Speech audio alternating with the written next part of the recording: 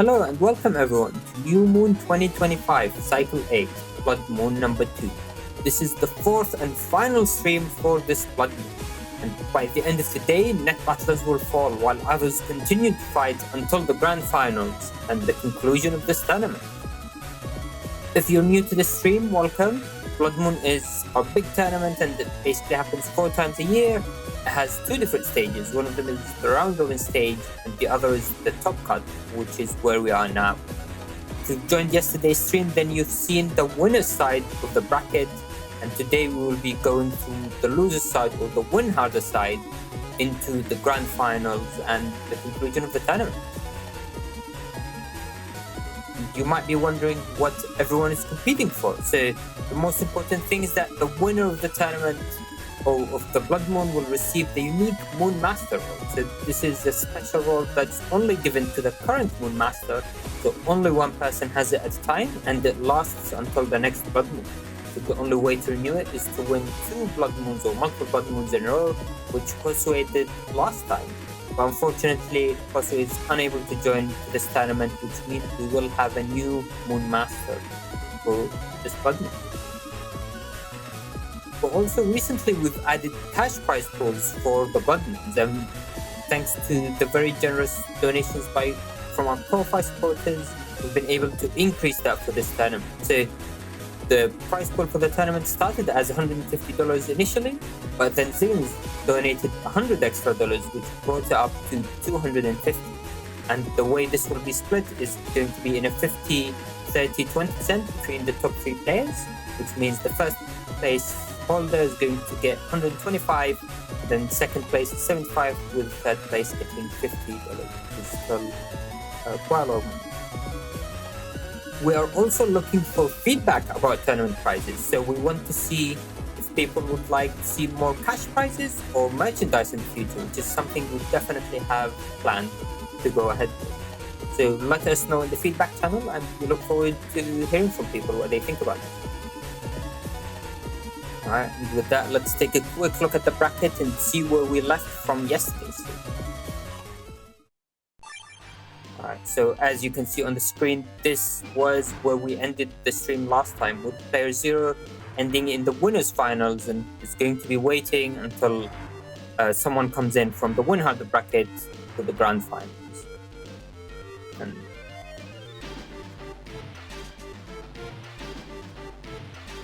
this is what the losers bracket is looking like. So these are the matches we'll be looking through today. So starting with MercuryWings vs Salad and burnbird vs enemy caveman, and then the winners will progress, waiting, and Thiago is waiting for them in the losers finals. And do keep in mind that the losers finals, winners finals, and the grand finals are always best of 5s and double void. So they are definitely very special matches, and going to be looking forward to when we get there. The other thing to keep an eye out for is the special transitions, especially for the second stream of the Blood Moon, to keep an eye out for when we go into matches as well.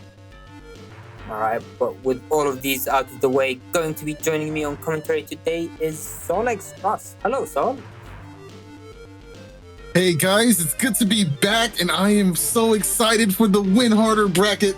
I've heard so much good things and saw some good things from yesterday's stream as well.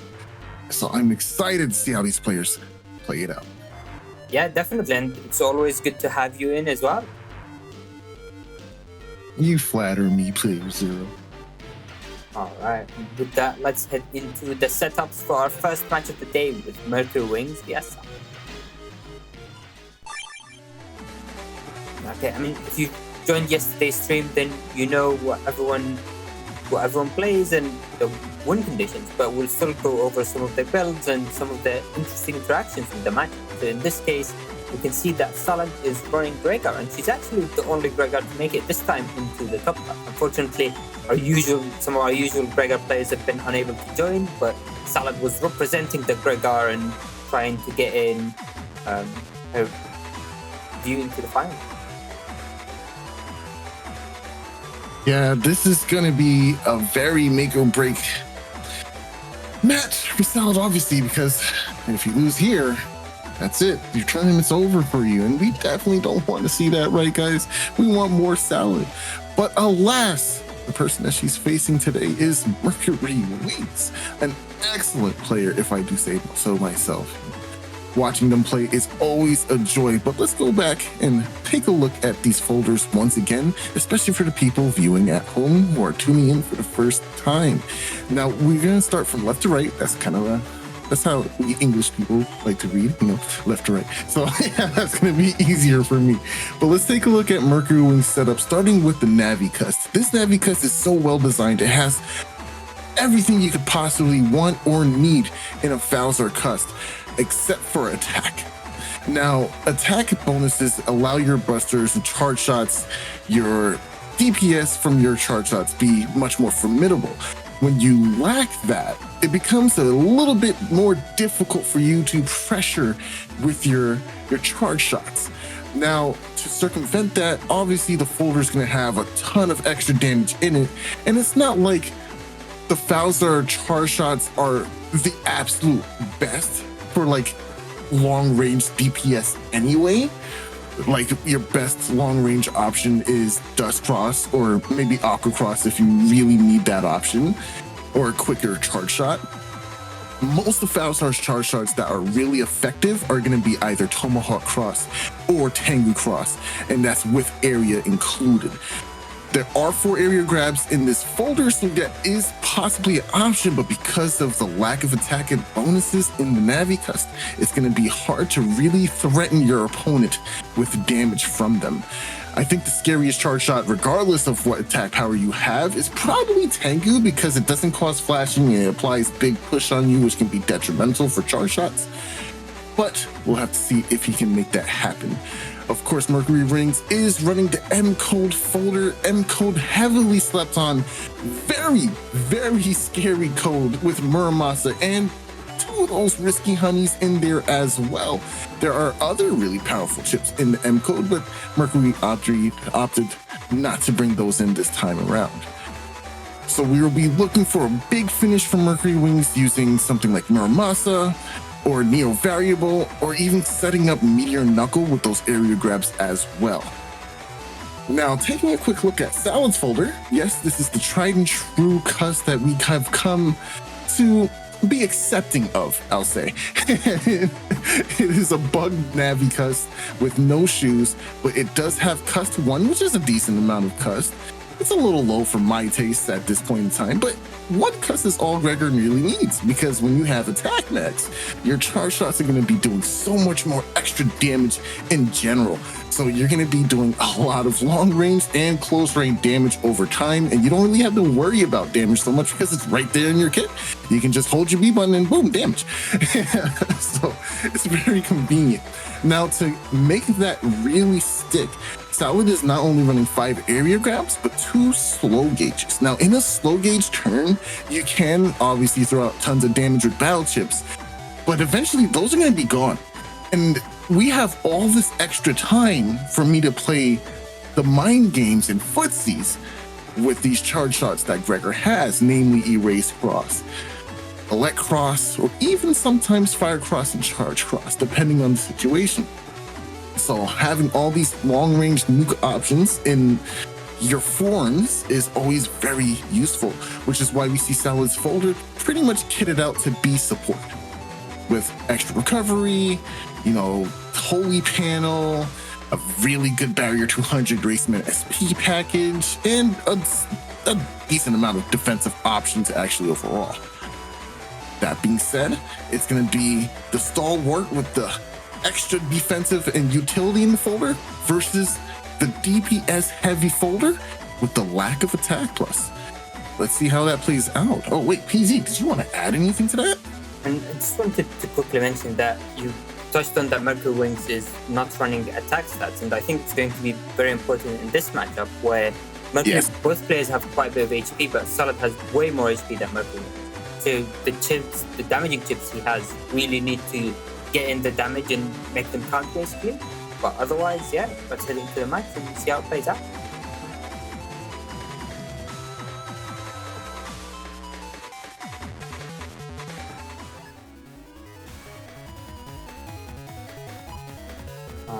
And here we go. indeed. And watching this from MercuryWings' point of view, and you can see some of the chips that he's starting with. So this Blastman is not going to be as effective against Falzar because there is no access to decrossing, but it can still have quite a nice value. It's fairly easy to land, and you can use it to remove some traps or just even apply pressure if you have grass in the field already.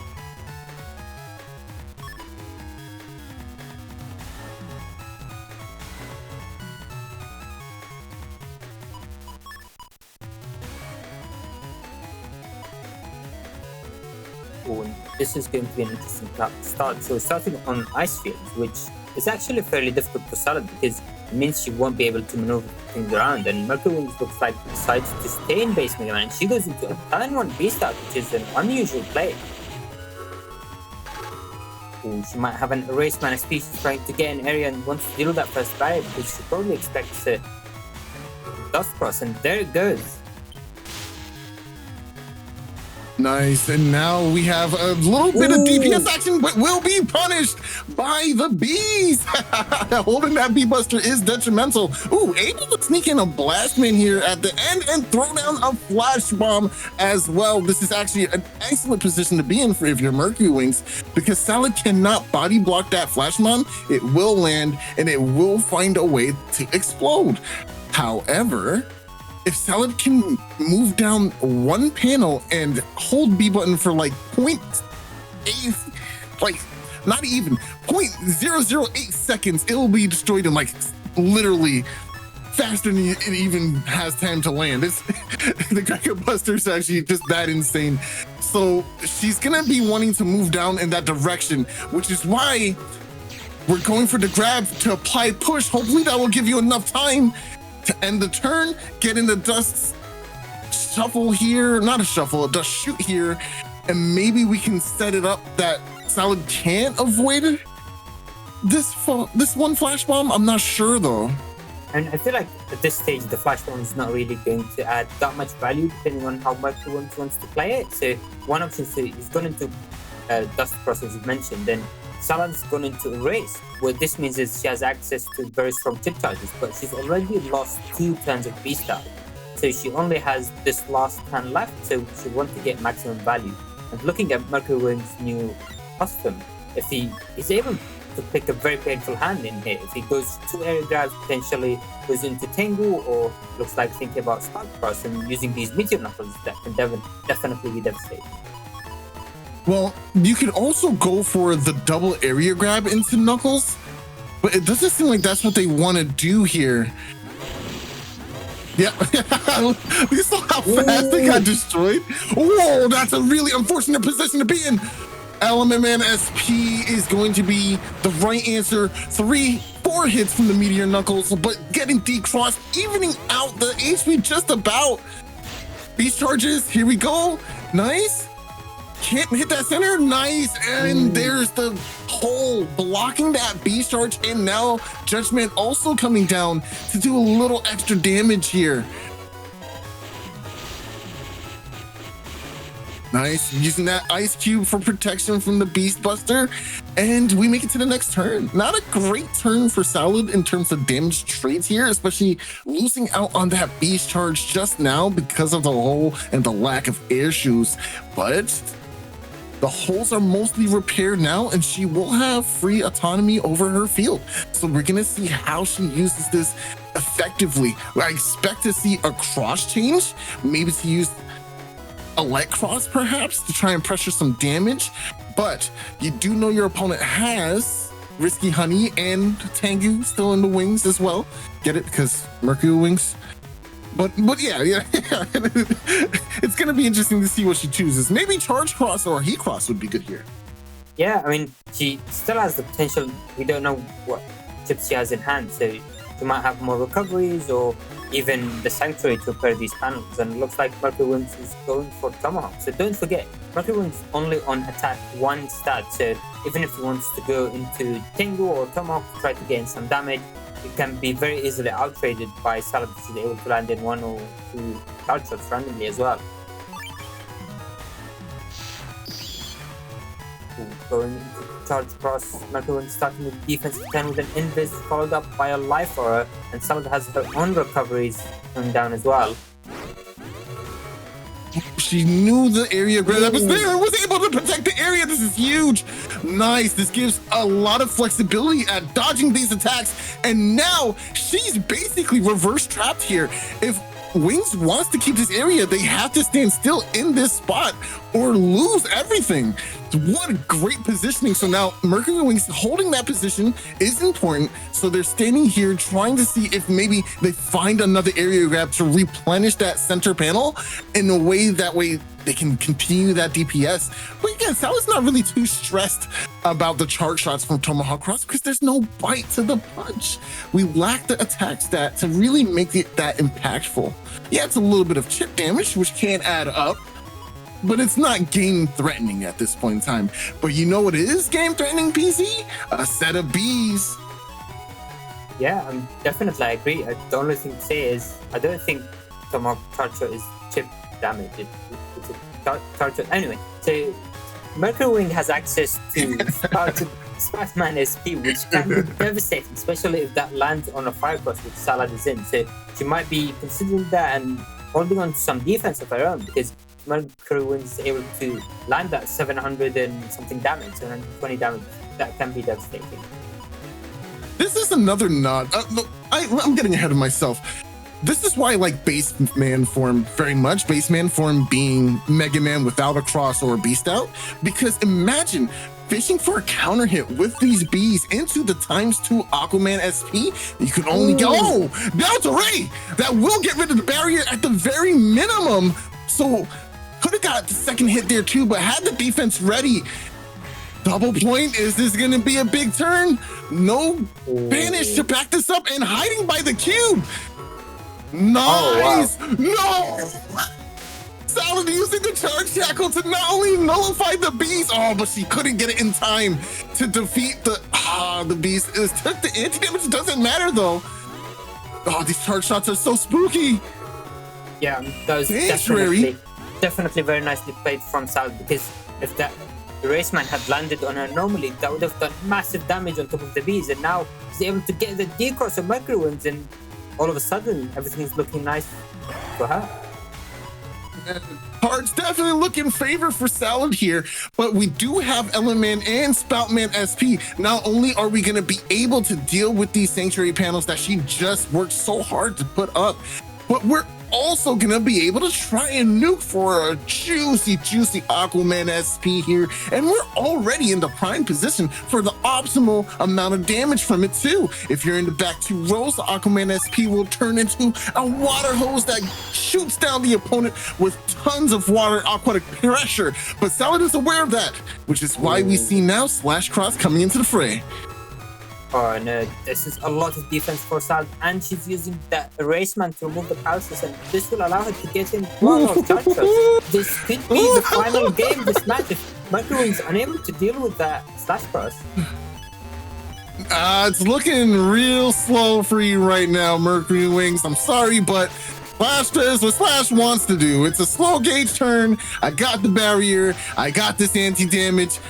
I'm not moving anywhere. SoulXCross is a giga chip, baby. Yeah, it doesn't matter. Here you grab, denied. Yeah, I got one more with your name on it. Here you go, buddy. If you do not properly plan for a SoulXCross turn, this is what happens. This is exactly what happens. SoulXCross will ruin your day. Yeah, I mean, this is one of the very clear strengths of Rega, being able to go into SoulXCross, and if you're able to maintain your area advantage and apply the pressure, then your charge shots can do massive damage. They're actually very quick and hard to avoid. The only thing you have to be careful of is getting D-crossed, because all of the ground breaking or the breaking chips are very painful. So if you get hit by a Meteor Knuckles on Slash, then that is basically swinging the game the other way around.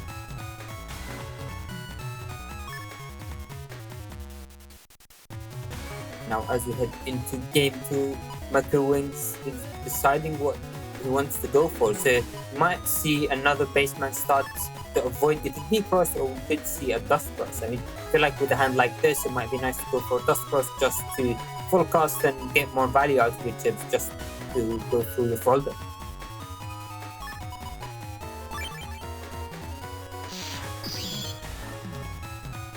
right, here we go. Anti-damage up, got the first barrier, gonna be protected a little bit from any first-time damage, but honestly, Salad could just shoot off this barrier with 2 P shots. Not sure why she's not going for it. Oh, because she doesn't have bug fix, so it's gonna be unreliable a little bit, but you kind of should just go for it in general. Oh, very nice. Barrier up, gets rid of rush early too. Pretty good turn. Also note that MercuryWings has seen the life for him, doesn't have access to a wind dragon in hand, even though he's running 3 of them in the folder, and so might be contemplating if he wants to go into Tengu or wants to go into Dust. And I think this is an interesting position because going into Tengu with a hand like this is not really going to give you that much value. So I feel like part of me would still go into Dust anyway, use the full cost, try to find one of your normal wind drags, that way you get to keep your Tengu for later on, but you also are using Dust to look through your folder. Thought process on it is that Tengu's not going to be providing a great amount of utility for you. I feel like for the duration of this match, what could actually end up happening is maybe you get the +2 area grab and then go for Tengu Windrax, but again, your DPS isn't the most insane, so I don't think that's a very consistent with con. But you're all, again, like you said, you're not getting that much acceleration. You're not really getting anything going by going Tengu and just going B left, right? So what you want is some momentum, which is why Dustcross is also a really good option here, especially since you still have your first barrier in play, so you can safely bait rush, you can safely dust. Oh, going slash here. I expected to see race cross from Salad. Well, that should clue you into what's coming up next. I am assuming there's a grab revenge area grab in hand or judgment area grab in hand, maybe even a Windrak just in case. Might have some extra defenses in hand. That's what I'm expecting from this slash cross right now. So you can use that to your advantage, right? Start setting up something defensively.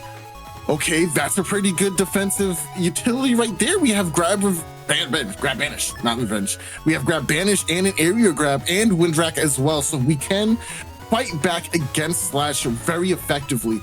But is there a cursor chip in Salah's hand right now? There's both Raceman SP and a Raceman star in her folder, so it could be pretty scary on that alone. Yeah, and I mean, I think the thought process is very interesting with Salad doing slash cross last time, because she probably expected Tingle cross to come into play and she wanted to get the D cross on that. But now with Dust cross, let's see if she has any answers to that. If she's able to get that Raceman SP, that could be very, very painful for MercuryWings. Body block the flash bomb here is important because that's not a free D cross. Oh, she was able to maintain slash cross just a little while longer, but these broken panels are starting to add up. One cracked in the bottom, broken in the middle. It could get really scary if she gets trapped by Charles here. Charles being the golem that, you know, you shoot out as Dust Cross. That's very important. We call him Charles around here. All right, Charlie, if you're fancy, you know. During the last turn, we also received a huge $100 donation from Derek Playland. So thank you very much for your generosity. The message with that says, it's been several years since life happened and I left the net battling scene, but it always makes me happy to see N1GP still transmitting. And thank you again for the generosity. And as you can see, we're going and we'll keep going. Race man, oh, this is huge. Salad, very disciplined player. She might have an answer for follow-up. There's the D-cross. He chose to... Oh, very smart here. But you know what? You could have gone for another charge shot and just shot that off instead of throwing it into the anti-damage. There's nowhere for Salad to go. Oh, the double running forward. That's huge damage. Isn't it sad that a program advanced does the same amount of damage as one standard chip? Isn't that like... If your standard chip is nearby, then it makes sense. That chip's really good. It's a really good chip. I ain't gonna lie to you. Yo, poor program advances, man. There's not a lot of really great ones to have in your folds, except for like, what is it? Destroy Pulse? That I affectionately call Judgment Pulse, because it judges you with its electricity. And Passant in Twitch chat is saying that's why Near Variable used to be a mega chip. But I kind of like it at 1 as a standard chip. And you know, I think Battle Network 6 did so well with the balance changes for the chip selection and how you can use chips. I really thought that the calls they made were really good. Only chip I wish was in this game that isn't in this game as a standard chip is Hero Sword. I love Hero Sword. But it's admittedly not like the best chip ever. But I love it very much. Ricochet in YouTube chat saying program advances do emotional damage though, which is way too OP, and that's true. I mean, if someone lands arrow on you, that can be very painful. And we can see on the screen an Erase Man connecting on a Dust Cross. I wonder why MercuryWings decided to keep the wanted the area back. They wanted the area back, so they said, okay, worthwhile trade. I get a little damage from the Volcano Panel 2 here. I think this is worth it. Windrak right away. Nah, there's no hiding, baby. I'm here. We in this turn and we staying in it together. That's what she said here. Holy Panel in the middle. Oh, excellent. Gets rid of that one pesky Panel 2. Now we're in the mind game session. Oh, nice. All the damage from Heat Charge Shot is so good. This is my favorite thing to see. Ooh. Oh man, I love that charge shot so much. I love it when people use Heat Cross. It's a great cross. Please use it.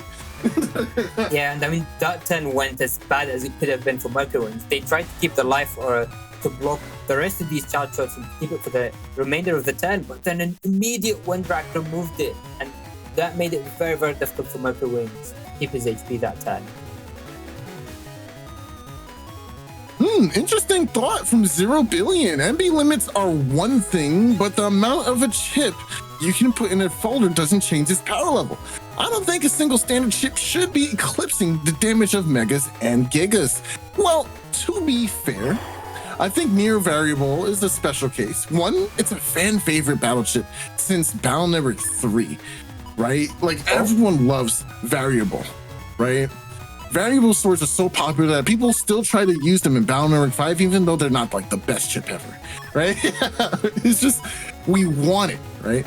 And people, you use the program advances and you understand that these are more flair, more win cons for like story mode, right? They're not meant to be like game ending usually. They're fun, but that's about it, right? So I think it's fine. Oh, good area grab. We get access to Holy Panel now. These feathers only doing single pings of damage, just not doing anything. And now do they still do 1 damage on Holy? Oh. Yeah, always has the defense for it. They still do 1 damage, and unfortunately that Delta Ray is going to be blocked by the anti-damage. But now Judgment is going to regain Salad's area, and she's going to get some advantage and take more area to land in these charges. Precision, nice, gets rid of that flash bomb just before turn ends, and now we might even see a beast out element. Oh yeah, I want to see a beast out into this upcoming turn, effective immediately. Element is looking primed to set up these beast charges for that juicy ×2 flame breath. I'm gonna say it, you know, I'll save it for when it lands actually. But Aquaman SP is here to. You're not about to lock in the Tomahawk crossbow. You're not about to do that. You're not about to do that. That would be pretty scary. I feel like Tomahawk Cross could be a good play here if you're playing against Q-Force, because at that point you're worried about the paralysis and being unable to go with your 10. But it's probably thinking about these times or these risky and trying to multiply them by 2. But against someone in a Fire Cross, is that really going to be worth it compared to just taking the Spouseman SP, which is going to do double damage of that connect? The Element Man into Aquaman SP is the safe bet here, in my opinion. But does Salad have defense is the question, right? Maybe you can bait out the defense with this flash bomb, but she hasn't been too particularly scared of flash bombs. She's either been destroying them immediately or just taking them. And usually it's the former part, actually. So I don't think she would waste a defense into a flash bomb for no reason. Windrak area grab before Aqua Aqua. Interesting choices. Doesn't even matter. We're not taking ×2. We're going right into your race time, baby. But we will line up for a nice element man here with the wood and no flashing. So the best time to throw these is to either interrupt the charge all while the charge is happening. What is happening? Oh, hold on. All right, that's a blunder in my opinion just now. Ooh. Salad was mid-charge shot. You could have lined up that wind rack effortlessly with beast charge. And let's see if that Sparkman connects. Looks like it does. Salad has an erasement, but that's not going to do quite as much damage as the Sparkman SP. But looking at both sides' HP, MercuryWings is having to fight an uphill battle. Salad still has more recoveries to go through, and MercuryWings is down to the last 4 chips. Yeah, Wings does have the bug fix NCP in their Navicust, so there's no bugs here. This is legitimately the last 4 chips in their folder. So Salad, if she's keeping track, should know that double point never went. And of course, bees never went. So that's something that she's very, very afraid of. There's also Muramasa, but with the lack of beast out or something like Judge Man or Erase Man, it's much less scary if you can hug the backsides of your wall, right? Not going double point might be a good choice here, or even a bit of a mix-up, because you kind of want to throw your opponent off, right? Going for the double point in a machine gun is very interesting, because maybe trying to use that machine gun to remove any traps. Oh, she knows. For any defense. She knows. Yep. Is going to do bring down MercuryWings to less than 100 HP. And really avoids the beat. Oh, no, that trap's not going to do it for this machine gun. Good recovery here and now. Oh, that's so good. But the last minute, the slash. Oh, it made it. Okay. But still, the deficit is a little bit too huge. Beasting over here for survival. It's the only option you have. Not going to give it up for free, but that's going to seal the deal here. Now it's just a formality. I mean, especially with the barrier 200 and MercuryWings having attack 1, even if she's still in place and just took all of these shots. It's basically, so I think just using that as a way to practice avoiding these beast feathers, which, to be honest, that's fair enough. Yeah. Discipline movement. That's experience right there. That's experience. That's years of experience right there. GG's. Oh, man, that was a close match. I think MercuryWings could have had it. I really believe not getting that wind rack when he needed it for the decross for the extra. I think that would have been game. Well, actually, maybe not. Maybe not. But that would have been a lot of damage that he kind of just missed out on for no reason. Yeah, I mean, especially with that very nice movement from South being able to avoid the risky honey. That's why people often, when they run risky honey in Amco, they also have the grab banish with it, because they use that as a tool to basically confirm it. But unfortunately for MercuryWing, they had to use that earlier in the match just to regain their area. Yeah, for sure. Well, excellent game to both. We'll be seeing Salad moving on up the ranks, and MercuryWings falls down into despair from the Win Harder bracket. But up next, we have Anime Caveman versus the Burnbird. All right, so this is going to be a very interesting matchup where both players, I feel like, are running very different builds. Walk us through them. What do you think? Start off with Anime Caveman, because I know he loves his grape nerds, like we all do, right? And when I say grape nerds, I got spoiled for the next match, and I'm already hyped. Okay.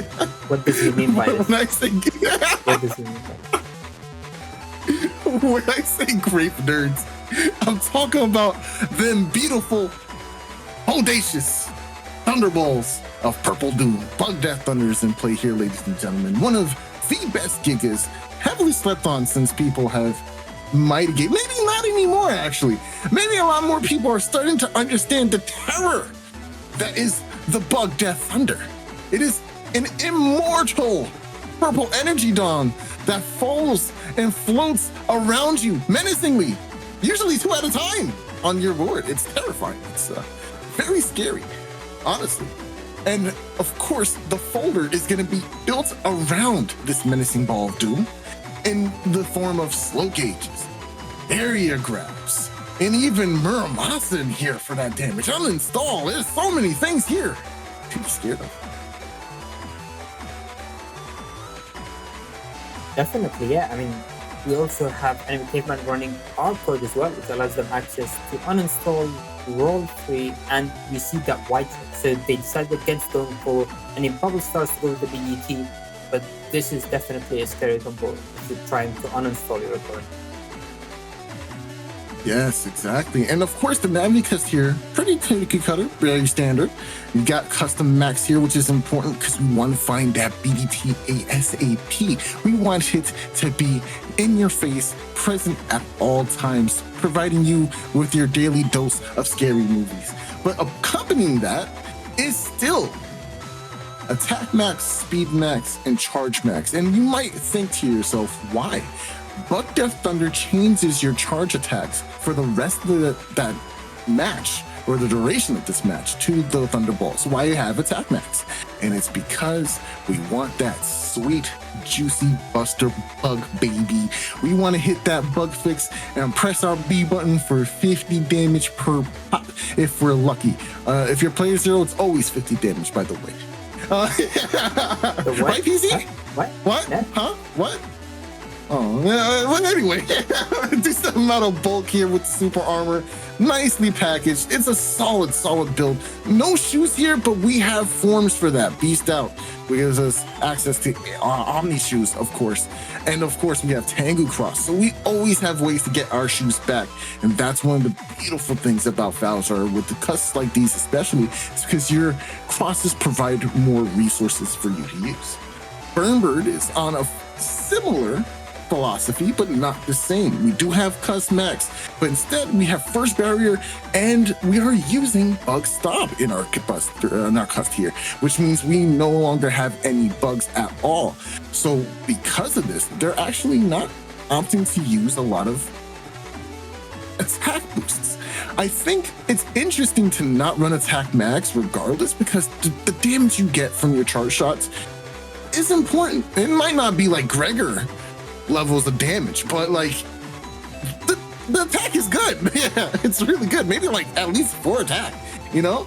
But unfortunately, or whatever the case they may be, they chose to opt in for more HP. That means they value the chips in their folder more, and it shows because we have E-code here. Elect Pulse 2s with the Elect Sword and all these beautiful wind rags means we're gonna be going for some interesting Beast Rush combos. Now, if you pay attention though, there is no, I repeat, no anti-damages in this folder. There's only 3 invisibles and anti-recovery, which is hot tech, by the way. Shout out Neryth, who kind of started that trend, by the way. But anti-recovery is a tale, you know, that's been passed down from generation to generation, mostly seeing its use in Battle Networks 4 and 5, but is making a resurgence somewhat in Battle Network 6 because people are starting to use Recover 300s quite often. And sometimes people are using Recover 200 too. So what makes it valuable is it doesn't just take away the option of recovery from your opponent, it deals that much damage to them too. So instead of healing, they take 300, and then the next time they use a recovery, it's just getting the lost HP back, which is quite powerful. Sometimes people aren't using recovers, which is okay, because guess what? Anti-recovery is a null chip. So that means we can beast charge it if needed, but without the attack to make that really sink in, those beast charges aren't going to be doing too much here. But that being said, let's hop into the match and see how it shakes out. Oh wait, no, PZ, I'm sorry. Do you want to add anything? No, I mean, I think you've basically given a very, very nice overview of these folders and how they might play out. So let's take a look at that and see how it plays.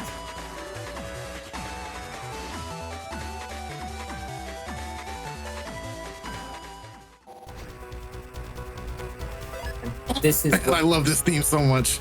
Yeah, I mean, that is what Soul mentioned earlier when he said he got scored in the match. Literally, he just had the first frame of that music, immediately recognized it. The best theme, that's right, Brian Hawk. The best theme, baby. But real quick, YouTube chat, Fabio X says, let's say I want to play this competitively. Would starting now be too late? My brother in Christ, it is never too late. Please log in now, jack in. Get your battles in. Start learning today, baby. It is never too late to play some Battle Network. I'm here for all the newbies. I'm here for everybody, bro. We all new out here. We all learning. Yeah, Shoot. I mean, come on.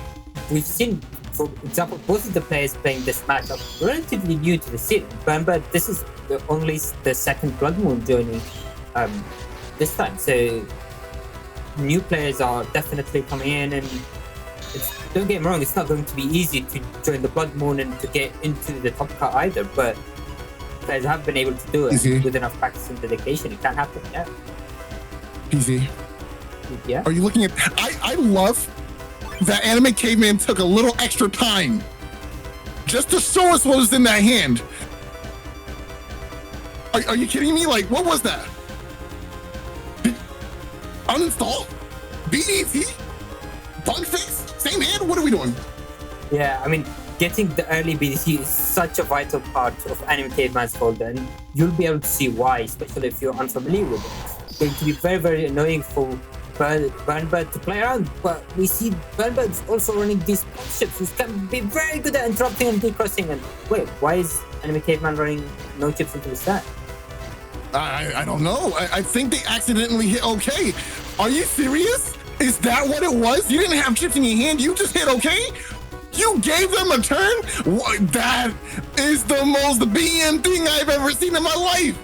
Now, I don't care if it was an accident. My man said, I can sacrifice a whole turn and still win this match. Push his glasses, intensify battle music.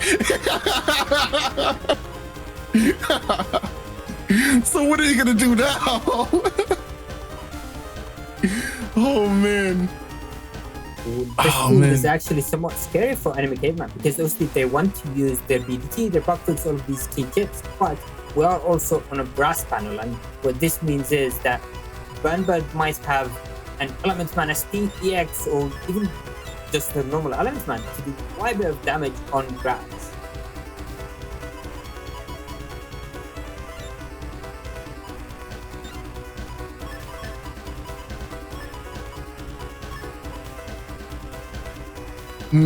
This is a really good hand. I don't think I would have changed it in any way. Yeah. TFC, nice, safe. Very disciplined. From Burnbird, what this could mean is we might have the Gundam Souls, but Meteor Knuckles comes in. Escape. That was the best thing you could have done in this situation. Now we have options. Not only do we get to use all of our chips, I can now go for Judgment to counter you. I can now uninstall you after the Judgment as well. I can go for my Beast out. I can go for Tengu. I got nothing but ease. Everything but ease, baby. Yeah, this is kind of nice. Yeah, Noxgram is asking in YouTube chat, piggybacking off of Fabio's question, is this with the Legacy Collection or is this Slippy? This is neither of those things. We use a program called Tango. Tango is an emulator dedicated to playing Mega Man Battle Network PvP competitively. Buying the Legacy Collection will allow you to use Tango because it draws the ROMs from that file and it allows you to play any of the Battle Networks with rollback netcode. It is designed for us, just for the fans. Yeah, and I mean, you don't have to worry about collecting all of the chips or finishing your folder. Tango, as Minoriko is saying, it's similar to Slippy, but for BN, where you have access to 100% of everything and you can just play with it. All right, nice. Oh, the other cool tech I forgot to mention. The cool nice check on that anti-recovery. Yeah, we're not scared now at all, by the way. But Buster Bug is still in play. Notice when he was pressing his B button, Anime Caveman that is, as Bowser Beast out. Usually, we see feathers. However, because of BDT, we always have access to Buster Bug because it changes how our Buster works entirely for all forms and crosses. That's what makes this strategy so formidable. Even if that anti-recovery was anti-damage, we still have the ability to frame trap by removing the anti-damage with the B button, hitting a Buster proc, making them go into the animation to throw a shuriken. Oh,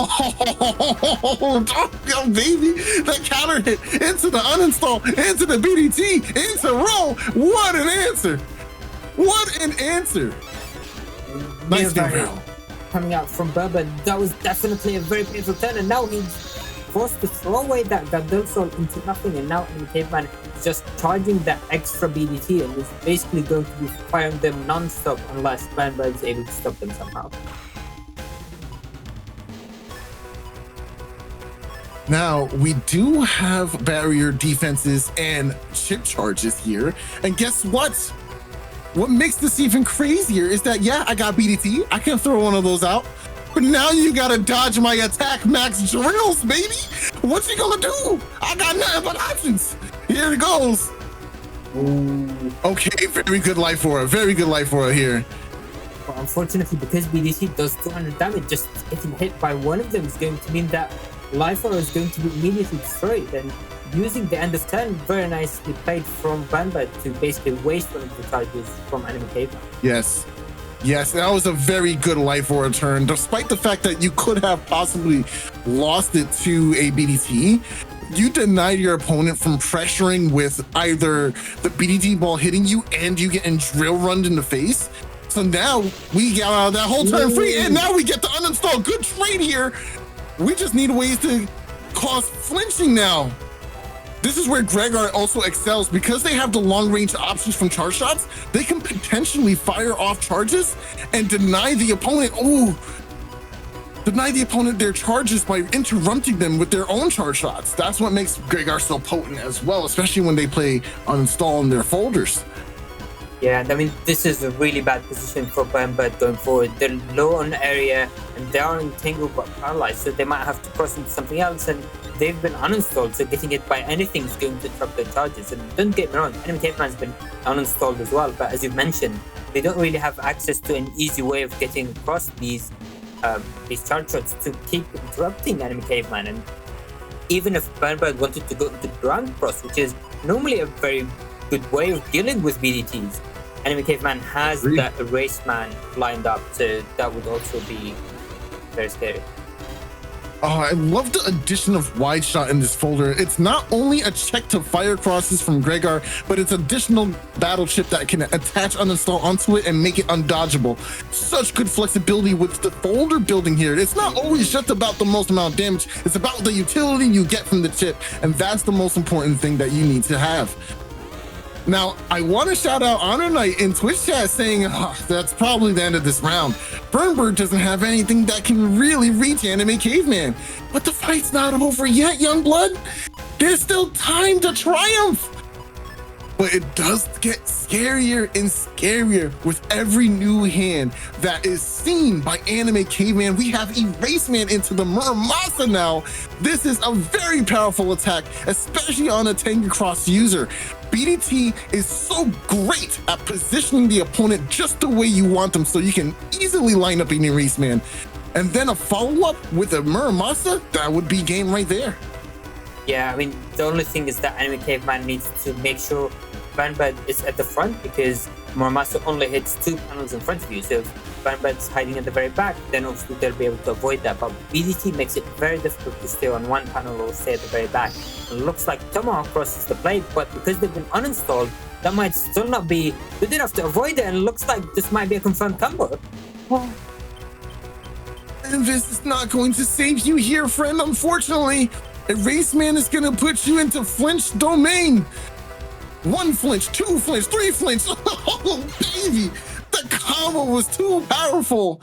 Oh, the premonition that HonorNite saw came to fruition. How unfortunate. But that's why we got game 2, baby.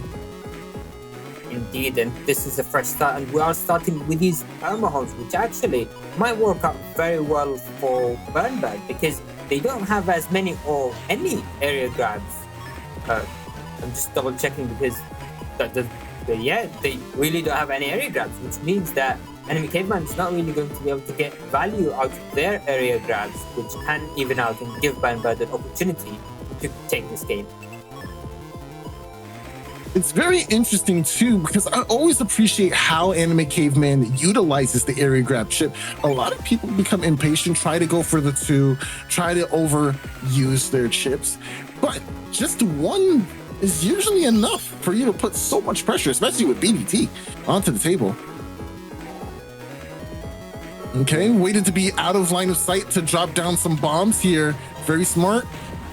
Oh, breaking up panels! That you're disrespectful. You're rude. You're so rude. He said, you know, I kind of like this situation. I'm just gonna go ahead and take some of these. You know what I'm saying? Hey, you like that? Oh, you're gross. You're so gross. You're focused in. He was like, oh man, let me not use this. Hold on. I think it's looking good. I really don't think that was being good. That sounds like the correct play to do, because even if Anime Caveman did not have access to that barrier 200, which they did to protect the Dustcross from an Erase Man, they also are playing against burnbird with no attack stats, which means their charge shots can do so much more damage and they can use that to apply a lot more pressure, and they still have access to the full cost to use it next turn or when they're scared about getting decrossed. And being in dust is so much more valuable for Anime Caveman because they're also looking for that PDT, that bug fix, the uninstalled mega chips that they want to get value out of. Very well said, PZ. Very well said. It's just true. The momentum is mine, and I'm gonna ride this wave all the way to the top. That's it. Now, this is the situation for burnbird. They're trying to find an answer to this. They want to get rid of the barrier, right? Okay, so that's the wind rack. That's one of the 3.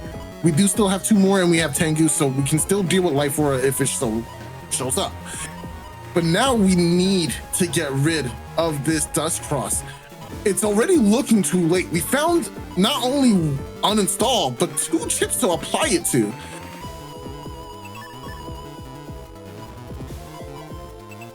Looks like Enemy Caveman is considering the uninstall, or maybe he's going to throw it into the back of the folder, because I guess normally people start by picking what chips they want to put into the back, and it looks like he does. So he's valuing looking through the folder and finding BDT and oh, never mind. So still deciding between them. Might go for more chips or to find BDT quicker, or trying to get the value out of them now and try to get the uninstall to stick. And it looks like he got the best of both worlds, getting uninstall anyway and the BDT. Oh man. What are you doing to these people, man? Like, we came here to enjoy the game, play some good old fashioned footsies and bottom network, you know what I'm saying? But this man just came for war. He's brought his candy and he wants to share it with everybody. That's such a good friend you are, Anime Caveman. Yeah, looking at Twitch chat, there is some discussion about the way anti-nav works, and it's actually a very, very unique chip in that it doesn't really count as damage, and it basically goes through everything. And I say basically, I mean literally goes through everything. So even if your opponent is in Beast over, they have Fanfare up, and they have Undershot, they have everything up, it will still delete them if they're less than the recovery. They finally found a way to uninstall and get rid of dust at the same time, but the deed has already been done. Look at this hand. Oh, opting not to take any chips. Custom Bug is actually coming into play here. We already saw the Anime Caveman lost 1 of their chips in hand. Next turn, it'll be another. They'll have essentially what is Cuss 6. They are running out of options. Now that they don't have dust, they can't go find bug fix immediately. Definitely, yeah. And I mean, I think this is still not the best position for Anime Caveman, but it's also not the worst, because as long as they've been able to find their BDT, they're going to be able to fire it, and that will basically keep them in the game. If it was without the Thunder, or they didn't really have any other options to land any chop shots, it would have been much more difficult for them. But having the BDT at the right time is, I think, going to keep them in a good position for this game. Really quick, in our beloved Twitch chat, we have Shattercoin with some lore on anti-navi. The other devious aspects of anti-navi include it deleting through undershirt, which is pretty big, and it puts a poison panel at your opponent's feet just to make sure. Put some salt in the wound. But Neryth adds even more lore to that. Anti-recovery also deals damage through green invulnerability. That is when Mega Man is flashing green and they have no way of taking damage. Usually they are impervious to damage. But even that anti-recovery will go ahead and take away that HP as well. So it can delete through Beast Hoover and Fanfare when applied. Very important tech. Wait, PC, you said that already? Yeah, but it's fine. Don't worry about it. No, hold on. No, wait. There's an echo in here. Hello? Hello? All right, now, so going into the stand. All right, now, so going into this. Stop. I told you there was a crazy echo in here. I don't know. Oh, man. Nice. Using Invis here is really good. Lets the BDT balls fall off the screen here, which is excellent. Oh, okay, they wanted the lockout here, but it's fine. The TFC wasn't too detrimental. 2, 3, 4, 5 hits. Nice. That's pretty optimal. Oh, misjudged the timeout just now. If they stepped down into the ball, it would have been better. But now looks like burnbird is having quite a nice HP lead. We still haven't seen the recoveries from enemy caveman, and we also have not seen the bug fix either. So as you've mentioned, yeah, the custom is ticking down, but there is that critical life error which can allow enemy caveman to survive potentially until they can find these key chips.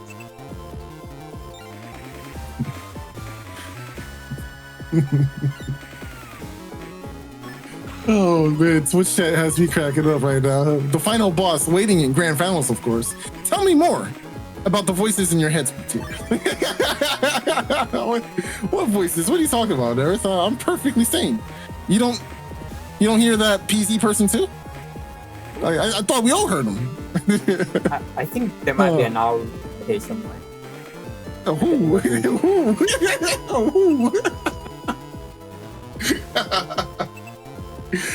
Oh man, but directing back to the match, it might appear that anime caveman's on the back foot here, but I'd argue that burnbird is actually the one that's in danger.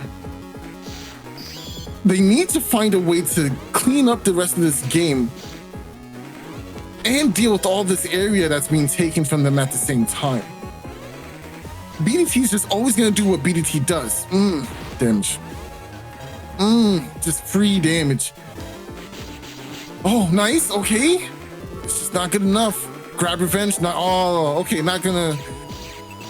I would have took the damage. I would have saved it all. Yeah, I would have saved that anti-damage. Oh, but there's bug fix. Oh, that's so good.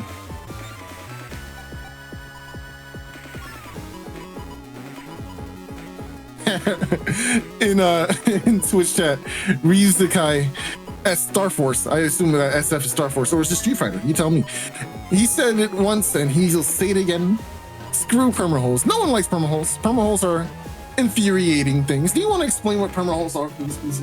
Yeah, definitely. I mean, as you can see on the field right now, these are panels that cannot be taken by enemies, so they will always remain owned by the person who's starting them. Yeah, so in this case, it means that neither player are able to use more than one area grab at a time. Obviously, panel grabs can somewhat get around that, but it means that enemy caveman is unable to use 2 area grabs to maintain and apply extra pressure in this matchup. This is a pretty good situation right now. Nice you have a decent amount of damage. Oh, good movement. What you want to do is combine them. Okay, nice. Yeah. See, area grab not coming through here. The dichotomy of man as Rock UBX comes in and says, I actually like permaholes. Proud of them in Twitch chat as well. Barrel holes are anti-Gregor bias. You know what? It's fair. But technically, no, that's not true because SoulXCross is still going to come get you. As long as you got those two panels, those are two panels that you can utilize. I'm coming over there. So is it really anti-Gregor? I mean, the thing is, it depends on which permahole as well, because some of them can actually be very bad for Gregor, especially if you count Q4s, because they can obviously stop Q4s from spawning, even if you own the panel. But some arrangements I feel like are also worse for Falza, because the one in the middle especially denies you from taking +2, even with a panel grab. Yep. So you can never basically get in the range of your Tengu charges. One of the many downsides to Colonel Force, but we're not going to get into that today. There's no Gregor being played. Oh, this judgment setup. Oh, okay, nice counterattack. It's actually pretty close right now. 339 to 430. This is very scary. Okay. The judgment paralysis is going to mean another big skill lines, and then Raceman will allow the follow-up by more Massa to connect. Buster. There's undershot. Buster. Oh, never mind, yeah. Buster shots were just enough to finish off the game.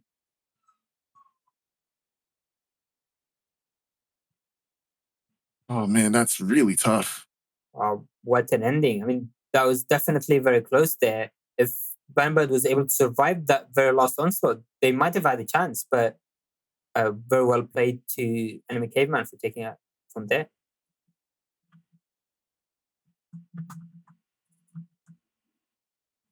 All right. And with that, we will be heading into the setups for our next match of the day. But before we do so, going to be joining on commentary is Neryth. Hello, Neryth. Welcome to the stream. Hello? Hello? Hello? Hello? Is anyone there? Hello? I mean, I'm not there. I'm playerzero. Nice to meet you. But Wait, yeah. is this wow.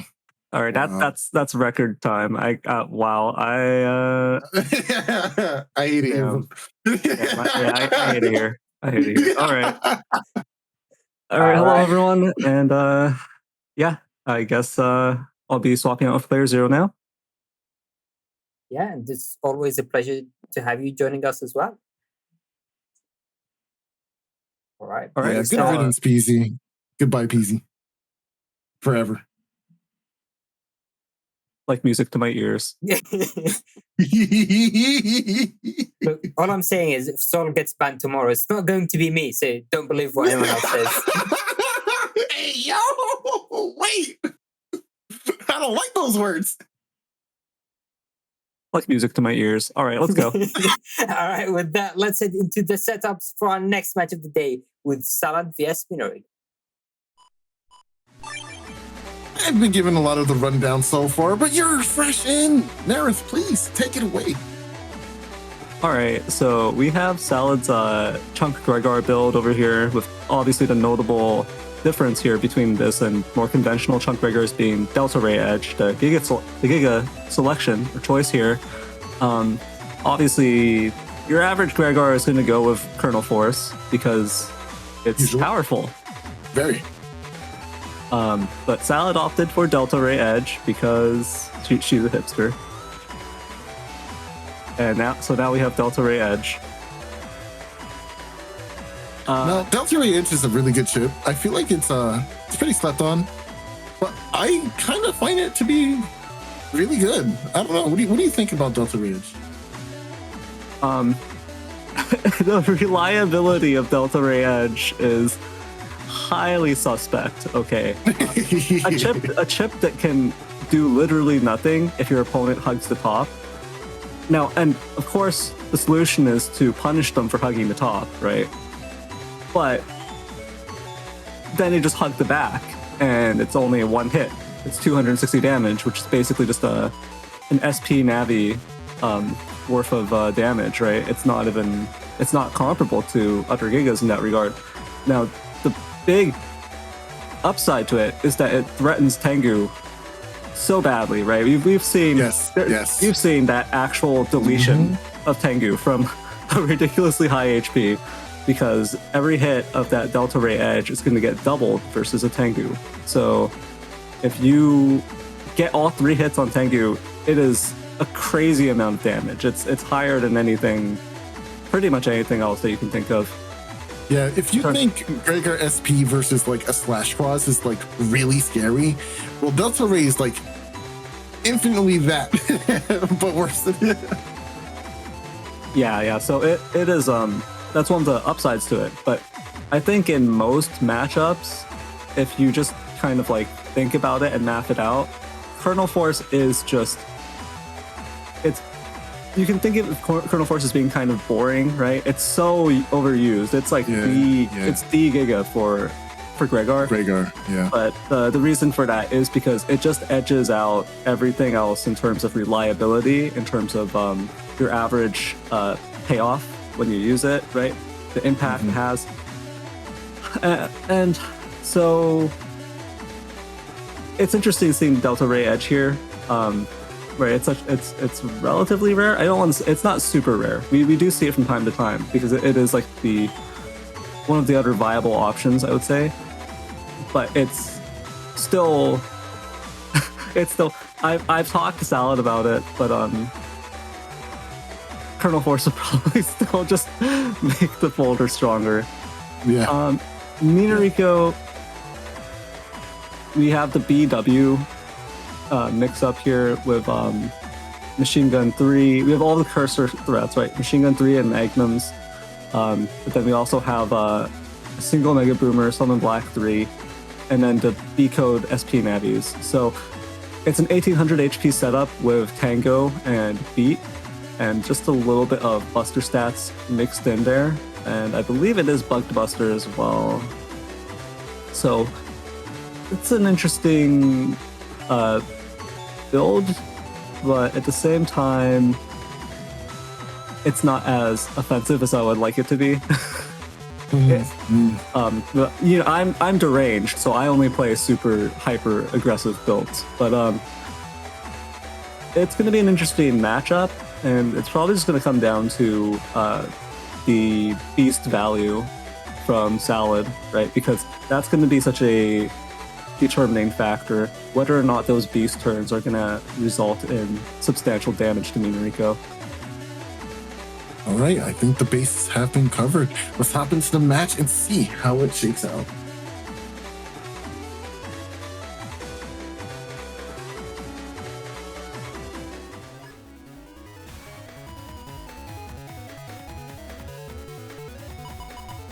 Okay, not a bad start. We have Eraseman, Element Man here, and Sanctuary with that Holy Panel. But what really makes this hand nice, in my opinion, is that Grab Revenge. Oh, excuse me, not Grab Revenge. Wow, I said that with confidence too. Area Grab. The Area Grab here allows you to at least get +1 area and maybe go for something like SoulXCross early on.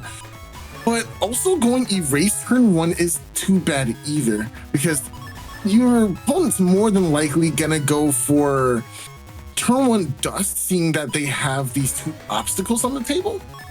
So trying to get rid of that early is really nice.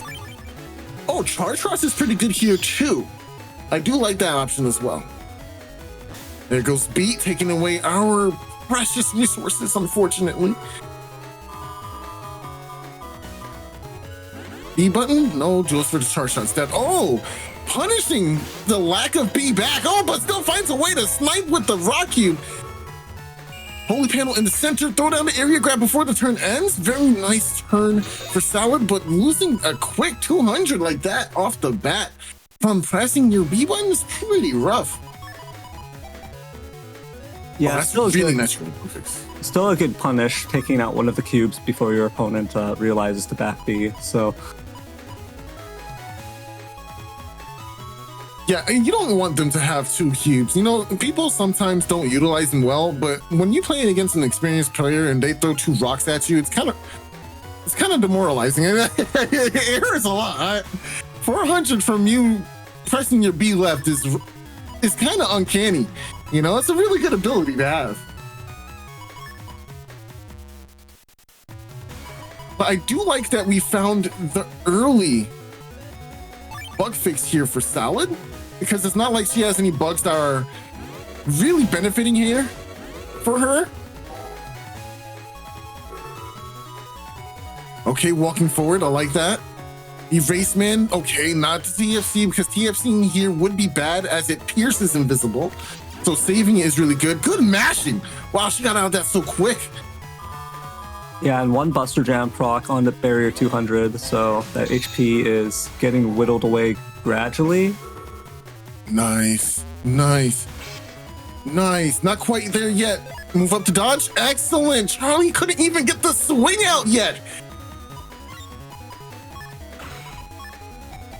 I think he's gonna just keep flying off the map, or hit the back row rather. I think she dodged it at a great timing. You can even see the shadow edging over that line just a bit. Oh, this is good. This is good. Oh no, he hits down. Wow, I'm surprised.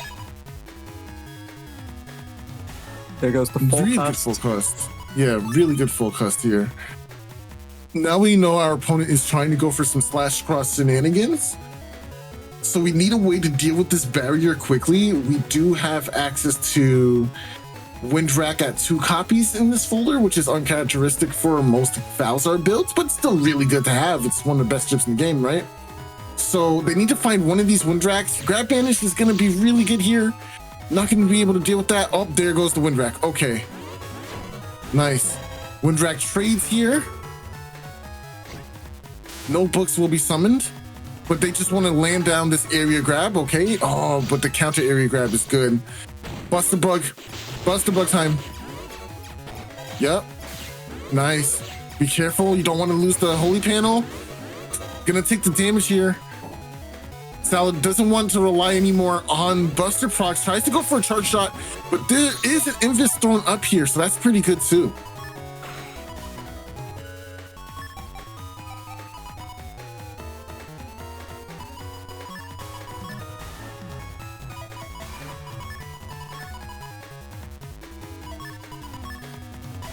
I do like this hand. We could go for a Beast Owl. Oh no, we can't because we want Erase first. I think that's a wise decision, especially now that we already saw full cust, so you can't really deny. Oh, but that fast gauge can. Magnum will deal. Oh, not trying to get rid of the holy panel. Maybe that was an accident. Okay. Really good punish there, Salad. Wow. Instead of running away, she chose to stay there, take the charge shot. She's flashing anyway, so she wasn't going to take damage. Was able to land a charge shot and get rid of the Invis and the anti-damage from Minoriko here. Oh, well, I don't know if it was Invis. Maybe they were just flashing. They were able to step up another defense anyway. What a good turn to go into Tengu. Chip charging away Life Aura. Wow. Wow, not what I expected.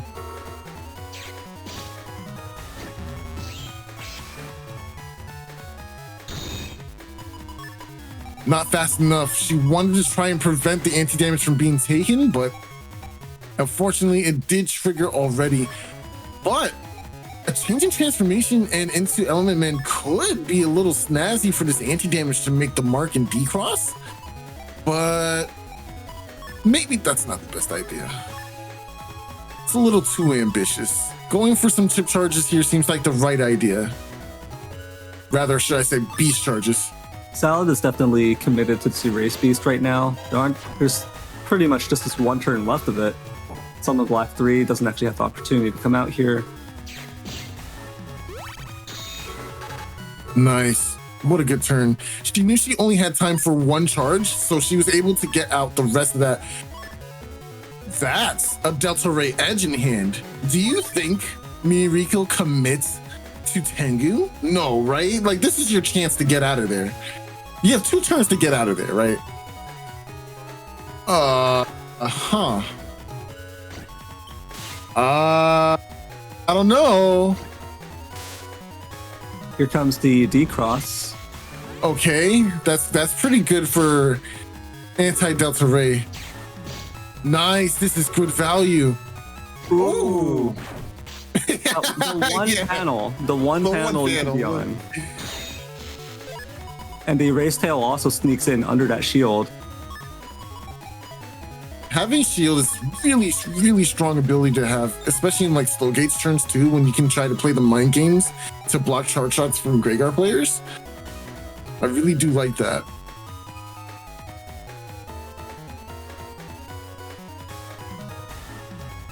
Dang, Salad's playing so well right now. What is going on? Yo, hold up. Minoriko hasn't really been able to get a whole lot going here in this match. Well, we did roughly 1k worth of damage, so that's pretty good. But Salad just feels like she's in a really good spot right now. Nice, another quick recover. She did use a few recovers, so that could be it. Sanctuary to out, mash it. No, wait, no, I'm glad she waited. I forgot they were flashing. Oh, the invis. Do you camp?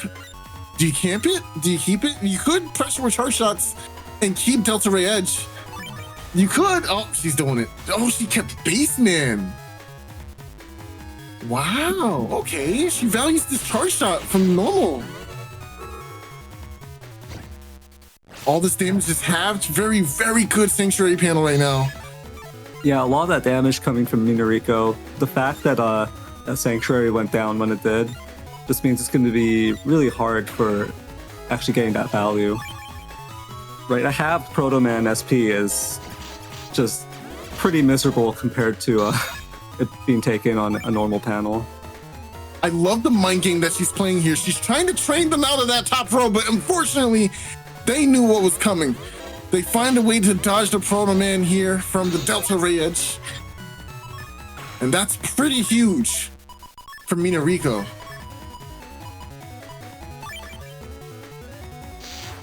Nice, slow gauge in tow now. This is gonna be a very, very big slow gauge turn for Salad, especially if, oh, you thought that would save you in this slow gauge?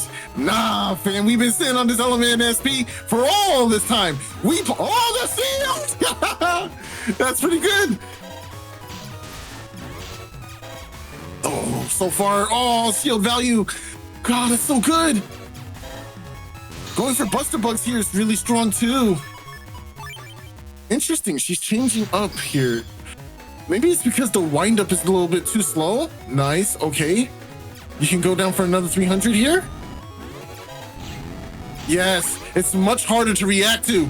Oh, yes, baby. Show me that heat cross value. Tango's coming out here to give you a little bit of recovery from Minoriko. It's gonna come down to damage judge. Oh, nice charge shots. It's so much harder to dodge the heat cross charge shot up close. Final turn, not going for the beast over. She still values damage here.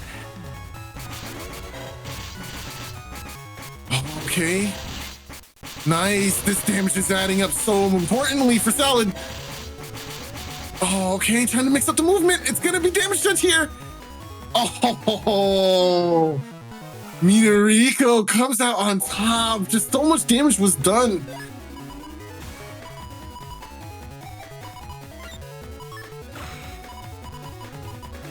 Yeah, definitely losing the /cross early was a really big deal. It was just a bit of a misfire there.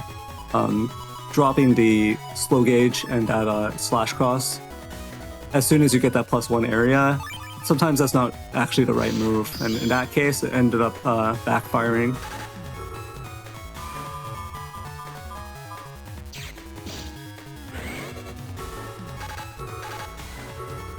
We've got a full grass field here with the garden gnomes. And ow. Looks like... I think that was an accidental TVSC. I'm not sure if she wanted to throw Eraseman into that. Oh, the free anger though, that could come up. That could come up. It needs to last until the end of the turn at the very minimum. They threw up an Invis. That's a great Invis. That's a great Invis. Even if Salad wants to try and wait out this Invis, it's gonna last a while. She might not be able to get that anger ×2 value. Dang, that was a rough interaction for Salad just now. Throwing your Eraseman SP into that barrier, that's not what you wanted. There's no way. Yeah, and the only thing to use with the anger is this element SP, but because of that invis at the end of the turn, it's going to take so long that it's probably going to get blocked by more defense once the invis is out. So Salad opting to go into heat cross. Okay, they can play out of range from the charge shot from HonorNite now because they have the +1 area, except psych! I got another grab here, so we are still in this game. Okay, trying to go for Buster Bugs here. One did proc, but unfortunately, Minoriko was still flashing, or rather fortunately for them. Yeah, and the rest of Salad fired there were blanks, so it's unfortunate for Salad, but that trap is still going to be there to block the next instance of damage. I think the value from the last game came all from Fast Gauge. Fast Gauge was just primed to end the game quickly, which really hurt the beast turns that Salad had. She really wanted that slow gauge for those beast turns to be in effect, which is why we see her not going for them right now. What she really wants is one good turn of beast out or one really good turn of /cross in a slow gauge turn. That's all you really need.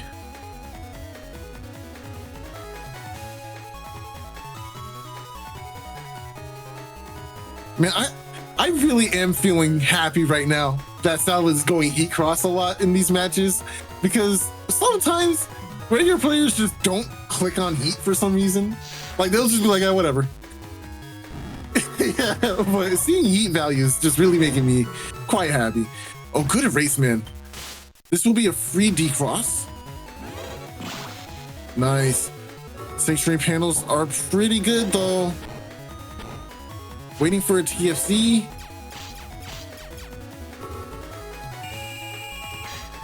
Get the recover 2. Nice. Recovery 200 is doing some great work for Sal here, keeping them in the game much longer.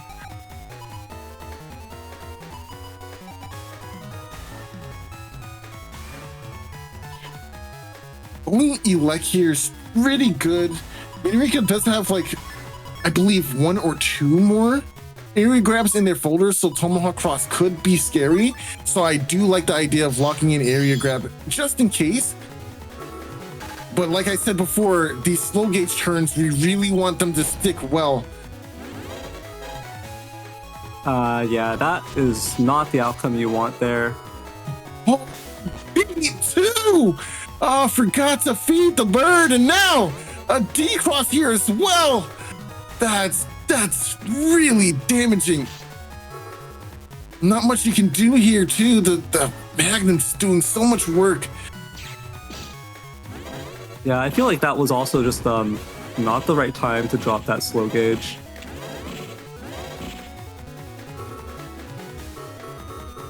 And now fast gauge is in effect here. There is a slow gauge in hand, so we could negate it, but what we really want, we don't want to see another fast gauge so soon. We really want Minoriko to think it's safe and it's fine right now. But that's just such a tough sell. Being forced to go slash here, but I mean, yeah, you're going slash, but you don't have any area grabs in your hand, right? Sure, you have +1, but if your opponent knocks you back out and takes that area back, you're going to be stuck with nothing here. Okay, this could be the turn. Nice. Throw up the defense. Slow gauge. We cannot see a fast gauge right now. Judgeman, not going to do anything. That just means you have to commit forward. There's a wind rack. Here's the area. Blastman on top of a panel too. Oh, this is looking so good for Minoriko right now. Wind rack in hand. She doesn't want to waste it just yet. You could go for Buster procs, but she's focused more so on just trying to stay alive. Okay. Revenge is in an awkward code. Can't go with the barrier, but we do have anti-damages in hand here.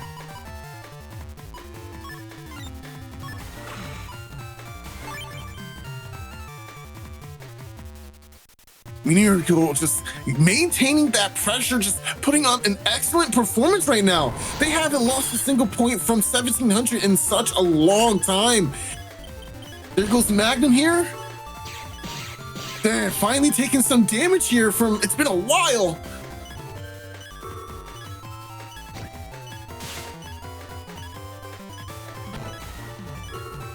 It is the slow gauge turn, so it's really tough. Gonna get the D-cross though. Oh wait, no D-cross. They were flashing. Oh, what an unfortunate interaction. Yeah, that was due to the grab revenge. So there's a delay before it actually sets you to flashing. So even though they got hit by the erase man follow up, it was actually too early. Yeah. Oh, that was tough. That was a really tough match. Yeah, well played to Salad and Minoriko. Minoriko takes that one 2-0. Really just everything that could go wrong went wrong. Did. But there was also a little bit of some questionable decisions that were made because it is so pivotal, obviously when you go for slash, when you go for elec, or when you go for erase. And that slash turn with no area grabs in hand, that felt like that was the coffin. That was the last nail in the coffin right there. Unfortunately, there's no opportunities for Salad to really lay down that punishing slow gauge slash turn after that. Well played to both players, but it seems like Salad is another one falling off the bracket. And Minoriko trudges onward to the next level. Up next, we do have our some fan favorites for you. Anime Caveman versus HonorNite. Not much to be said about Anime Caveman's folder here. We've actually seen it already. So, do you want to go over HonorNite's build really quick to see what's going on here? Yeah, so HonorNite has a pretty tanky, it's basically a gambling buster build with 2000 HP in Falzar. It's running Cust 5. That's where some of that extra HP some of these things are coming from. Charge max, attack max, speed +1, and it's running Hub Batch as well. So it's counting on Hub Batch to make that Cust 8 possible. And also obviously providing shoes, all of the benefits of Hub Batch.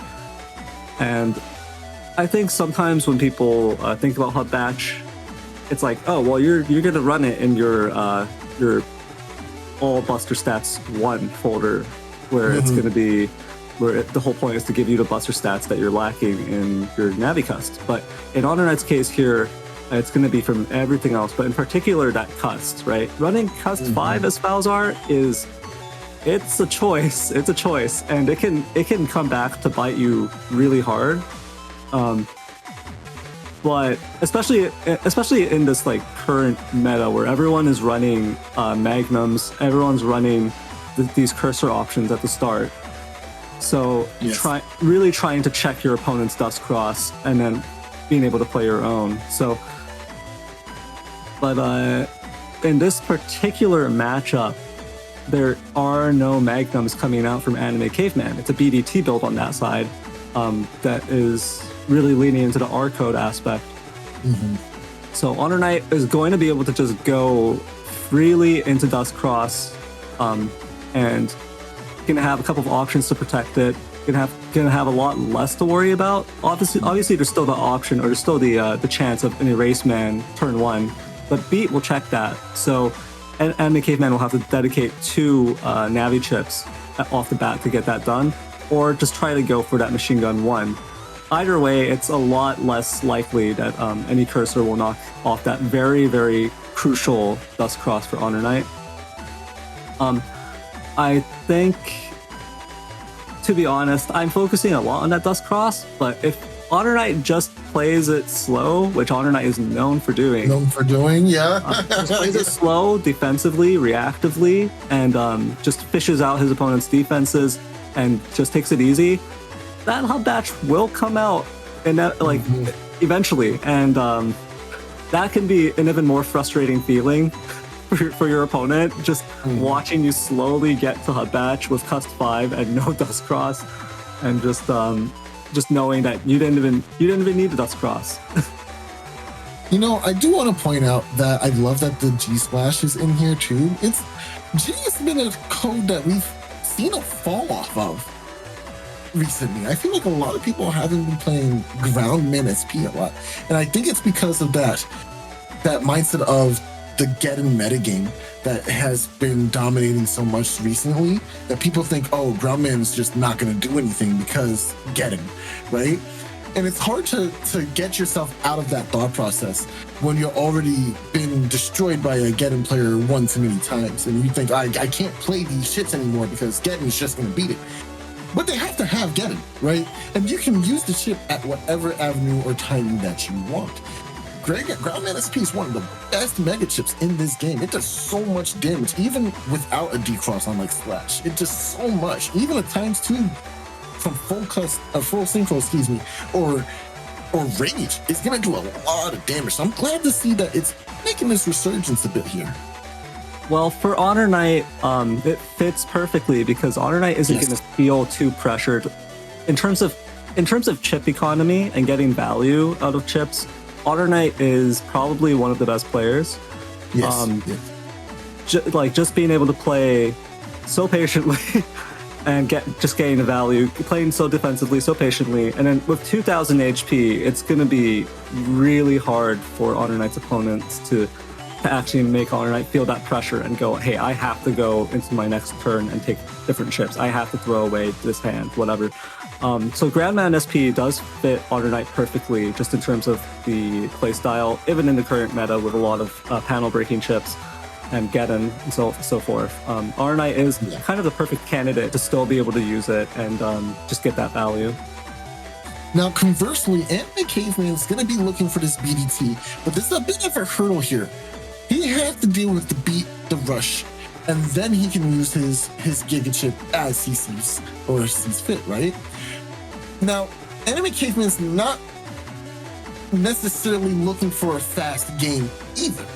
They don't mind playing it slow. So it's really going to be down to card economy on how Anime Caveman manages his chips versus HonorNite. But Haim has proven that HonorNite is just so good at that kind of game. And when you start playing that game with HonorNite, you're playing to his advantage because that's where he wants to be, right? You really want to put pressure on him as soon as possible, but that's just not the nature of BDT usually. The most he can do is turn 2, which is still really good, turn 2 BDT. But even then, when you have BDT, you're looking to slow gauge, throw out a ball, throw out another ball, maybe see what your opponent does, fish something from them, but that's HonorNite's safety zone. So let's see how HonorNite stacks up against BDT.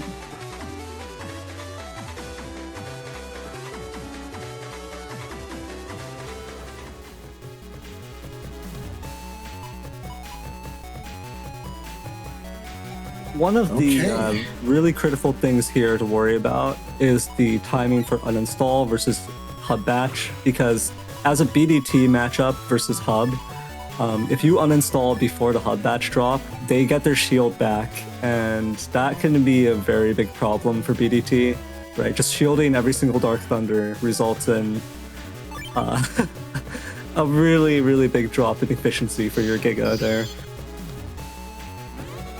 Turn 1, Anime Caveman goes into Dust. HonorNite actually opting not to do so. Ooh, all right, nice. Takes the free damage from Charlie here. I think that's a good decision. Oh, there's the trap. And Beat takes Judgment. That was Anime Caveman's out from the situation. Now they're just stuck there. Okay, we didn't use full cust. We found BDT. We have slow gauge. Now we kind of want to find uninstall and bug fix, and then we'll have everything we could possibly want. This is actually. If he did it, I was gonna walk away. I was gonna be very upset. Oh wait, but we have full cust. We can still do it. Full cust? Oh, that's abusable. That's abusable. Do you want 120 damage Muramasa just for the decross? That would be so hilarious. That would actually be really funny if you dodged the wind gust because you went from Muramasa decross. he wouldn't do that. You wouldn't.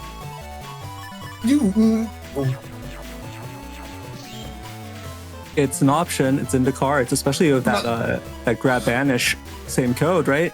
So that is. He is gonna be left. He's 1000% for sure gonna be left. Like that's what you do, right? That's how you usually punish.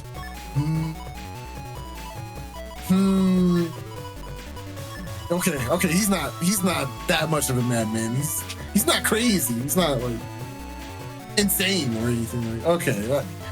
I was scared for a moment there, Neryth. I'm deeply disappointed. I am so deeply disappointed that Anime Caveman didn't go for the complete lunatic play. It was guaranteed. Look, that would have been an immediate. I press a button and I win. Okay.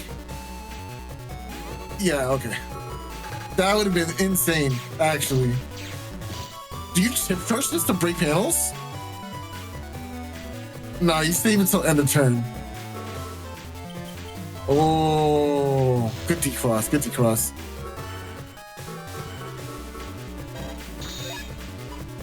Yeah, okay. And it's going to have to be that bug fix can't come soon enough because you can see that loss of cust slowly coming in.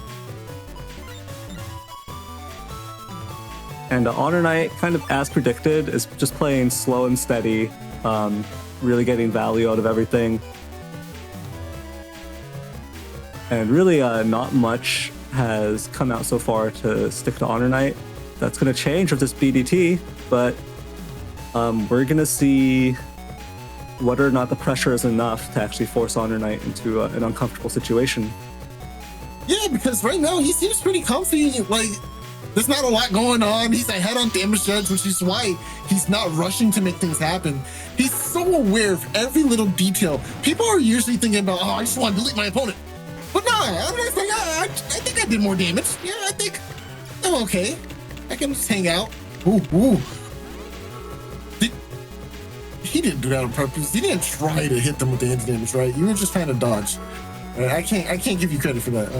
I'm too scared to give you credit for that because that'll make you some kind of monster. Yeah, that was accidental. Yeah, that makes sense to me.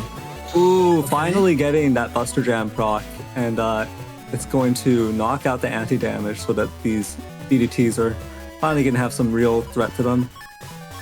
Yes, but so is this Muramasa. In hand, what I say the most about BDT, it's a zoning tool. That's the real problem, right? It is a paralyzing thunderbolt that does 200. Yes, we know that's pretty dangerous. But when you're forced to move, not because you want to, but because you want to avoid that damage, that's when it starts to get scary. I'm really surprised that Anime Caveman doesn't play Bubble Stars. You know, like even one is really good, right? Like, does Arco have Bubble Star in it? Yeah, it does. That's Bubble Star 1. I believe it. I believe it. I'm not sure if it's 1 or 2, but it definitely has one of the Bubble Stars in it. Right. So, like, I'm really surprised Wide Shot over Bubble Star, but maybe they just like the ability to make sure it isn't dodgeable. Here comes the BDT. Okay, step down to the middle, let it fall off. Nice. Step up, make it follow you. Yes, good boy. Oh no, he ran out. Okay, and like 3 people came out in Twitch and YouTube chat to say it's not 1 or 2, it's 3. Right, so you have Arco Bubble Star 3, and you're playing the White Shot over that, huh? How interesting. How very interesting. He's really not worried about the damage, but it's the bubbling. It's the CC effect that you're really into, right? Ooh, and so HonorNite just dropped that hub batch. So that cust is going to come in, as well as the float shoes, air shoes, and that shield. Now, Anime Caveman does still have the uninstall, but I'm not sure what options they still have.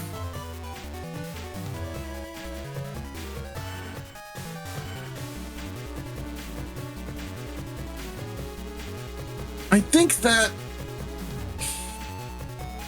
Thiago HonorNite, in yeah. YouTube chat just said Bubble Star can miss. Wide shot is more accurate. True, but Bubble Star can also hit like 3 or 4 times if your opponent moves in an unfortunate way. So, yeah. So there's a upside and downside to everything. Obviously, Anime Caveman's prioritizing accuracy with the wide shot choice, but Bubble Star also just has more synergy with your BDTs. So it's a tough call, right? I think most players would greed for the for potential extra hits and damage and ×2, right, from the bubble. Especially because you also still have Machine Gun 1. Oh, that Muramasa gets knocked. It gets sent flying out of Anime Caveman's hands. He was reaching for it, and HonorNite went no. And so now we know that axe actually beats sword. So true, bestie. So true.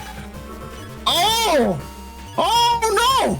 Oh well, it's not as bad, but you know, now you get some nice recoveries, and yeah, this is. We thinking about game 2.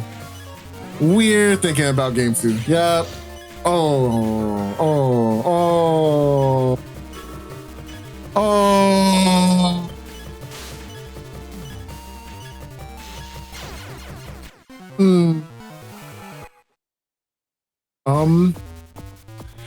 That wasn't your fault, Anime Caveman.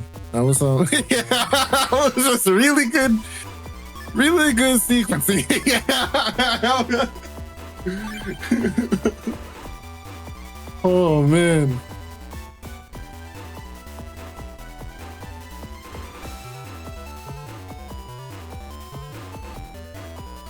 So now we've got the Purple Fruit Gushers picnic field right here.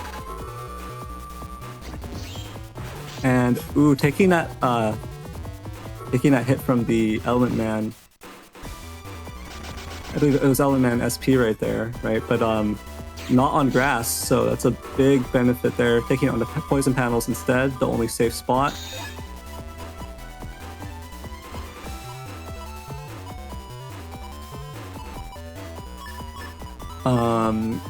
Muramasa probably gonna get tossed into the chute there, and bug fix already, so that's some nice sequencing. That is some really nice sequencing, I'm not gonna lie. That's actually what do we the bug fix. Muramasa being kept there, so it's gonna be interesting. Anime Caveman could actually just drop some HP and then have that Muramasa full power and just be able to check Tengu with it really hard, right? I think interesting using the Machine Gun 1 to threaten that Dust Cross. It is one of your only 2 options in your folder. And it's not like you need it for the uninstall. There's other options. So I think this is a good choice. It could be unexpected too. Oh, the 2-for-1. That 2-for-1. Oh, focused. Ooh, and yeah, HonorNite obviously being aware of that, of the not only the Machine Gun 1 but also the Element Man SP, has no incentive to step down into the grass where both dangerous. Machine Gun 1 would hit you frame 1 basically, and also the Element SP would do double damage. So that Machine Gun 1 is going to be a lot easier for HonorNite to dodge, thanks to that clever positioning, making use of just his awareness of which panel is the safest at any given time. Oh, nice. Got it. Oh, good trade. Goes for the one drag. He just takes that value. Oh, yeah, both Machine Gun 1's coming out here, but matters a little bit more with that uninstall attached to it. There's the back B into Element Freeze. This will force a Beast or cross change from Anime Caveman. Here's the it really feels so intimidating how quickly HonorNite reacts and just tries to take advantage. Like, I don't even think he's the one that pressed the LNR button, bro. he was very willing to sit here and wait for his charge shot to fill up. That's really funny how quickly he jumps on you. Yeah, and here we see the the BDT drop. We also see that uninstall in hand, but hey, there's no machine gun 1 anymore. You're just gonna have to wait for that wide shot. Or Heat Dragon, actually, that's another option. Here comes the Spout. Just for the cross cancel, get out of the freeze. Ooh, Beat comes down. That would have been really nice to get rid of that life aura with the Element Man. Yeah, but at least we have the BDT to help out, but with all this negative area, it's looking really slim. Oh, another charge shot. It's too late. You already got hit. Oh, the footsies. Oh, the thunder that actually slips in, knocks out the life aura. That kind of gives Anime Caveman a bit of hope here, because a little bit of a buffer. If Dark Thunders start connecting, that's paralysis comes down. That lets you combo. That lets you really get some breathing room back in. But being trapped in this area versus Tengu, not great. So here comes the grab banish. Oh, and it. Nice. This can get all this area back, but the barrier prevents the push. That was a perfect. Okay, good movement actually for HonorNite. Yeah, and now there's a Judge Man, but you can't step back, and your opponent has no reason to step. Yes, Buster Bug is your ally right now. Yes, you have to go for that. Oh, these charge shots add up. Oh, I don't think you wanted a slow gauge. I don't think you don't want to beast out here. Wait, no, we do have Buster Bug still if we beast out, so maybe that is a good answer. Oh, this is looking so rough. Yeah, you can go Tengu, but you have to keep in mind your opponent still has Neo Variable. So this might turn into a instant deletion, basically. In fact, the place my mind goes is actually double life sword, just instant delete your opponent. But that's not gonna happen. Anime Caveman packing that recovery 300 and anti-damage to try to protect his Tengu, try to stay in the fight. Oh, not even gonna have a chance to use it! What is the follow-up play here? The breath! Oh! Such a quick and efficient chip charge, all thanks to the lack of super armor. This is why we have super armor. If super armor wasn't in play, the chances of survival on that turn was much higher, right? But because Uninstall was able to do its job, that combo was very powerful. Yeah, very well played to Anime Caveman and HonorNite there. HonorNite really making a strong case here for this build. And Anime Caveman, unfortunately, not able to actually get into the BDT, get into the strengths of that build. Just not able to preserve that area, not able to stop the Tengu lock and all of these things from happening. Just wasn't quick enough, basically, with the chip sequence and with just the flow of the overall build to stop HonorNite's momentum there. So. So I think that I'm not gonna lie. Very recently, I've been looking at Hub Batch as it's a great chip. I don't really like running just Hub Batch. I prefer Giga Plus builds so that we get Hub Batch and the extra value. But running Hub Batch solo, this is proof why it's really powerful. And you get such a really cool and unorthodox cust here. The usual goodies are in this cust. Yeah, of course. But it's the flexibility of the Navi cust because of the Hub Batch, right? And now we have that much extra HP. We have Rush and Beat still. And still we get Undershirt and all the valuable programs out of the Hub Batch too. It's really, really strong. And this is how it's proving. Yeah, definitely. And I think with that, playerzero will be taking it away here for a bit. Indeed. So before we head into the setups for our next match of the day, let's take a quick look at the bracket and see where we are now. All right, so as you can see on the screen, this is where we started today's stream. So this was the start of the Win Harder bracket, and now you might be knowing why it's called the win harder bracket. Everyone's fighting tooth and nail just to get the advantage, to progress through the bracket, and to get a chance at that grand finals. And let's take a look at.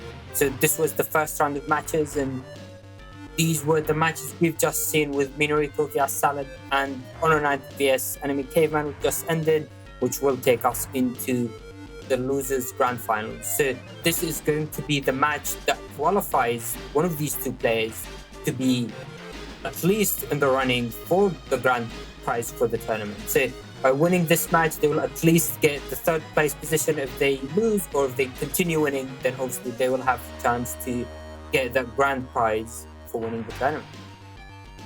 And with that, let's head into the setups for our next match of the day with HonorNite vs Minoriko.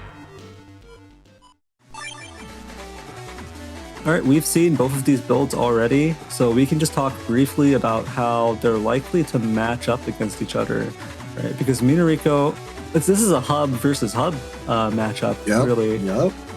2000 HP Cust 5 versus 1800 HP Cust 6. I think HonorNite has a lot more power right out of the gate, but also you have to look at the fact that Minoriko does have the Magnums, does have Mega Boomer, Summon Black 3. So those W code chips are all just so strong individually that you can kind of just throw them in your opponent's face right at the start. And it does throw a wrench into their plans usually. That panel breaking from the Magnum can stop their movement. So that can buy you a few turns where your opponent, even though they've got that buster stats advantage, isn't able to press it. So we're going to have to see if HonorNite can overcome that and can also just protect themselves versus all this coming out early on. Minoriko, it's going to be kind of a tough matchup, I feel like, for Minoriko, because HonorNite doesn't have the W code other than those Magnums, right? Both players running the really Magnum heavy builds, double Magnum, just for that threat at the start. And then the utility, obviously, even as the game progresses, you can just shut down your opponent's movement, you can stop Delta Ray Edge, you can mitigate Kernel Force, right? There's so much value from Magnum. Mm-hmm. So, but if you look at HonorNite's build there, like that Neo variable, for example, the Element SP, right? Obviously, you can do Blast Man SP on grass. It's technically more damage than Element Man SP on grass, but Element Man SP has so much more versatility and utility. Ground Man SP, right? You've got all of this heavy hitting stuff coming out on top of HonorNite's defense, just solid defensive play. That even though the builds look pretty evenly matched, I do wonder if something like that Neo variable, that damage potential, and the versatility there, and the Element SP, right? That extra versatility in HonorNite's build and chip selection, I feel like might be the difference maker in the matchup. Right, well, very well put. I couldn't have said it better myself. Let's hop into the match and see exactly how this match plays out.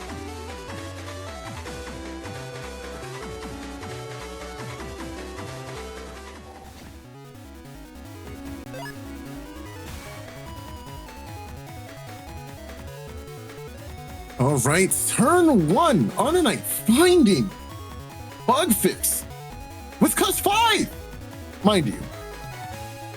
What an answer! What a well-played start of this game. Right, Neryth? Yeah, right? HonorNite outskilled the system, and the result is bug fix turn one as your first chip. Obviously, but yeah, both players locking it as top of their folders here. HonorNite is going to be able to hit the ground running, basically. All right, fair TFC here. Do you go for the lock? Yes, you do, especially after we absorbed some beautiful objects. Free 200 damage. Ooh, the warp bug is looking real clean right now, but Sanctuary coming into play here will allow us our movement once again. Not going to be trapped up here, and we can hide safely in the center panels here, which is quite nice for HonorNite, because now there's not much they can do for damage until they find their own bug fix. But hey, they're playing SoulXCross, right? So that is very likely to happen.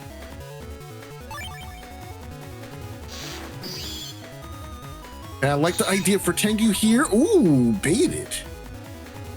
They didn't get the movement downwards, so that's pretty good. Yeah, keeping your hand seems pretty good here too.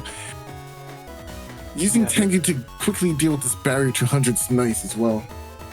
Yeah, there's just going to be that quick back B to get rid of the barrier. And then on top of that, HonorNite has this anti-damage waiting just in case Proto-Man SP shows up. Yeah. Ooh, good snack. Do it again. Oh, okay. Good movement. Nice. Both are waiting for TFC, but this is just... This is Oh, and HonorNite taking that hit. What is happening? Minoriko. HonorNite took that hit from Charlie, which sent him the flashing, which means that Minoriko was not able to TFC with a Proto-Man SP or whatever was waiting, but I would think it's actually Proto-Man SP. It has to be. Wasn't able to TFC because he's flashing, and that let HonorNite drop their defense, just go into the chip sequence. So Minoriko really had no good option there, and probably should have just ended the turn because if you do connect with your dust charge shot, if you try or go for Buster procs, right? The thing here is the flashing. You don't want to give your opponent free flashing, which is why he took that Charlie to the face, right? So like that was really good. That is really good. Wow. Well, and he took full advantage too. HonorNite is so dirty. He's so rude, bro. You know, I think I'm just gonna take this one. I think that's okay. That's so good, bro. Oh man. Okay, now locking in Tomahawk here. Gonna make sure. Yep, it sure was. It sure was that answer, huh? Crazy. Oh, we got the S-tier battleship in hand too. That was very unfortunate. Nice. That was just completely the wrong sequence for Minoriko, quite sadly, because what Minoriko really wanted, in my opinion, was the bug fix before that Proto-Man SP. Ooh. Obviously, you're giving your opponent the opportunity to throw their defense up, but if you don't bug fix and you have warp step, you have absolutely no buster game versus your opponent, right? Like you're not able to actually threaten them. So I feel like that turn, the chip selection and chip order, it's just not going to work out either way you went. That Proto-Man SP was doomed to fail, unfortunately. Doomed to fail. I mean, I guess he didn't want to throw away any other chips behind it, I guess, but I don't know. It was rough. Here comes the chop. There's an area grab. Can Minoriko make it? Nice. Yes, they duck into safety. Ooh. Oh, the footsie, oh, the mind games. That's a ×2 dragon coming too. Oh, making ×5 seem comfortable out here. If you just have a bunch of utility chips and just like a few codes here and there, just a few codes here and there, you might have some fluidity on your hands. Hold on. What is this ancient HonorNite technique that we're watching now? The ×5. And now we just chip charge this, deal with the life aura right away. Super nice, super value, super special awesome.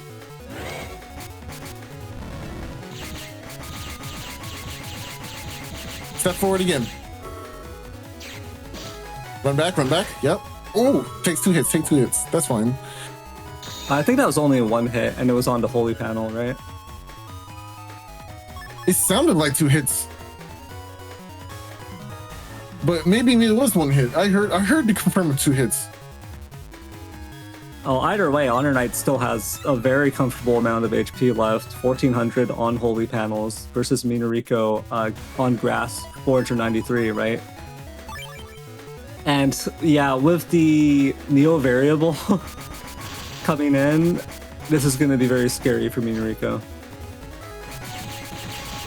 Ooh, and yeah, and now HonorNite is just going to use the Beast Buster, use the Falzar Feathers here, and just pressure, because every bit of damage here counts when your opponent is so low. If you can knock them below that threshold and then use the Neo Variable, that's just going to be it.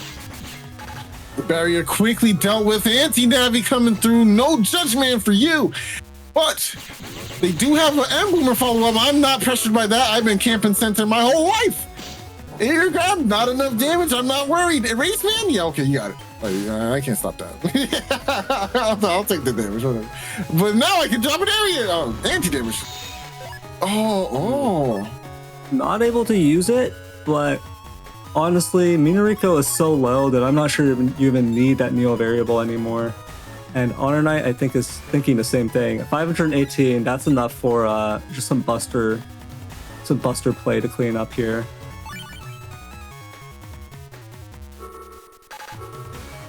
Oh, well, that's actually, so much damage. There wasn't any defense.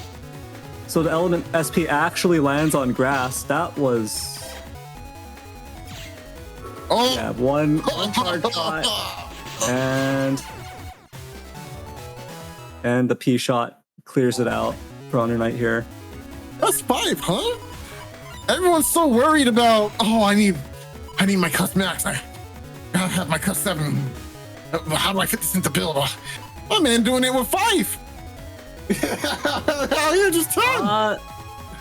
To be fair, I do think HonorNite's chip sequencing is very good, because HonorNite does not have a small number of codes in that folder. There are 1, 2, 3, 4, 5, 6, 7. There's 7 different codes in HonorNite's folder. You could easily get stuck in a situation where you literally can choose 1 chip in a turn.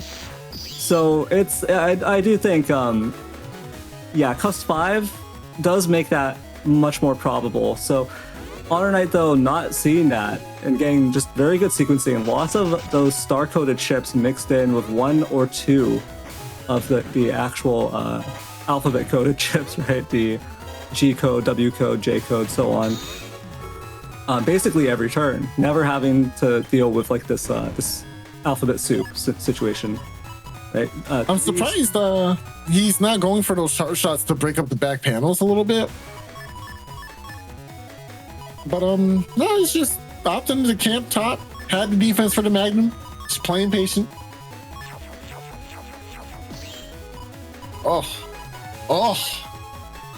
There's bug fix and hub batch.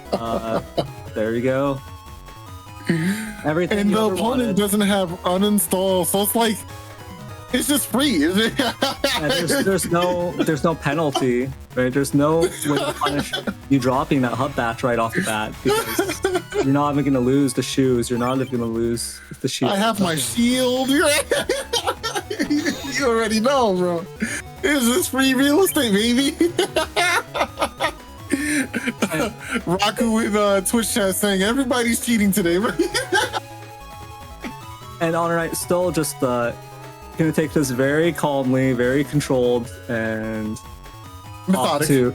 Very, very methodic. Get all of the value that he can from every aspect here. Right, I feel like there was like 1 chip that was thrown away in that last match. One notable chip, right? It was just that Neo variable, and that was a very calculated. That was a decision of like, I know I'm not gonna need this.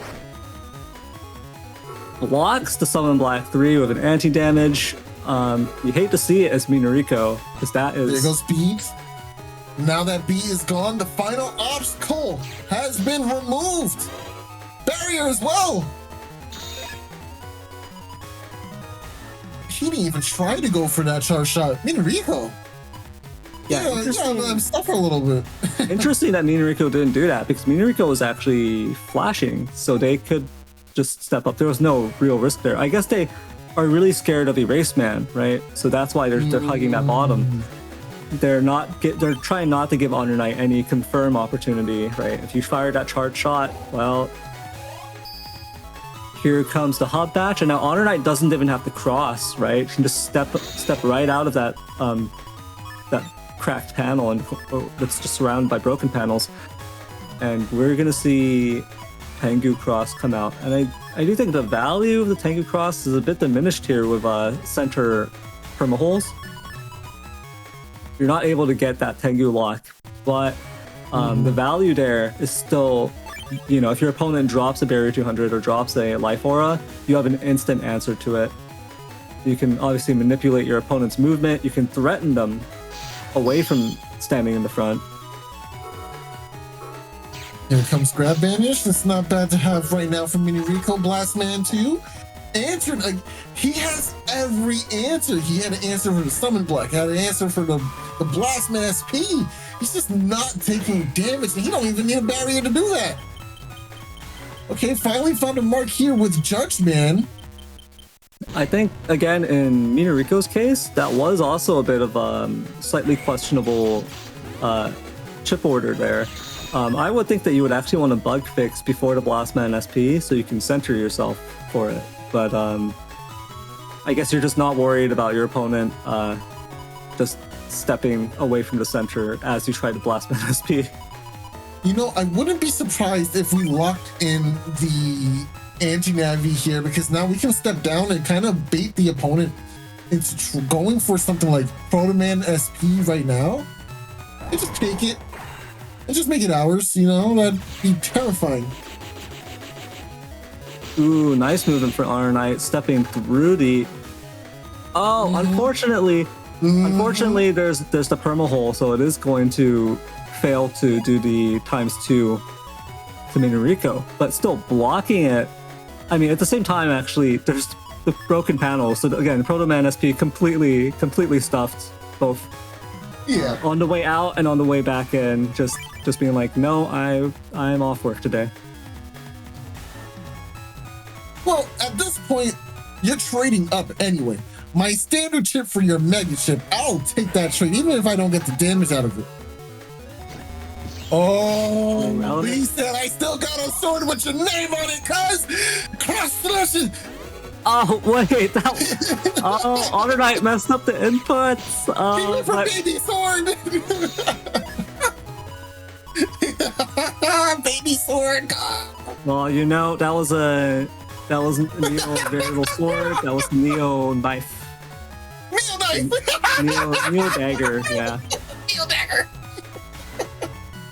Still gets the job done.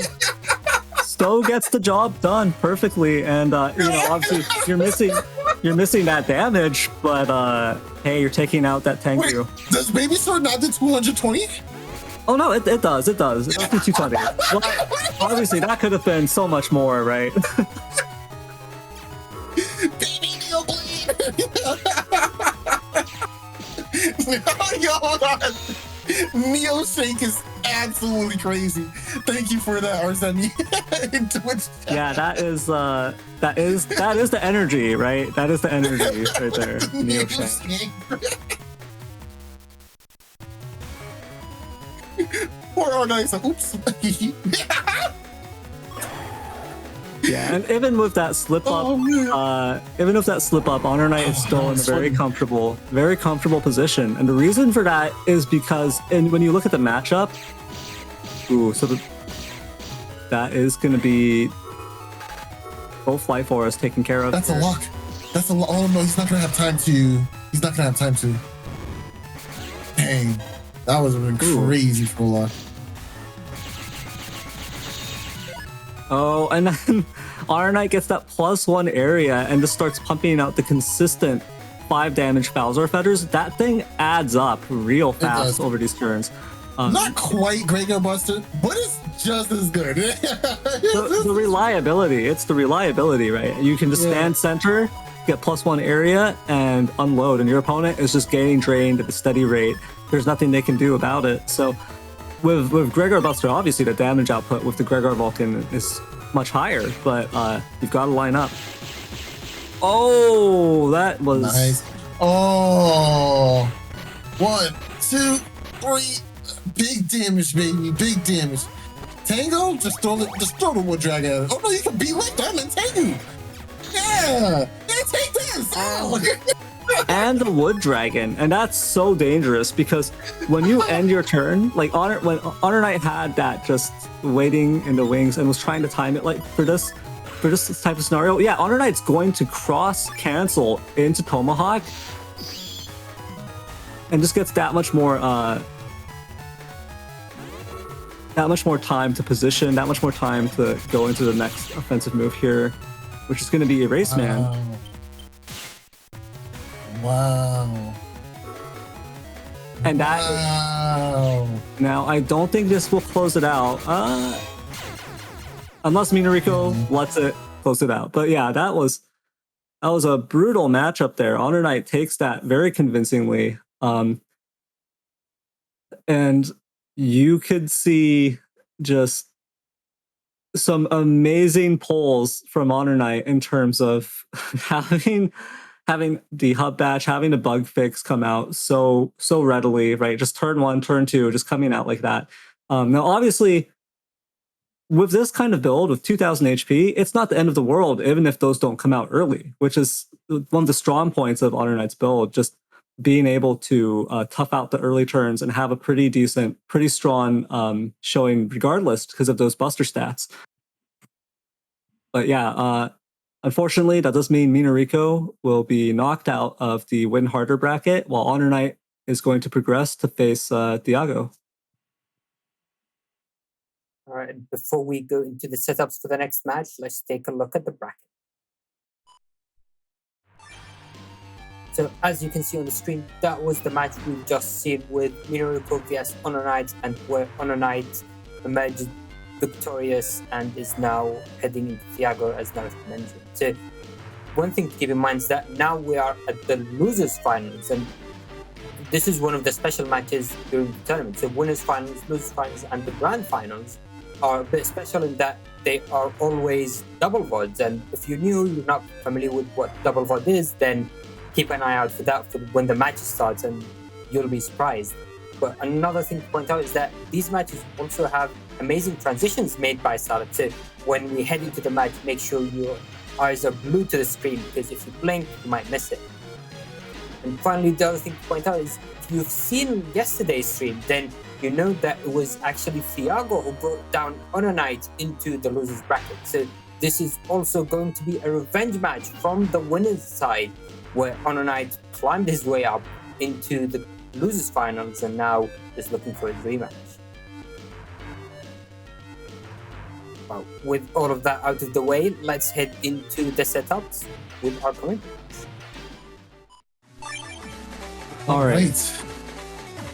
Go ahead, Soul. You lead with this one. This is going to be a tough match. Thiago appearing for the first time today, and what a folder that he's brought to this tournament. It's very strong. I like it a lot. First of all, you already know I'm a connoisseur of the Giga folder +1 with hub batch. I think that's one of the best things you can possibly bring to a setup. We saw how well hub batch alone had propelled Minoriko and HonorNite to the top, upper echelon of the Win Harder bracket. But now it is backed by a knuckle of the meteor variety. It is a potent combination indeed, and I think it's going to present itself very well in this match, especially looking at Thiago's navigators. Of course, we do have Cust 2 here, which gives us a little bit of flexibility, unlike Cust 5. You know, we have 2 more options, which is always better. Well, accompanying that is that first barrier, which is important for individuals who wish to start off the match with dust safely and then get into that dust digging echelon that we all have come to hate. I mean, love. That we all have come to love and enjoy. The 2 charge +1s are interesting here because it still allows you to charge shots to pressure earlier on, especially if your opponent has first barrier as well. And you can still get some quicker breaks on panels or something like Dustcross Charge Shot or Charlie if you're fancy. And of course, we still have Super Armor, so Warp Step, since it's bugged, will be in effect here as well. But looking at the folder, again, a lot of variable codes here. Sanctuary, Grab Revenge, both on scene. We have Y with Barrier 100 making an appearance here, which is really, really cool because Barrier 100 is a slept on tech. But it is accompanied by the Recover 300s on the same code. And then you do see the splashed Erasement SP with that Barrier 200 K2. So it's actually quite nice. Yes. And 1 GP, variable codes, and yet no Neo variable.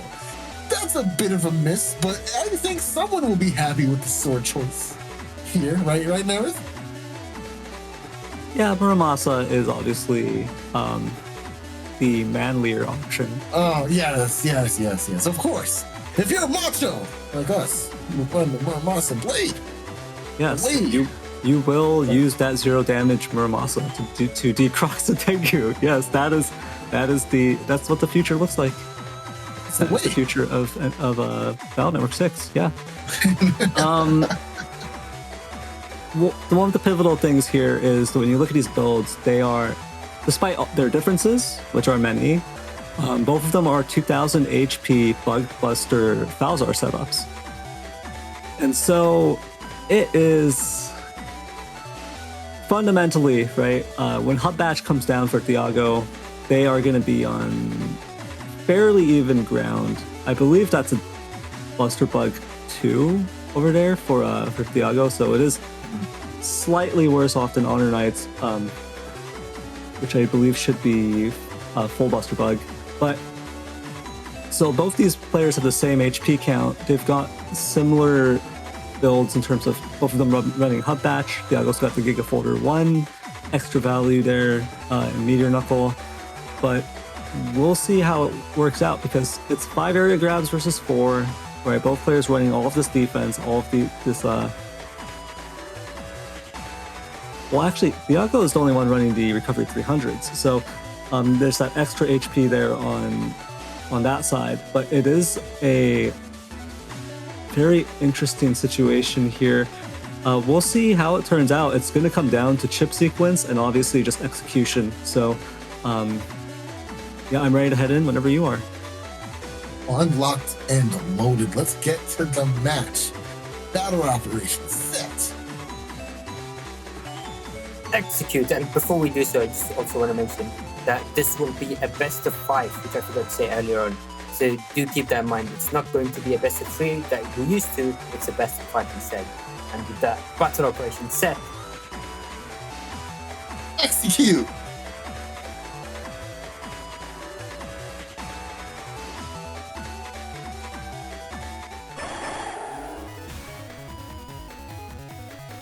Sorry, I'm back. What did I miss? HonorNite is fighting against, Thiago. We just started. Oh, okay. Yeah, so we've got this partial grass field. I hope he tripped. Sorry, what was that? Wait, what happened?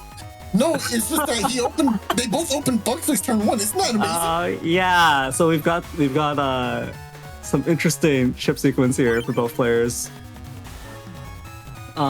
These are the chosen ones. And then these are the chosen ones, and then the rest of us are the peasants.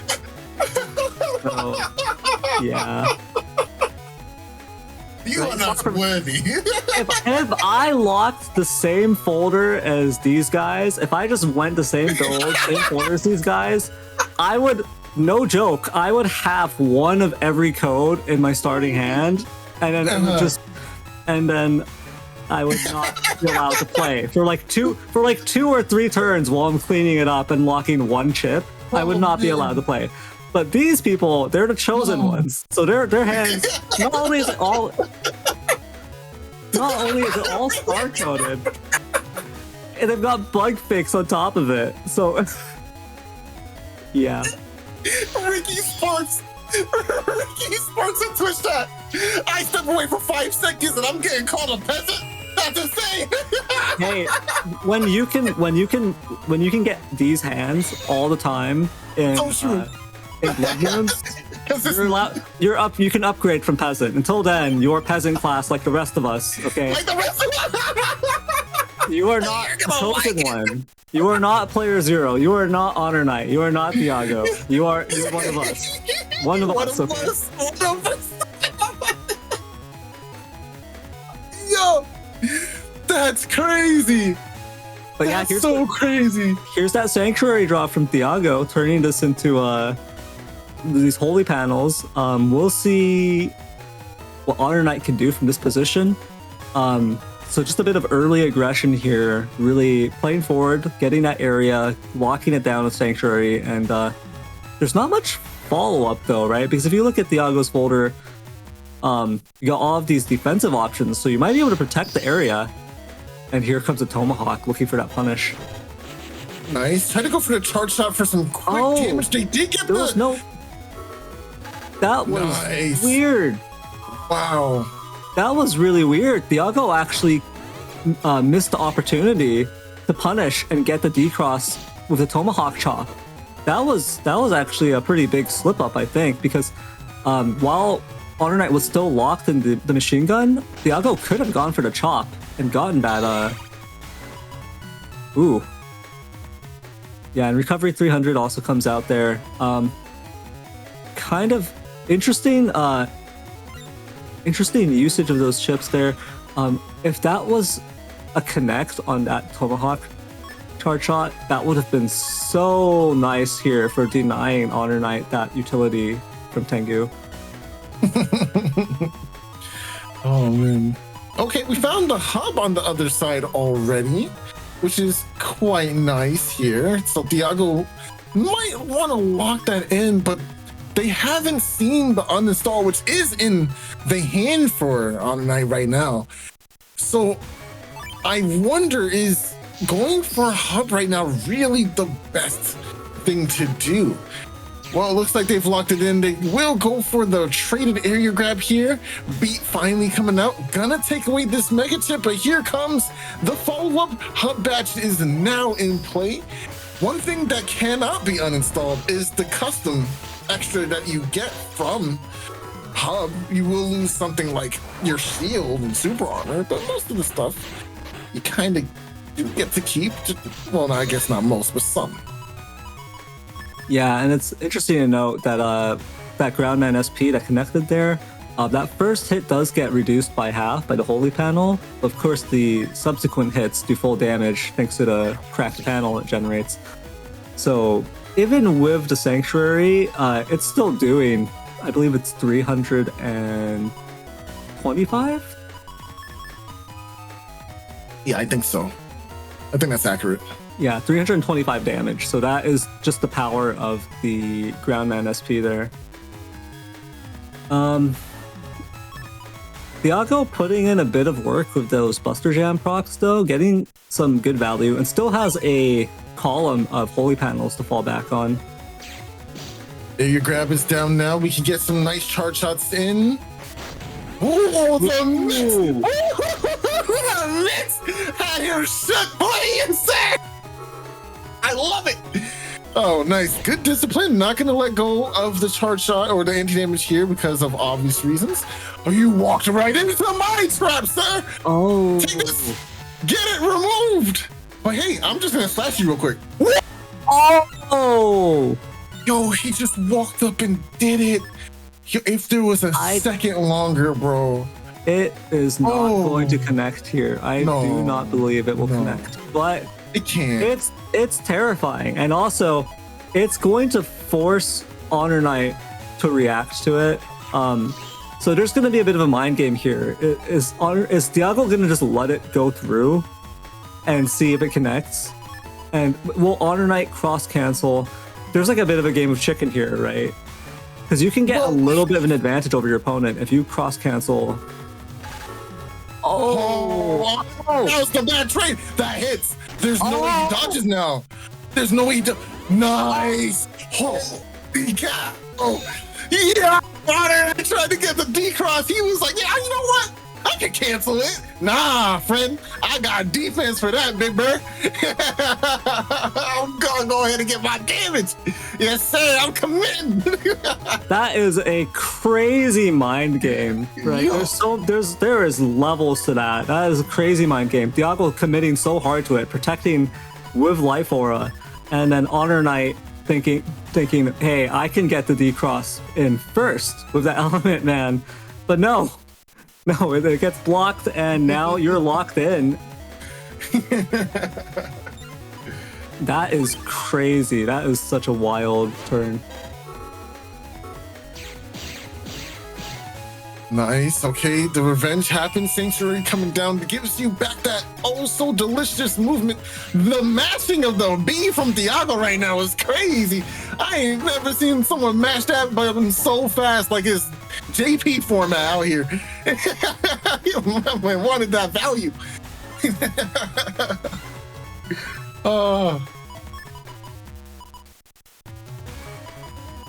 Okay, well, Meteor Knuckles is quite nice here for breaking up panels and trapping.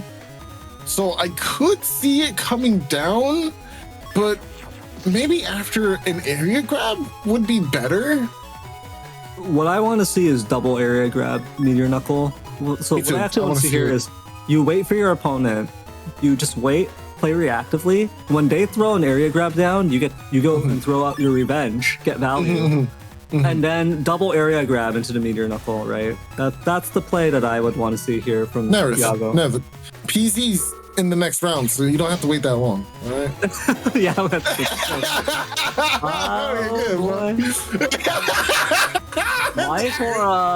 Life Aura and Barrier 200 coming out for these two players.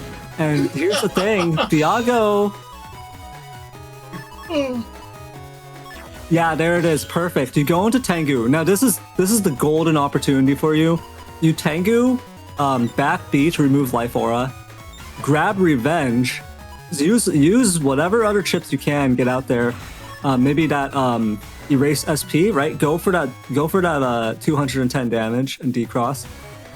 Of course, HonorNite though is thinking, hey, I'm gonna lock Tomahawk because my opponent is gonna go Tengu, right? So there's that anticipation.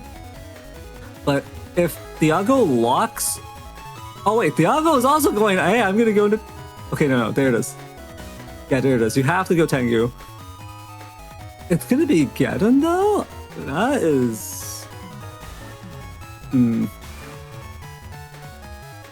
I'm not sure if this is really a punishable situation. Because... Yeah, I feel like to get in, you're trying to get rid of your opponent's holy panels. You're trying to get rid of that sanctuary, but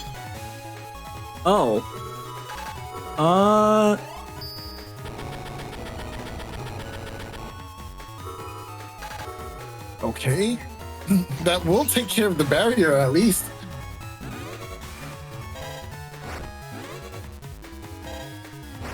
I think you should time it just before that. Okay, just go for the trade. That makes sense.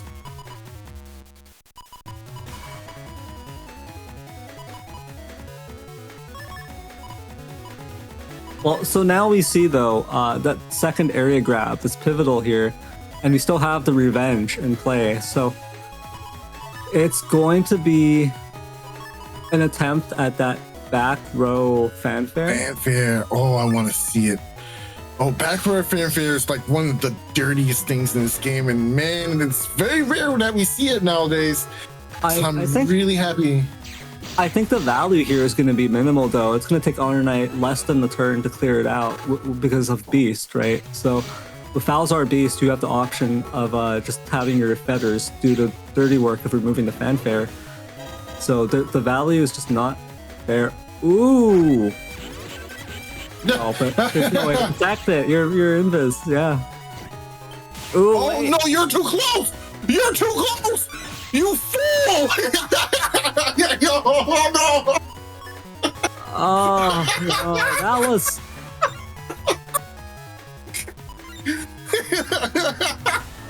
You thought it was safe up this close? That's crazy! fanfare. The fanfare baited. You baited yourself with the fanfare. That was not good. Oof. Delusions of grandeur, my good sir. Delusions of grandeur. Both players down to basically nothing. These are their final chips in hand and in their cost. Ooh. Okay, no paralysis because remember, HonorNite does have that status guard, so they won't be paralyzed here. Ooh, that's free. That's free. That's it. That's it. Yeah, that's free. Point. Nice. Game three. Yeah, and that is just tragic because if not for that that enormous swing back, right? That was an 880 damage Neo variable, wasn't it? This is game 3, right? That was 1-1 so far? Yeah, this is 1-1. Why does it say game 2? Oh, I guess they... What? I'm confused. I guess it doesn't matter. Alright, it's fine. I buy barrier.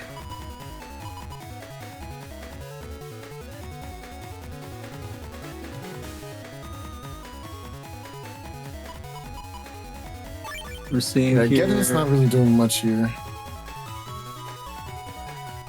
Well, actually, yeah, no, they have Tengu, yeah, so going and get rid of that Getting is a good idea, yeah, for sure. Oh wait, yeah, no, that was the first game, right? That was a long game though. That was the first game? Yeah, it's not 1-1. It's 1-0 in HonorNite's favor right now, isn't it? I don't recall. Yeah. We're old. I have. We're old, bro. Listen, man. So yeah, I don't know shit, man. that was a long first game though. It was like 13 minutes. Sanctuary coming down here for Thiago. Yeah, it's because both players are running this 2000 HP Falzar setup with no, effectively, I want to say no burst, but look at that. You look at that Neo variable on confirm on Tengu, and I'm just like, okay, right. You can't say that's no burst. Yeah. And Meteor Knuckle didn't even get to see any action in that last one, right? It just didn't even get used. So you know for most what I really love about this game, bro? What I really love about this game is how balanced the elemental forms are. Because you lose them on D-Cross, right? It's not just like a style change and you can just punish that same elemental value on that style over and over. But there's actual so much depth to this game. Like, you're gonna run Muramasa no matter what. This is a good ship. But now when your opponent goes Tengu, it's an even better ship, you know what I mean? Like, I just love this game so much. 8 damage Muramasa, that's enough for me. That's enough. That's damage, baby. Yeah, Uzu and YouTube chat going 8 damage from Muramasa. Yeah, that's where you use it. Go for it. Go for it. Just do it. Don't let your dreams be dreams.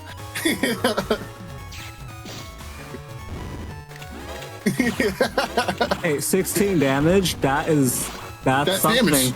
That's damage. That's damage. Yeah, that'll do it. That'll do it. Is Solid just rolling her eyes at you right now? Staring at you like, bro. Well, look, now it's 108, so that's something to sneeze at. That's 200, hey, that's a good number. 216.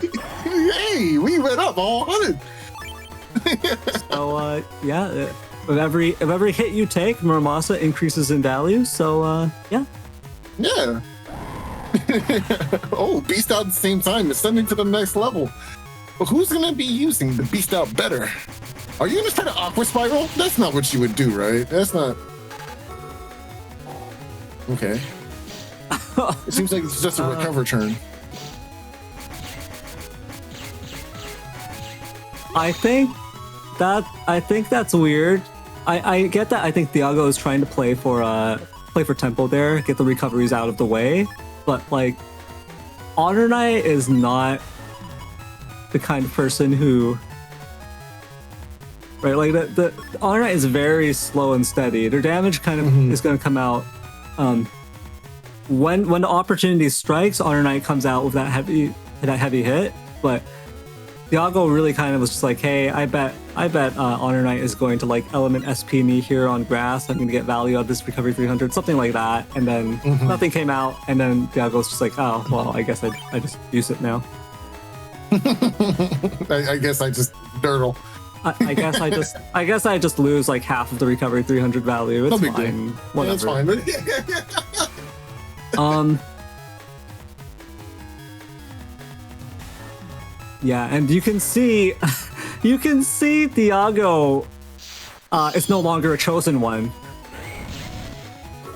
They've got 5 codes and then 1 star code chip here. So, oh yeah, that's rough. Ooh, yeah, that is pretty rough. Oof. Oh, element, man, it's no grass. Oh. Look at them. They're about even right now. They both even tried to run away. It's like they're sharing the same brain cell right now. Fowler brains. Bird brain right now. Oh, man.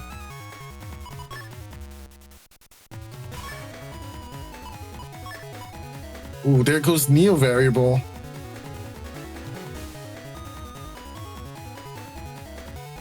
Yeah, I kind of like this turn. Yeah, I would have locked that in too. I think that was a good call for HonorNite. Maybe we go for the beam sword instead. Muramasa 485 is about to be pristine damage right now coming from this Muramasa. Yeah, and you have to keep in mind, HonorNite does not actually have any recoveries, so what lands will stick. The problem versus HonorNite is always just having it land. Oh. Oh! Whoa. Okay. Judgment lasts longer, so that means we get to do whatever we want. Okay. Oh, good matching by HonorNite. That was barely a noticeable difference. Oh my. So Neo variable gets blocked, and then a full damage Muramasa comes out. Yo, remember earlier where someone in chat said, you know, it's kind of unbalanced for standard chips to be stronger than megas? But look what just happened. Neo variable just got hard punished. Someone had said that in chat earlier too. That pause, that time. By the time you see that name appear, you can punish that. Yeah, and Thiago getting so much value there. Even getting those 3 feathers in before Muramasa. Just an extra 15 damage. Yeah, I'll take it. Ooh, Invis comes down and saves the yeah, now Thiago is a little bit blind here. Meaty. Okay, no. He tried to be a little meaty with that slash, but just not the right timing.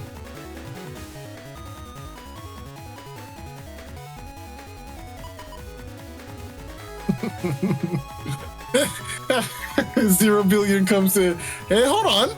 You have even more time to counter a mega chip with the anti-navi. Checkmate. You're pretty funny. We all know anti-navi's like a B-tier chip at best. Right, Neryth? Right? Sorry, what were we talking about? Anti-navi? Anti-navi. Is that S-tier, a real right? chip? Is that a real chip? Okay. On Passat saying that's an interesting fanfare placement. I guess it protects the panel against area grab. It's really just because Thiago didn't want to get the bottom of the fanfare dirty by putting it in the grass. So. Oh, Thiago came in YouTube chat saying that was a misplay. They wanted the fanfare elsewhere. Also, they didn't want to get it dirty by grass, obviously. We're not savages, so. Ooh, and oh my goodness, bro. Here comes the grab revenge. I mean, this is HP wise, this is a great great situation for Thiago, but HonorNite still does have resources, more resources than Thiago by a bit. Just a little bit here, but it might be enough to swing things back. Unironically, this anti-navi can be pretty strong in this upcoming turn, especially if Element is used. But I didn't see what Thiago locked in. But also notably, this is a very late hub. Like, this is what, turn like 10? At the same time, HonorNite's build is honestly not hub reliant, which is the thing that's crazy, right? Even though it's a Cust 5 build, HonorNite has not gotten stopped by the alphabet soup appearing, right? So as long as the chip sequence is okay for HonorNite, it almost doesn't matter too much whether the hub comes in or not. So it finally coming in so late, yeah, that's rough. That's very, very rough. But it's also not like HonorNite hasn't been able to fight back in that time. There's been a lot of trading back here. It's really just that Muramasa versus Neo variable turn that really set up this drastic HP difference, right? Otherwise, it would still be very close, actually, especially after accounting for Thiago's recoveries.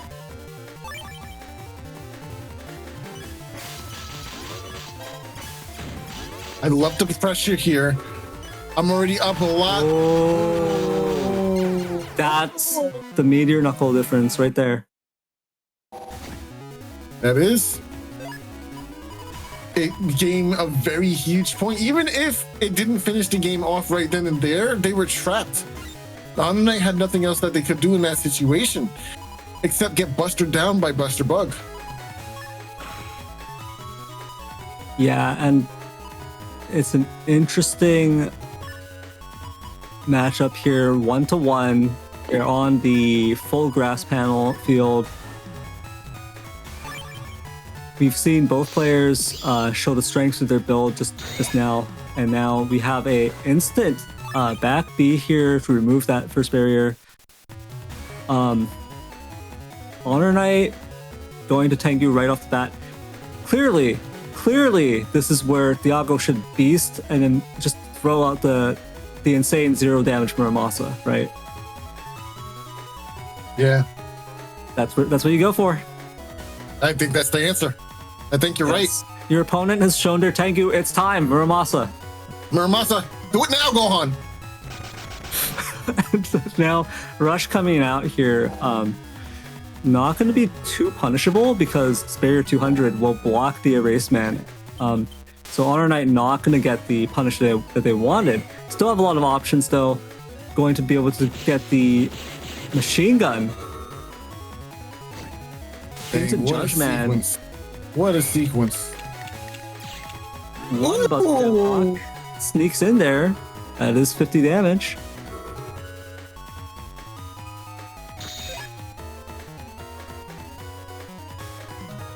Okay, we find our bug fix now too. Hug batch in hand here for Thiago. Looking pretty good. Muramasa stocks increasing. The rise. I mean, Muramasa is just like the best investment one can ever make. Imagine not playing Muramasa. You know what I mean? Like, why would you do that? So true. In fact, we saw a pretty decisive answer for the eternal debate of what's better, Neo Variable or Muramasa. Obviously, based on that last round, it's Muramasa. It always has been. Astronaut GIF insert here. Oh no! Oh no! I hate that bird! That's your buster stats! That's your buster stats! No!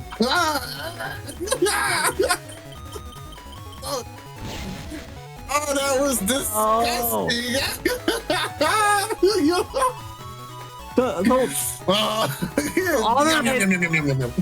HonorNite doesn't even know what happened. HonorNite just saw a beat come down and goes, I guess Thiago probably threw away like Element or Judge or Erase or something. Oh no! Oh no. Man! for those at home, beat once again. It takes mega chips from your opponent or giga chips. Your giga chips are not safe from the bird. The bird must eat. So you understand? You must feed the bird. It demands its sustenance. It will not go unfed. Such a greedy program. Greedy. Disgusting. I can't believe you're talking so much smack about Beat. Smack! Yeah, look, Beat is just a simple bird. It wants to eat. It can't help it that people aren't feeding it properly. Wow. It sees food. I think it's well fed, actually. I think it's well fed. I think it's eating too much. No, Beat is starving, okay? Oh, man. Starving. Oh, man. He just had a 7-course meal. Only rich people do that. Neryth? What are you talking about? Yeah, but it only gets to enjoy that like a couple of times every blood moon. That's more than enough. Imagine only being able to eat a 7-course meal just a few times. Just a few times every blood moon. That is tragic. Oh okay? my gosh, bro. I can't. Wow. I mean, okay, let's talk about it, right? What does Thiago lose from using Hub now? He loses Buster stats. Very important.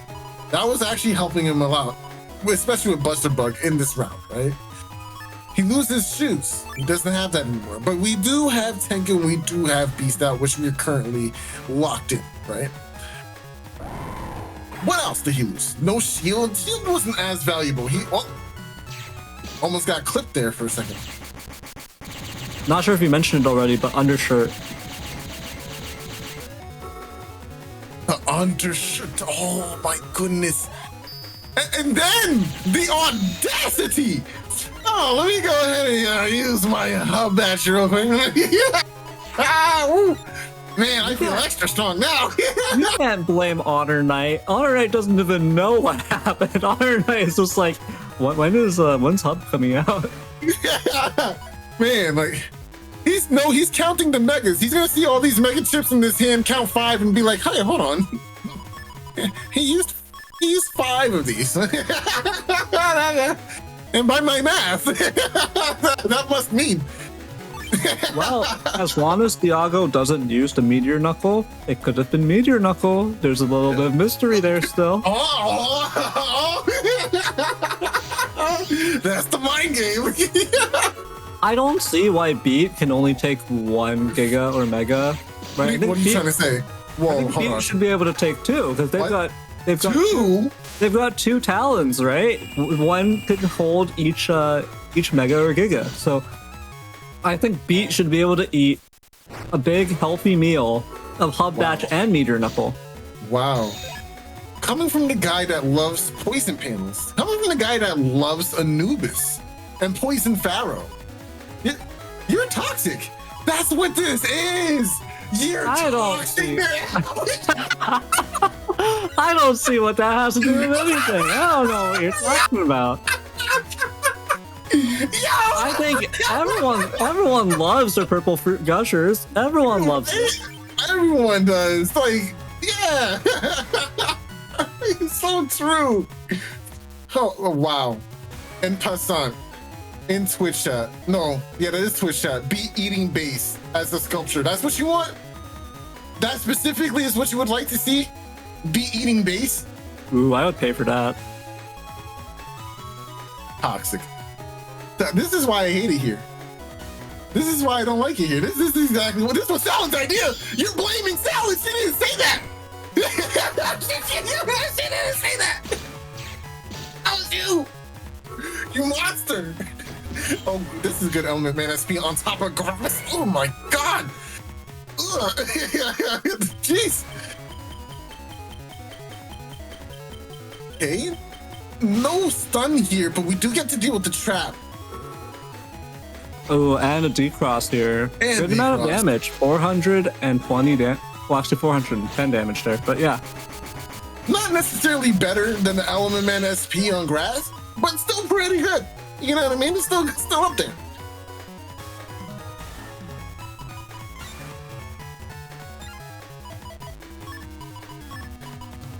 Oh my gosh, this Thiago? Muramasa is about to be huge too. Despite it all, despite having thrown away Hub Batch, still has these heavy hitters, still has a chance, especially, you know, HonorNite's HP is what it is.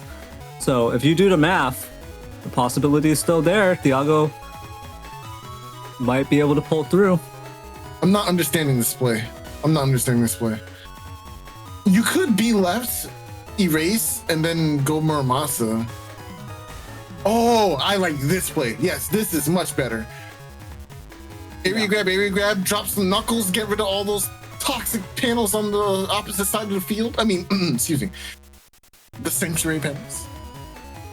Where fears and lies melt away. Yeah. Especially after a few dozen fists in your face, though. They definitely would melt after that. No, lock it in, brother. You were right. Take the area. Take the knuckles. Yes. No. The problem is Thiago has to think long and hard about value here, because without Buster stats, Thiago is going to struggle to close this out if their damage falls short in any regard. So they're really going, all right, I want to get value out of Grab Revenge. I want to make sure the area sticks so that I can confirm that Meteor Knuckle locks that can get the value out of the rest of these chips. Speaking of value, here's a sonic boom. Oh. Oh, that was actually really nice. Oh, this is value. That's the nice sequence. They're locked into that panel. They're locked into that panel and they got no defense. Have the foresight, please. Please. Yeah, there's the Knuckles. There it is. Knuckles doesn't break the panel, then punch, right? It's punch break. It's not break punch, right? Yep, hold that. Hold that. Hold all that. Only 5 hits. Interesting. Ooh, yeah, there was a tragic sequence of Knuckles there that were just aiming for those back 2 panels instead.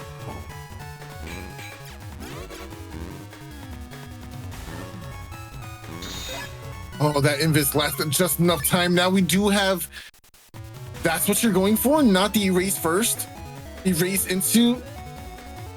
Okay, maybe you want the ×2. Okay, that was pretty good. Nice. Get the damage from the ×2. Good delay. Okay.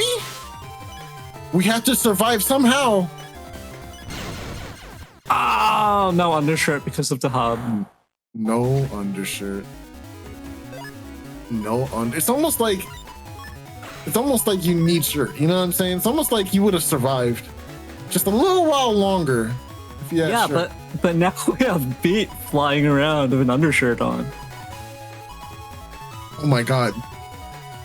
No, oh, I want art of that. Hold on. I just need Beat flying around with an undershirt and shoes on. Okay. I need that. Holy cow. This shirt has to be bigger than him too. And the shoes. The shoes gotta barely be peeking out on the bottom. That's so funny. Yeah, they don't fit. They weren't meant. They don't fit. Yo, I need that. Yo, B got some new kicks, yes sir. Yeah, yes sir. Oh man, that's so funny. I need that drawn. Maybe I could commission that from somebody. Yeah, that's Mega Man's worst day. That's the worst day of his life right there. Oh man. You walk into that wrong alleyway at 12 o'clock at night after a movie with your family, and then there's Beat in that alleyway. He just leaves with your shirt and your shoes.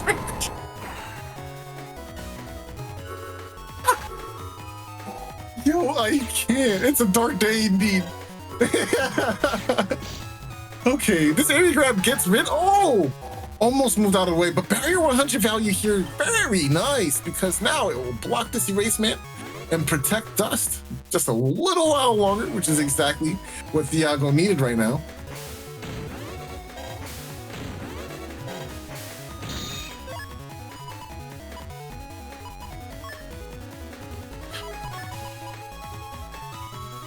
Oh, that's another chance from Big Meaty. Oh no, throwing them back. Okay. 18 damage. That's damage, baby. That's damage. Am I right, Neryth, or am I right?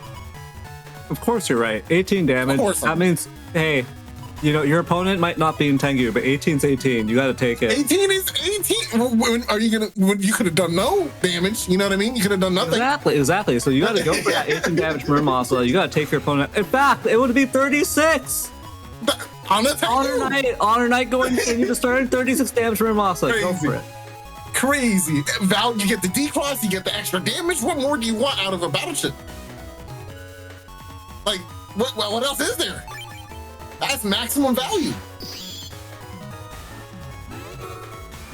Are they gonna dodge this machine gun though? I don't think so. You're about to get caught up. I feel it in my. Oh! I'm shutting up. My fault, gang. I didn't mean to disrespect you like that. I did. What just happened? Did he get hit by that? Yo, whoa.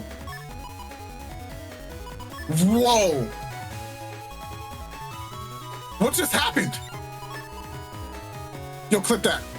I need to run back. On that. What just happened? Did he not take damage from that sonic boom? Was it hit? Did that hit? I don't think he got hit by the sonic boom. I thought that hit. I didn't hear it confirmed for damage. That's why I'm confused. Hold on here. Life Aura drop by HonorNite. Gonna fish for these Buster Jam procs. Got 3 of them so far in this one turn. There's no way I'm tripping. All right. I might have to let that go until someone brings out the clip.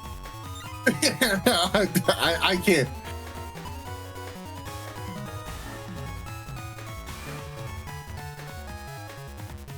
What would you do in this situation if you're Thiago, right? Your opponent has Life Aura.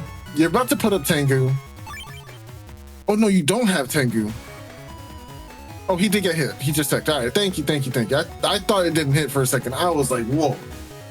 Was that some shenanigans from the panel or something? I don't know. That was crazy for a minute. That's actually a little bit rough for HonorNite here. They threw out the new variable so early that Thiago might actually feel more comfortable just going into Tengu, getting that back B value, getting the Life Aura removal, and then being able to play with Tengu. So, yeah, I agree. Unfortunately, they don't have the more powerful sword chip in their folder, the Muramasa. So it seems like he's just stuck with this as an option. Ooh, there goes the anti-damage thanks to Buster Bug as per usual. It's a pretty good sanctuary. So yeah, HonorNite playing it slow here. Thiago has got to go Tengu, right? And go back B, go for Life Aura removal. This was a turn which was just giving some free damage to HonorNite. Yeah. And that's the problem when you're playing like this versus HonorNite. He's just content to squeeze value out. He's not making big moves. He's sitting on all of these chips and just being like, I'm gonna get anti-damage value, and nothing's gonna stop me. And now we have to confirm that isn't an anti-damage at all, which is forcing HonorNite into a position of throwing up that stuff early. Here he comes, Bug Fix, Hub Batch, Defense, Invisible. Life Aura not gonna do anything here. Both players now invisible, but Thiago's will time out later than HonorNite's because HonorNite used his first. So that could be an advantage to take here, especially now that we're queuing up one of the best chips in the game, Muramasa. Yeah, and we'll see. It's not going to be a crazy amount of damage, but it will be something. 400 is nothing. 400. Got that. That's still better than Life Sword, right? Ooh, actually, it's really good. HonorNite is thinking about going to Tomahawk here if because this gets locked in, it's not going to be a D-cross hit. It's only going to be the 200. So HonorNite going to mix it up here. Play for area. Play for that +1. Try to get that Tomahawk lock in, but it's not going to work out here. All right, Erase Man, nice. Gets rid of that anti-damage, but there's another one right there, though. Nice. You're going to have to buster this one off. Probably let your opponent get some cheeky damage with their charge shot. Element Man, that's pretty good. That's really good. That adds on an extra 400, well, a total of 440. Nice. If you get the frame trap here from shooting off the anti-damage, you could possibly catch them on wake up with that mirror monster. It's gonna be tough to pull off, but it could.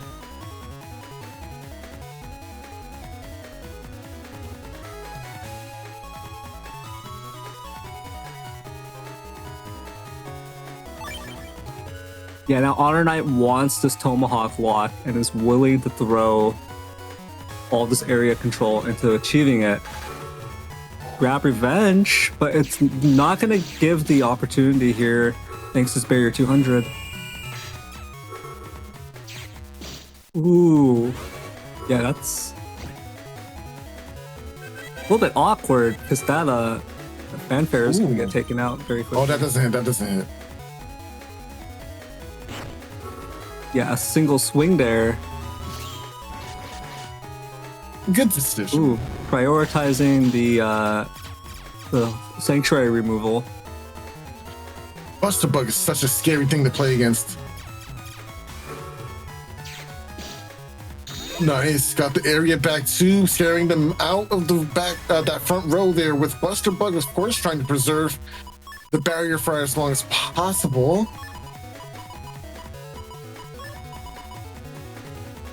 Element Man looking real nice. I think this is definitely like the only thing you can do here is really go for that Element Man SP angle on versus. Yeah, I'm taking it first. Yeah, I'm taking it first. I'm mashing it. I'm not gonna lie to you. Now you got defense. You got defense. Yeah, no, HonorNite does have defense already up, so there's going to be some layers to peel back here, but the possibility is still there if you can get those Buster Jam procs in time.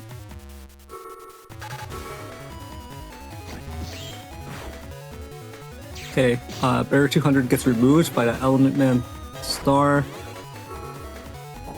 Ooh, and nice coming down. down. Oh! Those heavy hitting chips coming out here. They're doing a big chunk of damage to Thiago. Yeah, this is what we were talking about earlier. HonorNite's not going to be sticking things to the board unless he knows for sure it's going to be dealing that damage, you know? But you now want to make both sure players you see all these chips out. Yeah. down to 3 chips. I think it's going to come down to either damage judge or just the buster down, because neither player has it left in them to do that critical amount. And Invis blocks this Magnum, which was one of the last remaining things that HonorNite could really connect with. And Thiago's just gonna have to wait it out and then go for the Buster Jam proc. Okay, that's fine. Step back. Nice.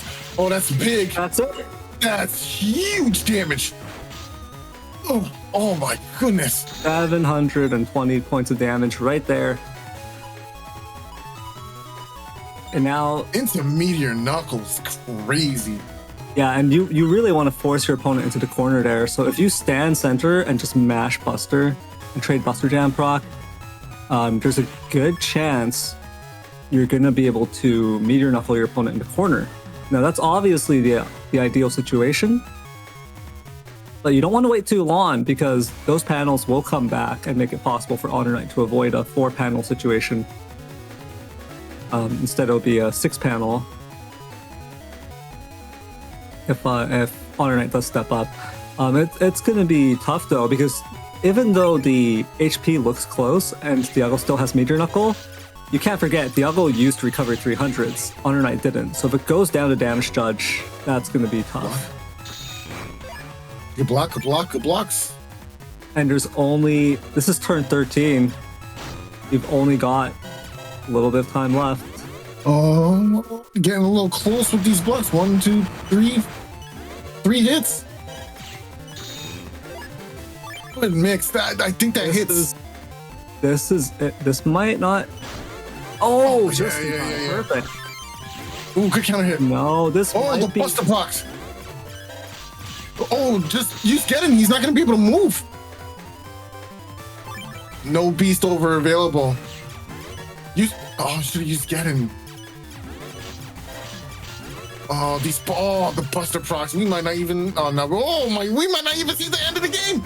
Okay, there it is. Wow! Oh, wow. Such a close game. Thiago takes it by 50 HP. Man. Really, the Buster Jam procs. That was the difference. And if Thiago had gone for Beast over, they would not have had enough damage to win that. They would have lost that if HonorNite just stepped the feathers properly. So, Bro. that decision to just go, no, I need the damage. I can only make up the difference with the damage. That's good awareness on Thiago's part. Because that was like 3 procs at the end. Yes. Now you might be thinking, oh, but you get guaranteed damage because the Beast over, you can lock them down with the feathers. It does a lot of damage. It's hard. Not to a player like HonorNite, right? They understand how to game the AI and dodge every hit from the feathers, or even Great Buster even, and just avoid damage entirely. So yes, there was the only correct answer at that point was to keep that base form or stay in Tomahawk Cross form and go for those Buster procs. That was the correct answer. Very well done by Thiago.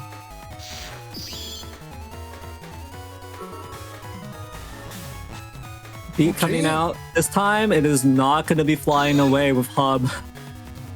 No shoes, no shirt, no shoes.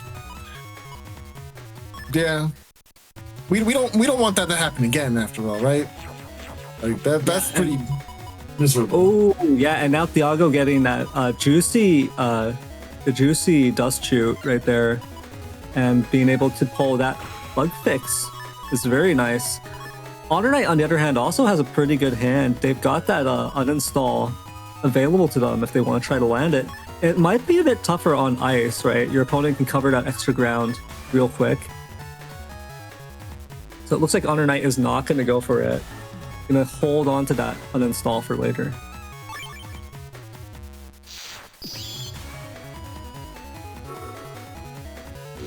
All right, Rush coming out here. Gonna go ahead and get defeated by the barrier.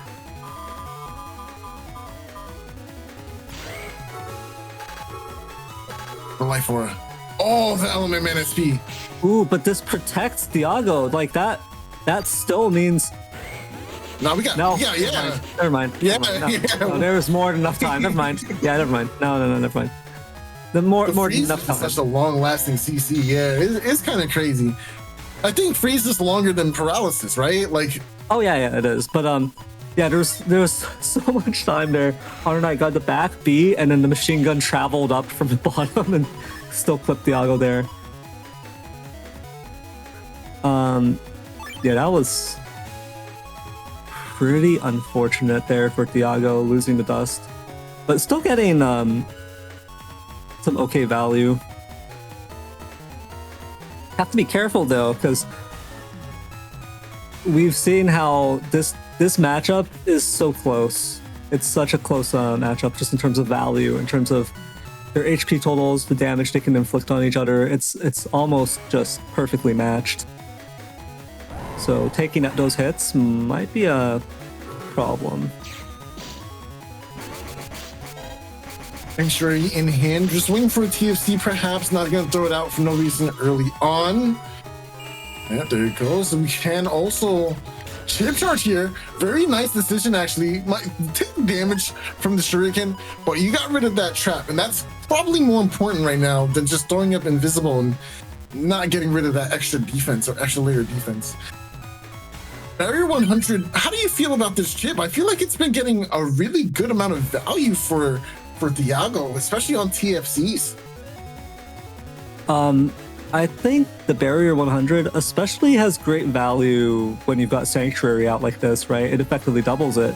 Of course, your opponent is in Tengu. It's going to be a bit of a problem getting value out of it here. But look at that. Anti-damage gets popped here. HonorNite is going to change the whole field to grass with Element Man.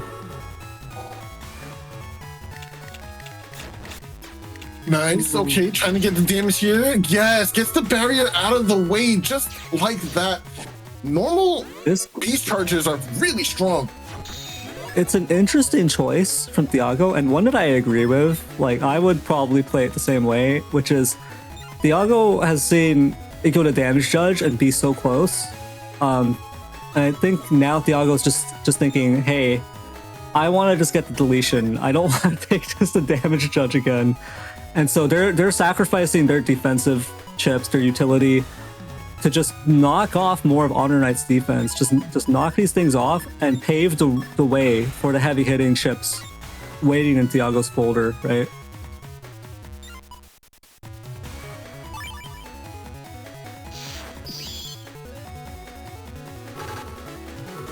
Air grab coming down here.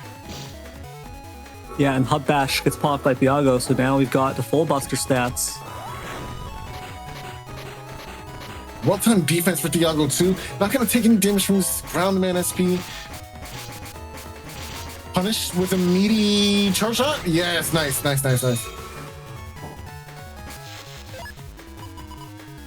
Yeah, and Thiago took that charge shot because they really did not want to give up the area. They were afraid that an area grab would come down and give HonorNite that lock, the full +1 lock, which is just going to be painful for Thiago to deal with. Ooh, okay. I like the idea of anti-navi up first here. We can camp it for a decent amount of time, but it does look like if they're patient enough, they might be able to punish Thiago with it. Well, okay, it seems like he doesn't want that.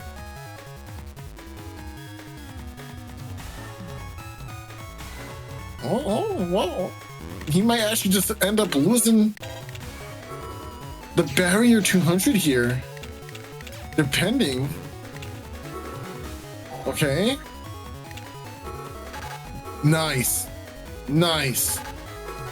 S tier battleship right here. S tier. Perfect placement.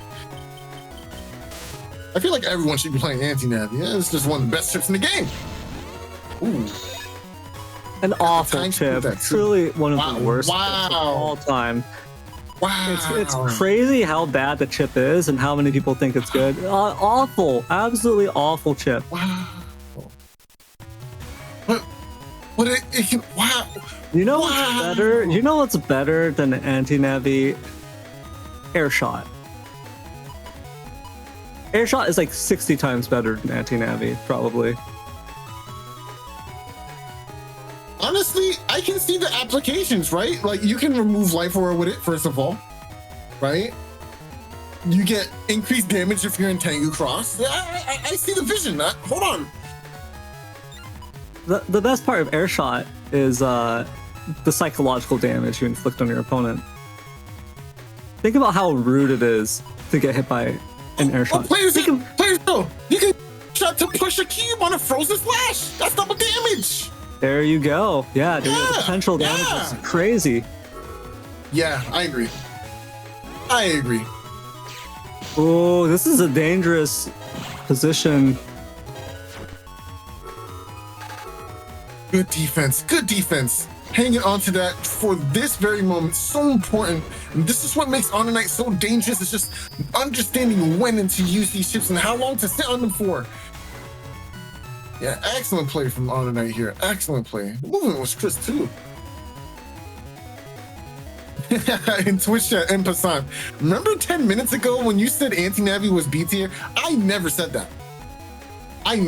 And honestly, you can't prove I said that. So I'm gonna need you to like... Yeah, there's no footage or anything, right? We don't have a recording. No, what? Recording? When? When did we do that? Exactly. So... Come on, now, what are you talking about? So Soul is perfectly safe in his lies. Lies? What lies were told? Oh! You're gonna walk up, he crossed, and turn. So crazy.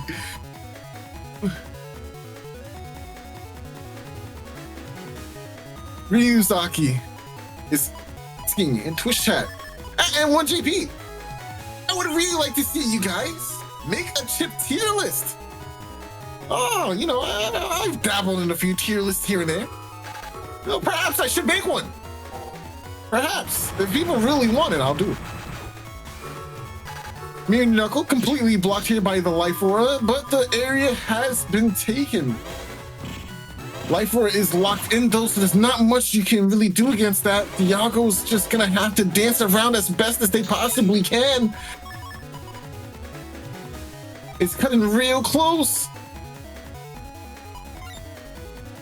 Still a ton of options in hand here, but I don't know. It's looking tough. It's looking tough.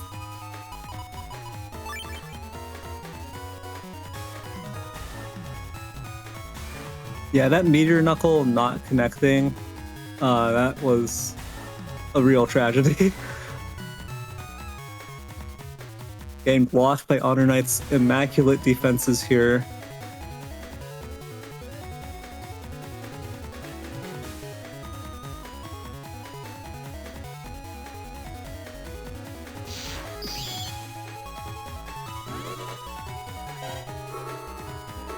Grab revenge here. Nice, nice. Yeah, a really brutal 240 damage coming out from that grab revenge. It's crazy to think about it because like a 6-panel grab revenge, it's basically mega chip, right? It's basically SP mega chip levels of damage. Ooh, and obviously not able to connect the Muramasa anymore, just throwing it out there.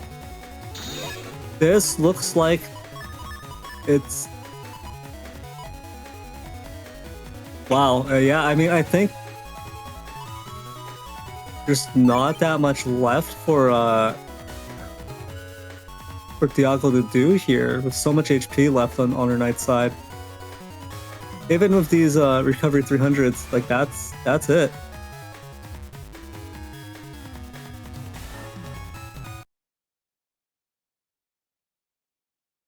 What?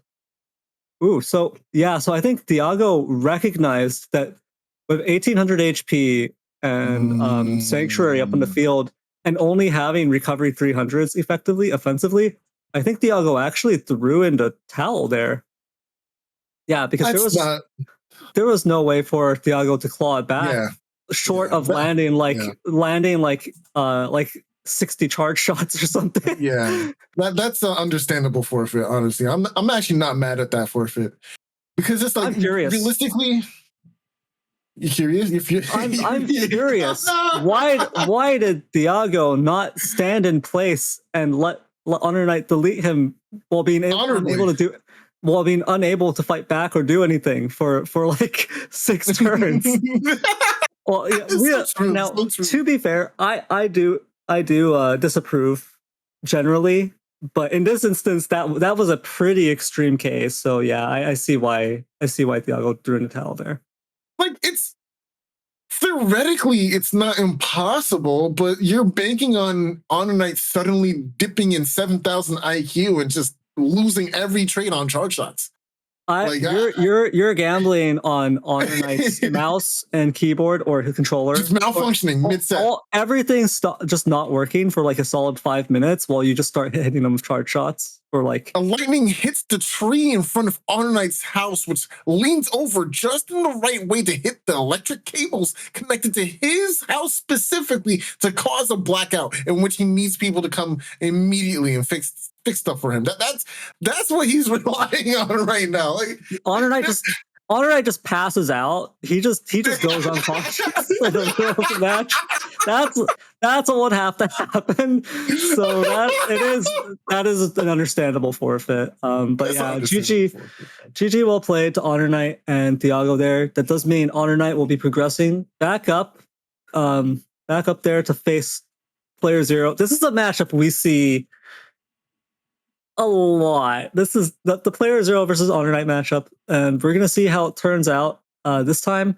I think playerzero, being playerzero, typically takes it, but you can never count HonorNite out. Right? His play is solid, and really, I think he has the tools available to take it away from the Eldritch Horde that is playerzero. So we'll just have to wait and see.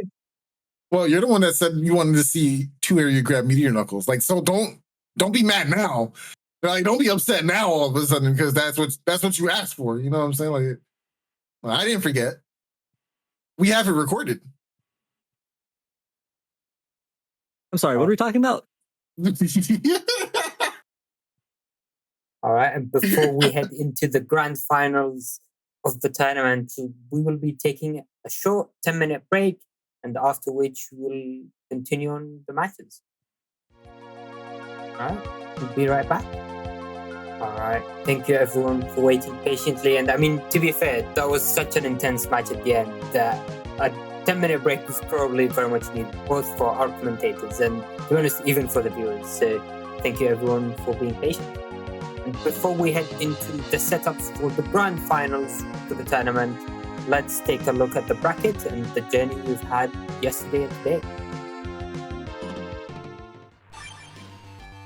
Alright, so as you can see on the screen, this is the match we just played. It was HonorNite vs Thiago, the losers finals, which was a best of 5 double VOD, and HonorNite emerged victorious.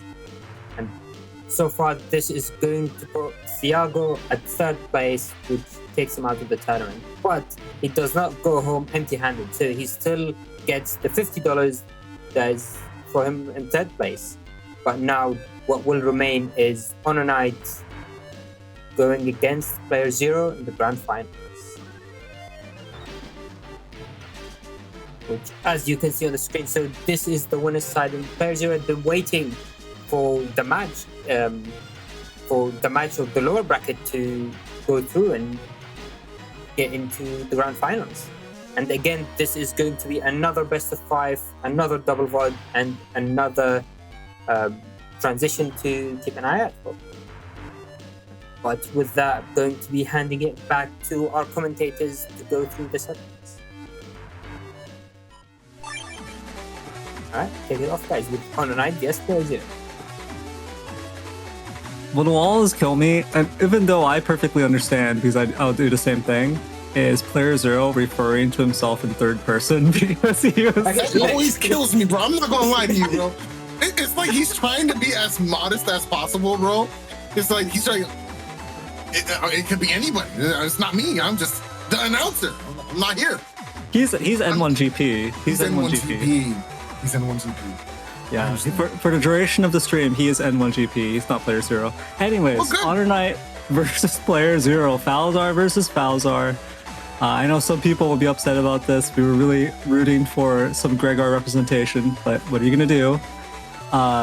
2000 HP versus 1800 HP. Gambling Buster on both sides. But playerzero running Minoriko. This is the more traditional Gambling Buster here. Hello? I hate playerzero.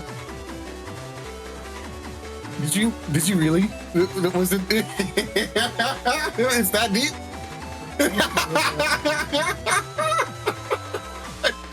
Just wanted to be known. Just understood.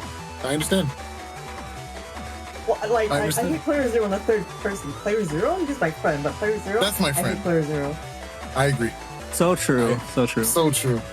So true. I hate 3rd person. That's crazy tech. I love playerzero, our friend and the stream operator.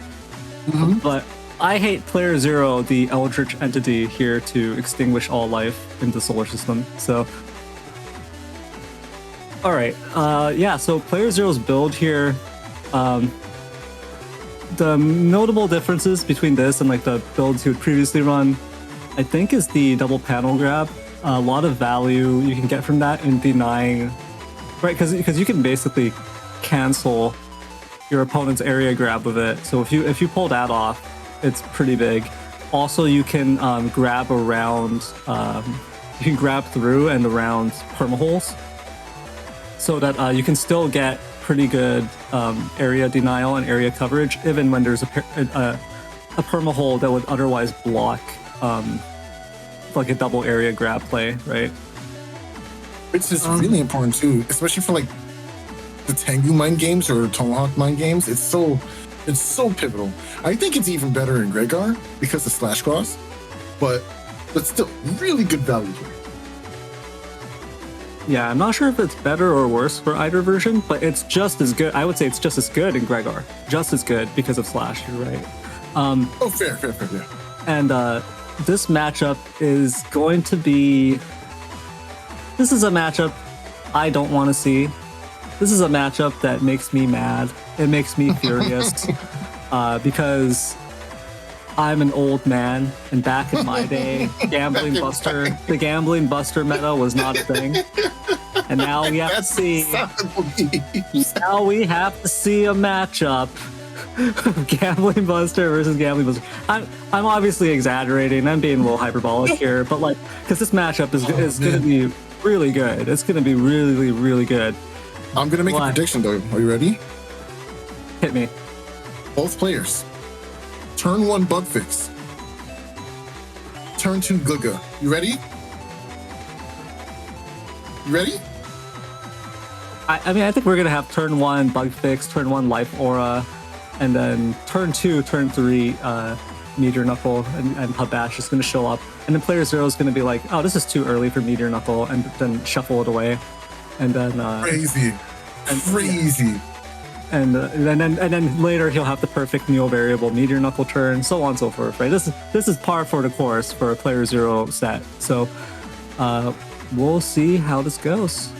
All right, last operation, battle of the teams.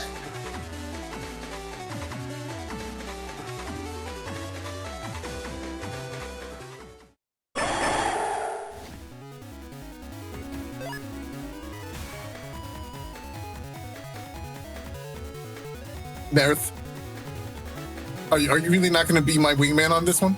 Are you really not? What are you talking about? You're just not going to like. What are you? What do you mean? What do you mean? What do I mean? Like, what do you mean? What are you talking about? Soul, you are so confusing sometimes. I just don't get it. Anyway. No, I heard you, PZ. I'm glad you're here for me. No, hold on. Oh, that's right. That's N1GP. Sorry, that's N1GP. That's N1PZ actually. But yeah, turn 1, both players. Oh, HonorNite actually wins the dust suck right there, getting both cubes in his mouth. Now he's swishing them around, waiting to spit them out. Disgusting, honestly. Think about how gross it is to get hit by a rock cube that's been sucked up by SoulXCross. Like, there's probably saliva all over it. It's just gross. It's so juvenile, honestly. It's like spitballs, you know? Just wogies, you know? Yeah. Yeesh. Yeesh. Makes me feel uncomfortable. Oh no! Not in my sacks with the yummy. No! Yummy in my tummy. Get him out! Get him out! No!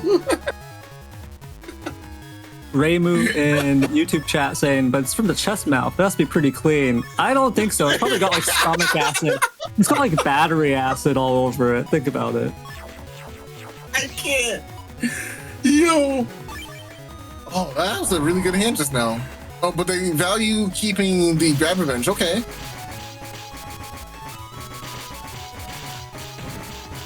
Some good value from the feathers here. Ooh, that was a good shot. That was a good rock cube shot. Oh, he was lining that up. I felt that in my soul. Really weird that player 0 is so confident that he threw away that turn 1 bug fix. Very, very strange that player 0 was actually so confident that he just decided to toss Toss bug fix. Yeah, that's crazy. But you know, it's player zero. We don't question that. In Hassan in Twitch chat, let's ignore that you got turn 1 bug fix. It happens so often that we can't even talk about it anymore. Like, what did you expect? Something different? You know what I mean? He's the chosen. Collision. Ooh, that was 10 damage collision there. Oh no! And then Meteor Knuckle beat eating happily Did you here. just eat Minoriko?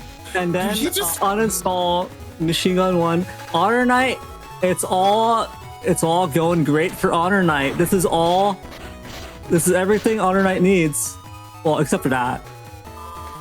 But yeah, the anti-navi there. Horrible chip, by the way. Absolutely horrible chip. Taking away Groundman SP. Evens out the HP a bit again. Player zero. What happened? What's going on here, man? So player zero, I think Not John Spates. I think player zero's game plan here is going to have to be to just use all of their chips as soon as possible before it's no longer possible due to having 2 costs. Hey, no one said that's a bad thing. This hand's pretty good. You got the air grab and the panel, so that means we can threaten charge shots from tanking. That's not bad. All right. Okay, nice save. The second one is safe too. Nice. in time. Wow. Well, Wow. It's player zero. What did you expect? It's player zero. Come on now, keep up. Ooh, Oh, okay, that was a drop. And then HonorNite will be able to protect Tomahawk, or rather protect their HP. Oh! Yeah, the perfect he swing. tried. The perfect swing right there. Not even being forced to use the anti-damage. But that was a great read from HonorNite. That was beautiful. That was precision to see. Understand? With the accent. That was not normal accuracy. That was to see, bro. He got his ass. Crazy. Oh man. I wonder how hard he knew, bro. He knew. He knew before player zero knew, bro. That was crazy. Right, here comes Hub. Now we got that freeform movement, and Life Force is gonna snub you out for the rest of that. Yup, no dodging. No dodging. Oh.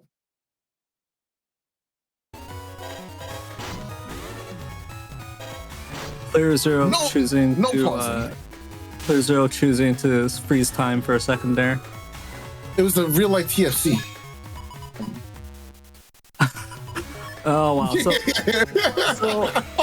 look at player zero's hand. This is a perfect situation, right? Your opponent is about to drop Life Aura. You've got the perfect answer: an area grab, a panel grab, and a grab revenge. So, yeah, I think player zero will definitely come out on top here. We'll definitely be able to close this out. HonorNite. What can HonorNite do from this position other than put up a flawless defense that player zero can no longer interact with? What can HonorNite do here? What can HonorNite even do here?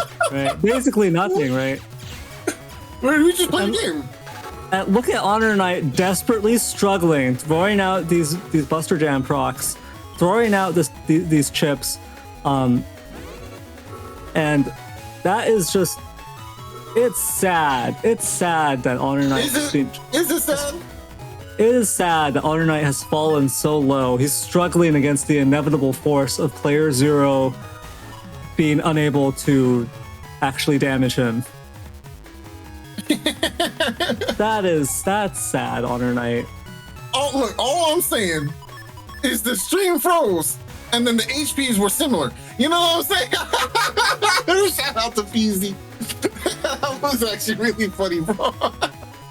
I'm actually going to be really upset. I'm going to be really mad if player zero actually wins this round. I'm going to be really mad. Like, we're going to need a second break. We're going to need to pause the stream and take another break so I can walk away and, like, get some fresh air. Because I'm gonna adjust myself right yeah, I'm going to be really, really upset if that happens. Holy cow!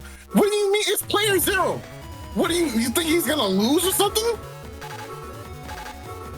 Oh god! Oh my god! It's player zero. He's like that.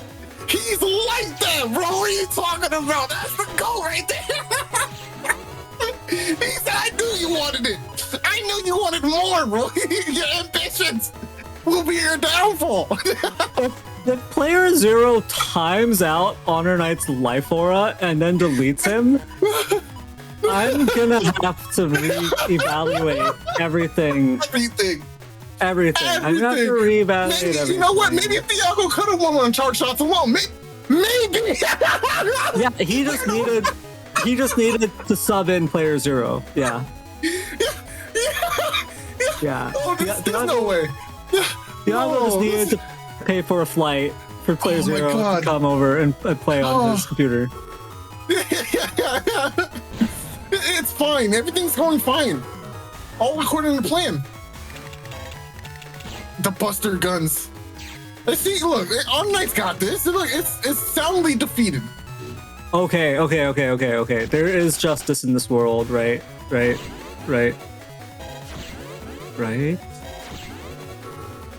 Okay. Yeah, there is justice in the world. Even player zero cannot win after throwing away like 4 chips, one of them being bug fix and the other being like his only wind rack and the Muramasa. Even player zero will lose if player zero does that. Okay. Was it a crushing defeat? Honestly, not really. Not really. HonorNite dropped lower. HonorNite dropped to lower HP than he did versus like most other people. Player zero is throwing everything away and then gets walled by life aura. That's crazy. That's wild. Oh man, like he was fighting like he still had a chance. He was like, yeah, you know what? I'm with it. and he came closer than most people. Yeah, you know what I'm saying? I hate player zero. I'm not gonna just stop boxing. Like we in the next we're in a 3-tier system, right? We are the peasants. There are the chosen ones, and then there's player zero, and that's what we're witnessing now. He ain't the win, but he's still there in that upper tier. Oh, that's a good grab revenge. Gonna be able to get back this area too. Very nice. Now we can pressure with charge shots here, break up some more panels, make it a little harder for HonorNite to do stuff in general, because they need a. Hold on, Evercurse. In Twitch chat, I hear no bell. I understand that reference. I hear no bell. Player zero this time, not throwing away their turn 1 bug fix, but instead managing to use it. So now it looks like a fair game. It looks like we're back on track. Oh my! I was laughing so hard, my chest feels like it's about to blow up. I can't stop laughing. Help! Okay, player zero sliding into Dustcross to get that value from HonorNite's full cust. Really, really crazy, honestly. As if player zero's chip sequence needed any more help. So true. we have this. In passant, casually getting 2 bug fix turn 1s in a row. Casually. It's Tuesday. You know what I'm saying? Like, oh, good response. Again, the timing mattering. Oh my god, the timing mattering. He said, no, you don't even get to do that. Oh, and then he punches him in the face before the turn's over. That's crazy. Yeah, that is, HonorNite. Wow. HonorNite playing out of their mind here. Really being like, all right, player zero, he showed weakness. There's blood in the water. I'm gonna go for it. And HonorNite is really just like, I can do this. Player zero can bleed. Even gods can bleed. You know what And this is? It's like that scene from Dragon Ball where Piccolo fuses with Kami. No, fuses with Nail. Yes, yes, I can do it. I can win. Oh my god. Yes, I'm unbeatable. That's so sad. That's so sad. So why did you make that comparison?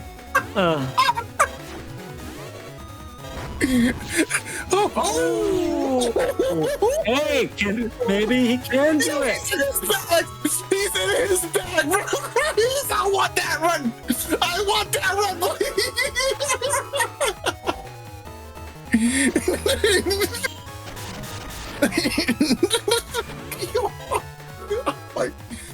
Help, my face is hurting from laughing so hard. I can't stop. All right, we just have to see. Can player zero, and it's not can player zero do it. We know player zero can do it. It's will player zero randomly do 1,877 points of damage in 1.5 turns. So I mean, it's will player zero choose to do it, not can he do it. So that's crazy. let's see how this turns out, because HonorNite's in an overwhelmingly fantastic, just a fantastic position. Oh my gosh, look at that play from player zero, triggering anti-damage right there, right before zone gets popped. Life aura coming down. This area lock from HonorNite is relentless though. This is a really good hand for PC, but man, HonorNite's looking pretty good right now too. All this area. Got the double dragon on the board. If you go for the ×2 on that. Sanctuary, bug fix, ground man SP. This is a good hand. We got nothing but options. All the options. Double life sword. The first one gets rid of the barrier. The second one gets rid of the HP. You know what I'm saying?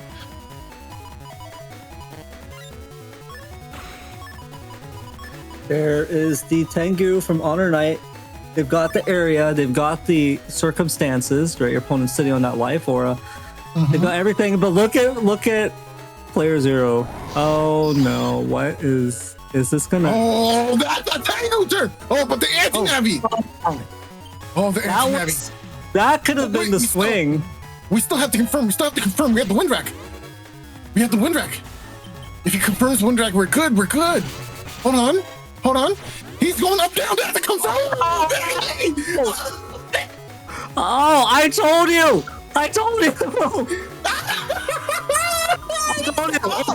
It's not can player zero do it. It's will player zero do it. And now look at that Minoriko. I wasn't joking. You think you're safe because you have 1,800? This is not a game, right? You think you're safe because you have 1,877 hit points? No, you're first player zero. He just now literally player zero could delete HonorNite on the next turn. Oh my god! And you know what? If I'm HonorNite, I'm sick. I'm sick right now because it's like what happened? what yeah, changed? HonorNite in Twitch chat saying I knew it was Muramasa, but it's a 50-50 on raw Muramasa or Windrack. And so HonorNite, that's why that Windrack was so easy for player zero to confirm. And so that was the mix-up because HonorNite's up and down movement was to stop the Muramasa from connecting, and then no, it's just player zero led with the Windrack, and there it is. And the logic is sound too, because that chip in the front half was meant to be would usually be the main chip to connect the Muramasa, and he successfully stopped that, right? So it was like, all right, I'm good. It's not like he'd take the wind rack, right? And this crazy person did it. It's a good crime revenge. What? 300 HP and all this area. Complete reversal! You couldn't even move up if you wanted to. Oh, good snipe. But it doesn't matter anymore. It does matter. Oh, HonorNite takes it. That is... Wow, that was so close. That was so close. Player zero, despite being an overwhelming disadvantage for so many turns, swung everything around with that 1000 HP, 1000 damage Muramasa. And Yo, then, hold on. HonorNite looking kind of clean right now. Hold on, he in rare form. Yo, he really put the fight stance on, bro. He like, hold on, we boxing. What's up? What's and because it's the grand finals, HonorNite has to do this twice though. They've got to win 2. But so if HonorNite can keep it up with this level of play, we might see Player Zero dethroned. The very rare instance of Player Zero being dethroned. If anyone can do it, it's HonorNite. You know what I'm saying? Look at this though. Curse HonorNite. This is bad news though. I mean, Player Zero getting that early damage in, the Eraseman SP. Okay, this is a good time to bait rush, I believe, yeah. If he tries to move back, he's gonna be conveyor belted into the front. So he kind of has to wait or change forms now. Turn 1 bug fix the one, by the way. I forgot to mention that. Oh wow, look, he wrote it right as I was about to say it. That's actually really funny. That's actually really funny. You thought you was slick. You thought you was slick. You thought we didn't notice. it's not worth mentioning it. The people are fed up. They want a new champion. HonorNite. HonorNite. HonorNite. HonorNite. HonorNite.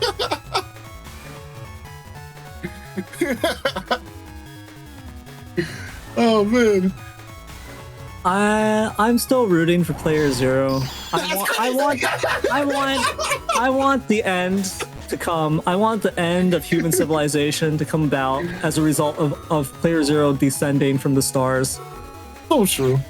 That's what I'm looking forward to. You know, that's what keeps me motivated. Yeah. Oh, it's not even a trap. Oh, we safe now. Oh, we feeling real safe. Oh, good dodge, good movement, good move. That was a very good chip charge. Very good chip charge to escape the charge shots there.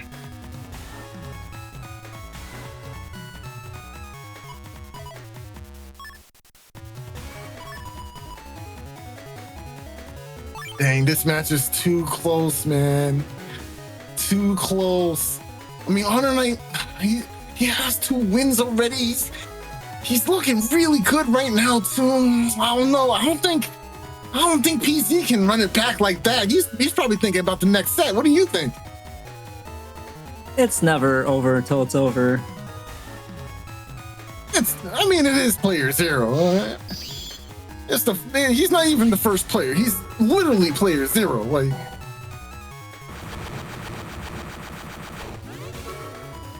oh dang.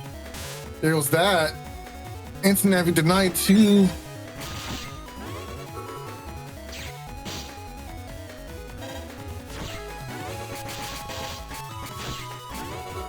Trying to dodge, but it's looking real slow. Uvu and Project Player in YouTube chat saying Neryth trying to get PZ points. Perhaps he became PZ's minion. Look, I'm just saying it's inevitable. You might as well just give in, accept that Player Zero will extinguish all life in the solar system, will consume our star, and set off for another solar system. You might as well accept it because there's no stopping it. So you're saying he's Galactus? Basically, I mean, he's any number of he's any number of cosmic horrors, you know, any number of Lovecraftian cosmic horror entities. Floats around from star to star, Continent to snuffing continent. out, World to snuffing out world. the whole life. Yeah, exactly.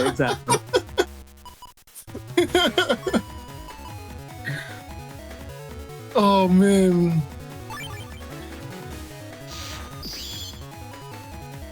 Okay, this is looking like a good hand right now. Neo variable in hand. Oh, defense is up. Oh, okay, good grab revenge. Has to be a sonic boom now. Oh, what? Oh, because the hole was there. But I'm surprised he was able to get in the wind rack before.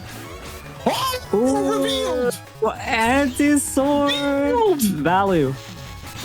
Oh man, if only he was in the center when it happened. Still got the D-Cross though. Element Man's just doing a lot of damage. It's still looking pretty good for HonorNite. No damage in hand right now, but at least we have Buster stats to rely on. So Dust can go for a few charge shots, break up some of the area a little bit. Maybe go for the uninstall here too. There's no hub in PZ's folder, so it's not like they have to worry about saving uninstall.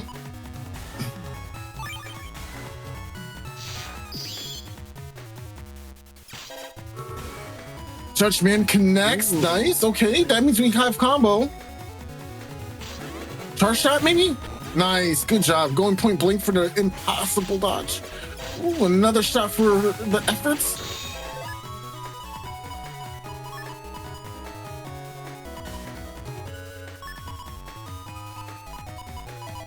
I think player 0 is going to pop those recoveries, get back into the mix. Just waiting for the opportunity, though. Yeah, PZ knows that that's anti-Navi, so he's waiting now. But losing out on these... Oh, the procs, though. He's still behind. Yeah. Oh, good. This is a good timing for it. Oh, we got the recover 300. We're going to double up on the undershirt value. Delicioso. You thought you was ahead? Nah, fam, it was always me. Yeah, I like that. I like that a lot. Undershirt value. Go, go, go.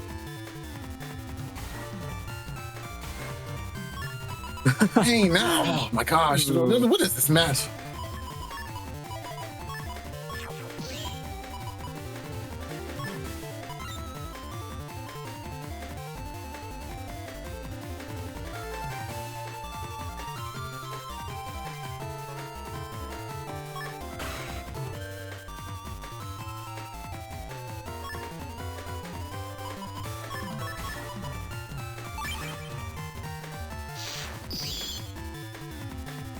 A batch finally coming out for HonorNite, but at what cost? The area grabs, the panel grab starts coming in, and now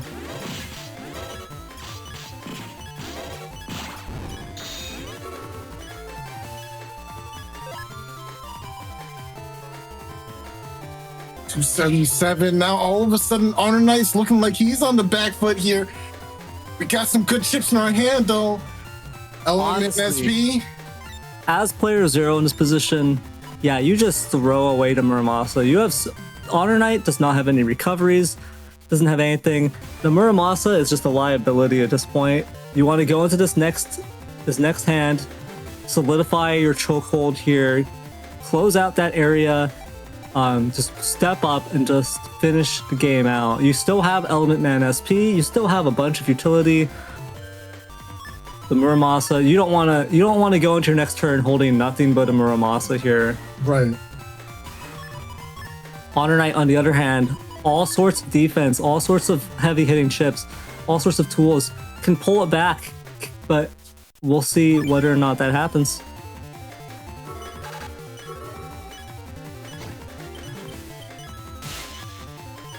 Okay, here we go. Here we go, comes down. HonorNite still on the back foot. Sanctuary can help out a little bit. You can do something. Ooh, yeah. But not really to the Element Man. Oh, just step it. Oh, good. End of turn. Get the barrier. No, that's right. Oh, that's PZ's barrier, man. Okay. Do you ground man here? That's not a knockout, but that's going to put him down to close to 1 HP, if not at 1 HP. That will reduce player 0 to 1 HP, but the problem is player 0 dropped that Infist at the end of the turn, so you're not going to be able to use it until the very end of this next turn. If player 0 just steps up and uses that Element Man SP for the freeze, it's over. It's completely over. So yeah, the only play that HonorNite actually has, it was something that I don't think most people would consider, which is locking the double Magnum the front row. If you magnum the front before player zero can step onto it, there's no panel for player zero to stand on to use the element SP. But if player zero steps onto the front in time before you magnum, then that panel will become cracked but not broken, and player zero will be able to use the element SP regardless. But it looks like HonorNite doesn't see that option. That's not what he's locking in. He might not see that option. I think the real problem is, even if you do that, you're still contending. They were both flashing, so it didn't matter. Oh, and that's it. It's not over yet. It gets It's not over yet. Here. Oh, that's right. He's frozen. It's over because player zero. Wait, no, hold on. A cross change into erase? Yeah. There's no erase. That's element SP. But player zero has a barrier. They've got a barrier holding on for the TFC. So that was just player zero closing it out at the end there. Yeah. They just had the resources. They had the answers. No matter what HonorNite played there, it was just a brutal Tengu lock into a finish with element SP. Oh, that was a close set. But it's still not over. BZ got one win. HonorNite still has game point. He just needs to get one more.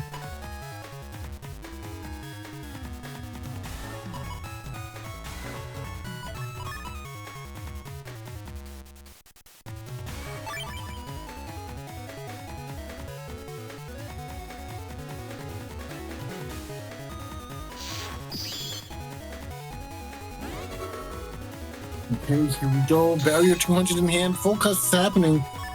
This is going to be a good situation here. HonorNite draws at turn 1 anti-Navi, probably predicting that player zero is going to want to go for either an erase or element man SP or something on this field, either to decross dust or to get that juicy 480 damage in. So that the anti-Navi is a pretty devastating trap just waiting there.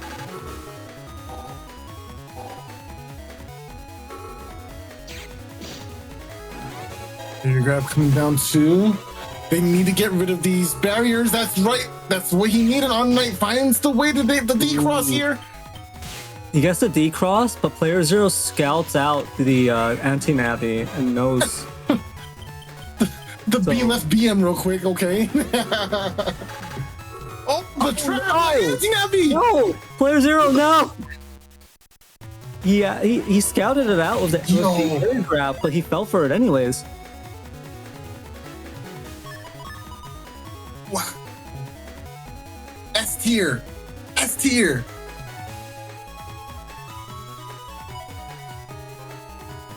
This is a great start for HonorNite here. Just a fantastic opening.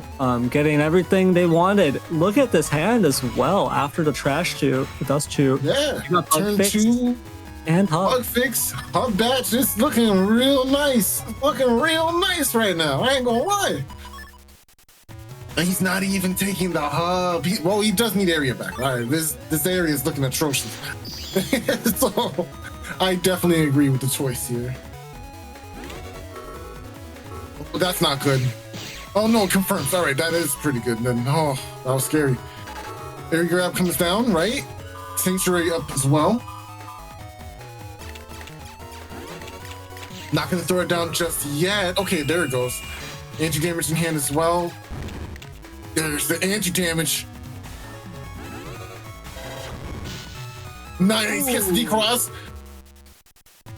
That's a juicy 200 damage anti-damage star, so that is something. And Rush coming out here, end of turn, not going to be able to punish it.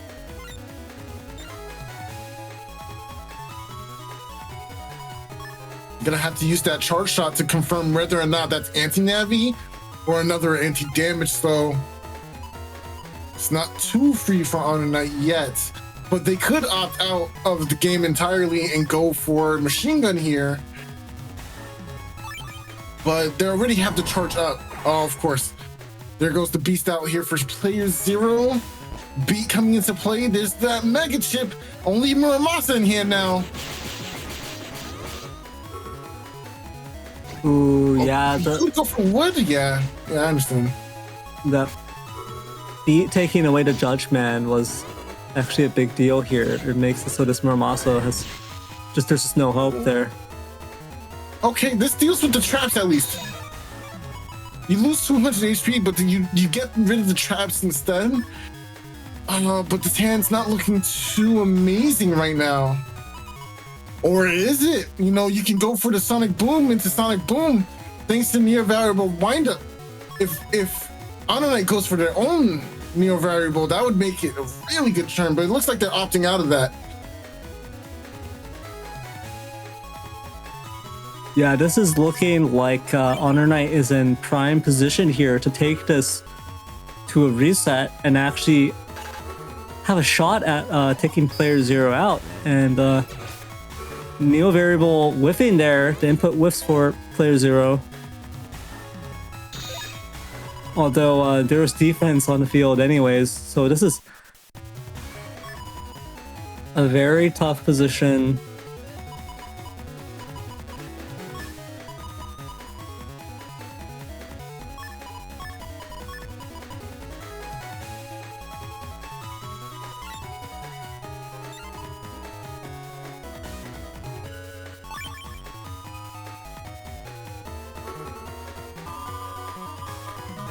Okay. Oh, good shot. Invisible up element, man, that's gonna do a decent amount of damage. We did just check that is not anti-damage either. That's nice. Wood Dragon, and you were that one step closer.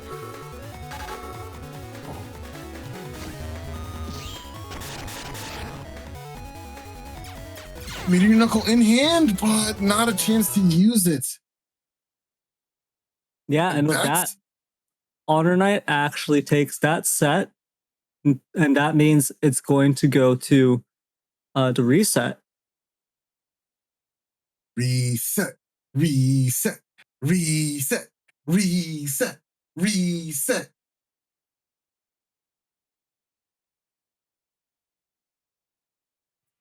Before we go into the reset match, let's head back into the setups and our commentators talk us through maybe what adjustments need to be done for this final match. All right, yes, just looking at that last match, it was a very, very close set.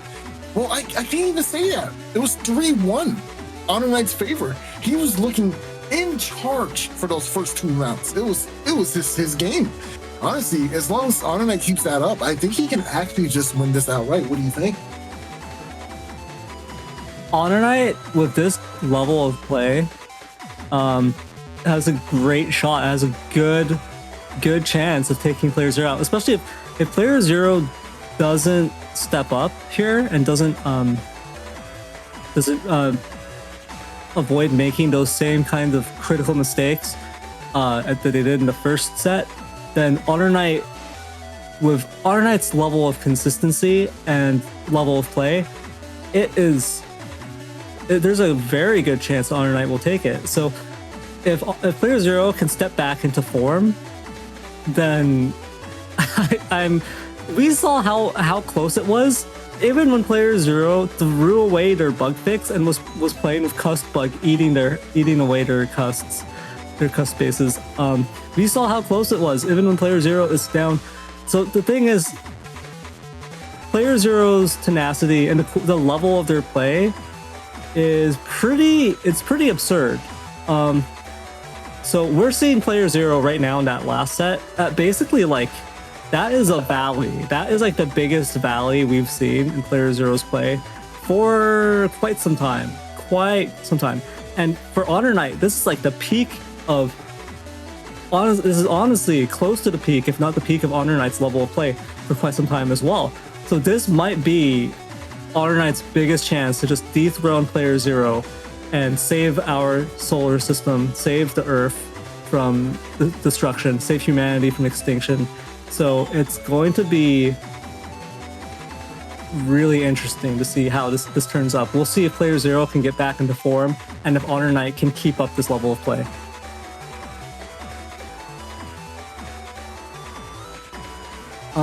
It is pretty crazy, honestly, what we were seeing in that last set.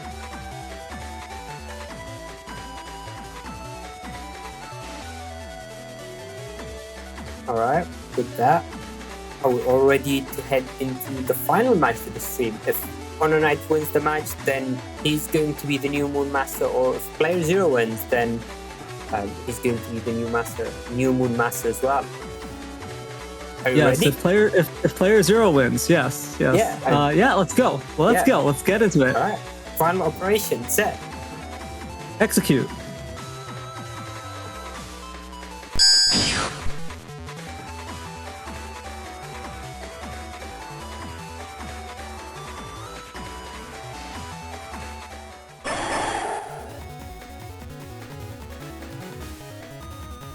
Alright, and we are into the match. Unfortunately, Soul had to step away for a few minutes, so Zero guy here, and I'm stepping in for him. Definitely not Player Zero. Very important thing today. Yeah, that would be crazy to have the grand finalists commentating their own match, right? That'd be so weird. Luckily, we have Zero guy here instead. We have a garden gnome grass field here. We have the front lawns, right? This is what I would call it, front yard. Ooh, and Player Zero gets the dust suck up. This is gets 200 free damage already right off the bat. A really good start for Player Zero so far. HonorNite not able to get that machine gun out. That would be a great decross. But Player Zero does have the answer to that in their hand as well, just waiting to be used. So will they play for value? Yeah, definitely. Player Zero just plays for value, has great chips in hand to answer what HonorNite could potentially throw out. Is still getting value with Dust Cross. Both players gonna take their hand into the next turn.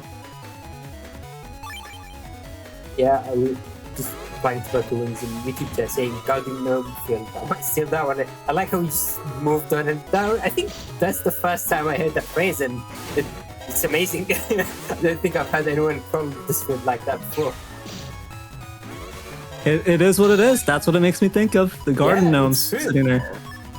And Player Zero being the savage barbarian that he is, has taken both garden gnomes and is now chucking them at HonorNite. So one of them has smashed squarely into HonorNite's face in the Dust Cross, but the other one is still waiting to be regurgitated and fired out in a straight line. So we'll see when that comes out to play. If it does, we see HonorNite here going into Tengu, needing to get that air shoes and remove this barrier 200. Player Zero just locking in. This Judgman is going to be thrown away to beat. And then there's a life aura. Ooh, that's actually a pretty good usage of the life aura, because even though it's going to be removed, yeah, right there by another back B, it still blocked 200 points of damage. That's actually pretty good. Okay, I was actually thinking about that when seeing how this played out, and I wasn't too sure if it was a good play, because it feels like it doesn't really get that much value, and I wouldn't be able to keep the area. I mean, Player Zero wouldn't be able to keep the area, but then I guess, as you mentioned, it blocks the damage and also blocks the drag, so maybe it wasn't that bad after all, especially against Tengu, which would have removed it anyway. Yeah, because I do think HonorNite was pretty comfortable just sitting in that Tengu and just playing with the neutral for a while. But now that Life Aura is out of the equation, we see HonorNite switching out of Tengu into Tomahawk. in order to avoid a potential ×2 from like Muramasa. But I think tempo-wise, that was actually a really good usage of the life aura, because having to just sit on it, that can really, really bog things down for you, especially when you haven't pulled your bug fix yet. Ooh, there's the Neo variable. The Neo variable, both players throwing down their Neo variables this turn. It connects on HonorNite, but gets taken up by the anti-damage on player zero's side. And now we see a very strange field here, but HonorNite does have Hub Batch, so it's going to be able to get free movement back. Yeah, to be honest, I feel like it's an interesting decision for HonorNite, because you could have gone with the uninstall G-code and Groundman SP or the Hub Batch, and I feel like either of them could have been valid. Because doing the G-code that time would have been very painful, but obviously he risks being locked in area. I do think that was a question of how conservatively you want to play it. And I think HonorNite does have a tendency to play more defensively, more value-based. So just opted to go for this defensive option, getting the Hub Batch. Oh, getting the movement. That is really painful. Even on the Holy Panel, 240 damage in a D-Cross. Now, the lack of bug fix. Finally, there is justice in this world. This player zero criminal is getting what he deserves. I'm honestly, I have mixed feelings about this. I feel like if you have cussed 8 and you're not getting bug fix in a timely manner, that's a lot more. You know, that's a lot worse than like if in HonorNite's case, that's cussed 5, right? That's actually kind of criminal. So who's the real criminal here? Player Zero, our future overlord, and the one who will absorb all of our consciousnesses and our souls into himself as he takes off to a different star? Or HonorNite, the person trying to save us from extinction? I think actually HonorNite is the real criminal here with his cussed 5 build. So, that's... Ooh. Yes, pretty nice value on the anti-navi, blocking what could have been Element Ice or Wood to remove all these Sanctifying, but also denying the last chip, which I think was in Erase -P. Yeah, but I think... Yeah, Player Zero has to go for this. They have to drop that and just go for the bug fix. It's gonna be... it's gonna be really bad if they don't get that bug fix out.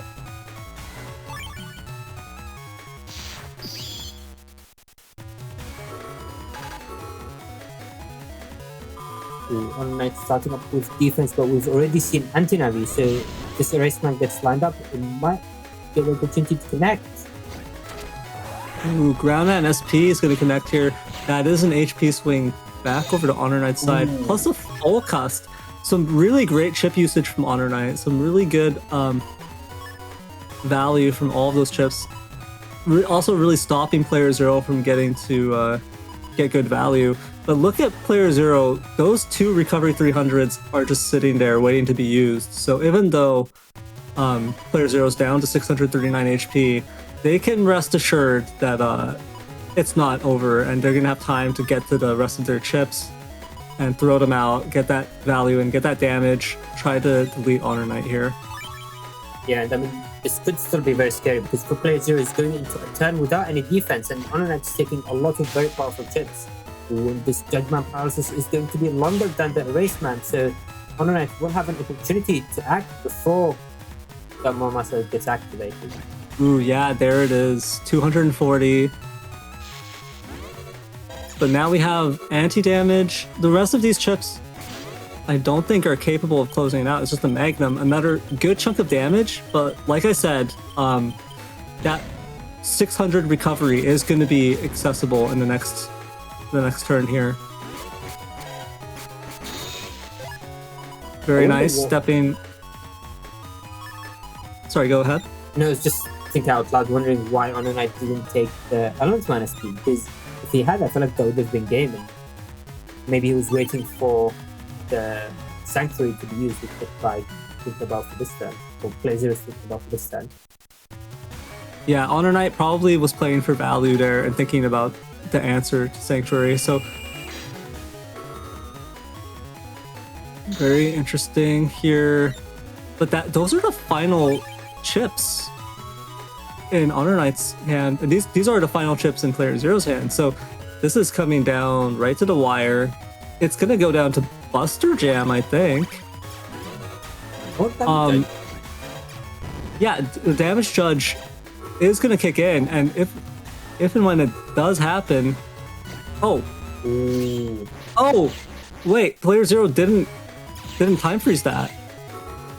So I think this is gonna be a that's gonna be the Element Man SP. So playerzero actually prioritized blocking the Element Man SP, stealing that instead of that first initial Element Man. So we'll see what happens here. I'm not quite sure if HonorNite would know which trap this is. Obviously, might be worried about an anti-Navi, but I don't think he's seen the anti-sword or maybe anti-recovery either. Yeah, so we'll see if HonorNite falls into that trap. They do have the invis leading right up to it, so there's basically no chance that they'll actually take the hit. This is looking like HonorNite's game because playerzero is roughly the same HP as HonorNite, but playerzero popped 2 recovery 300s, so it's very likely here that HonorNite will win this damage judge. He's able to avoid all of these charge shots. And both players deciding to stay without beating over.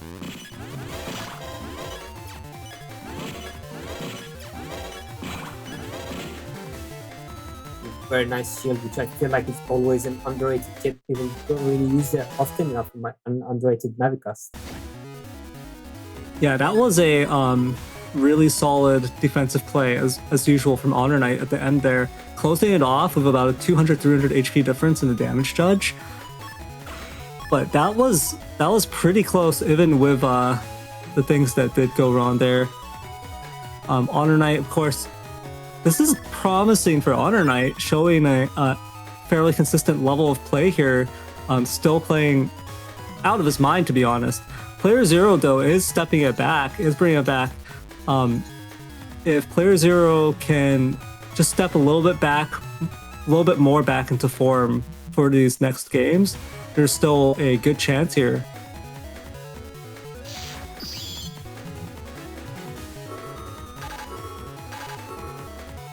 Ooh, that TFC chain. Nice. Gets rid of one of the cubes at least, and a decross, so it's not going to matter at all, actually. Oh, that's tragic. Gotta feed the bird, as always. Yeah, but was probably hoping to feed SoulXCross that Element Man SP, or that Erase Man SP instead, get 420 damage out of it, and then just feed the bird something else later. Nice Also, area grab here, make it neutral. This is pretty good. Welcome back, Soul. I was always here. Yeah, you were. Yeah, we can fix that. Yeah, We can fix that in post. We'll just replace playerzero's voice with yours using AI, right? I was always here, Neryth. I don't understand I don't get it. I'm really confused. All right, moving on. playerzero here. Look at playerzero's HP. Look at playerzero's HP. Look at him flex. Bet. Look at that. It's like, bet, hold my beer, bro. HonorNite, though. Ooh, gosh, wow, that was wow. How did that happen? That was insane. 200's coming up, but HonorNite loses his instantly, blocks that one hit. Ooh, nice area grab back, though. Not a trap, though, because we do have 10, so it's not too bad.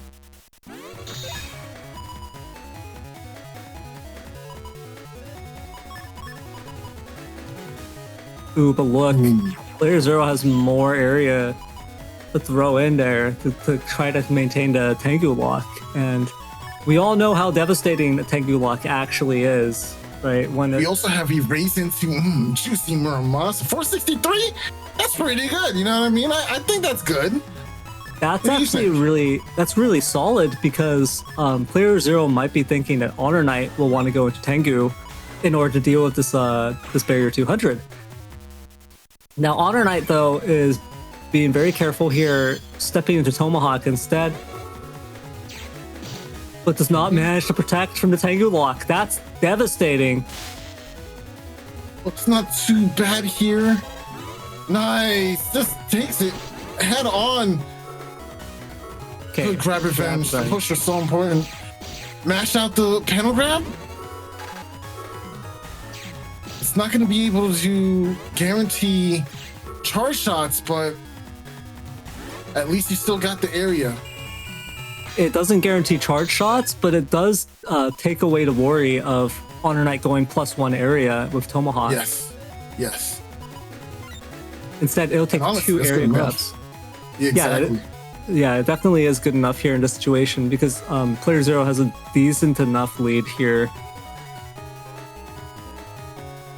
You have to keep in mind that Player Zero started with 200 less HP. So even though the HP difference is only about 80 right now, in reality, it's about 280 in terms of damage dealt. I like that we have the Meteor Knuckle in hand right now, too. If we could go into something like Tomahawk right now, we can probably scare HonorNite into that forward panel and just drop down Meteor Knuckles for extra damage. Although it's not the perfect configuration, but it'll still be minimum 5 hits, right? And a potential trap as well.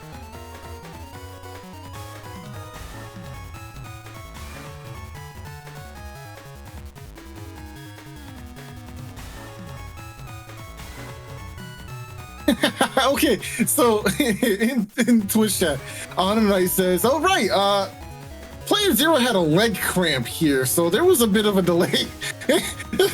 Oh, my leg! Oh, my leg! Which leg are we talking about here? It was definitely his left. His left, which one? Because he's probably got like something like 2,000 legs, right? Oh, that makes sense. He is an eldritch monster, of course. Only Player Zero can confirm that, but alas, they are not here now. We only have N1 GP here. Yeah, unfortunately, we only have N1 GP.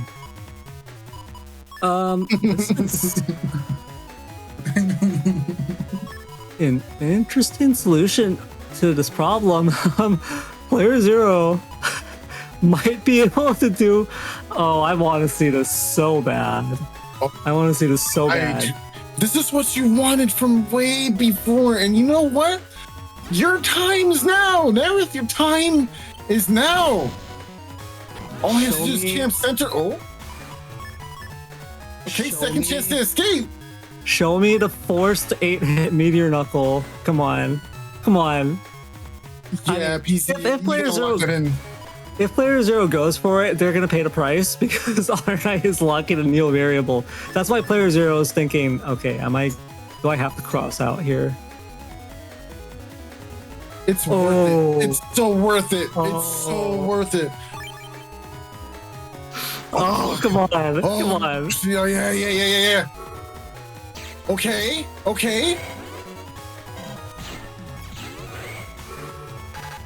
Oh.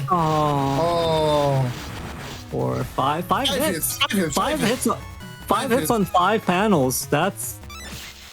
Oh, he got the holy pin. Only Player Zero would be that lucky. No way he was on the holy panel for that. No. Oh.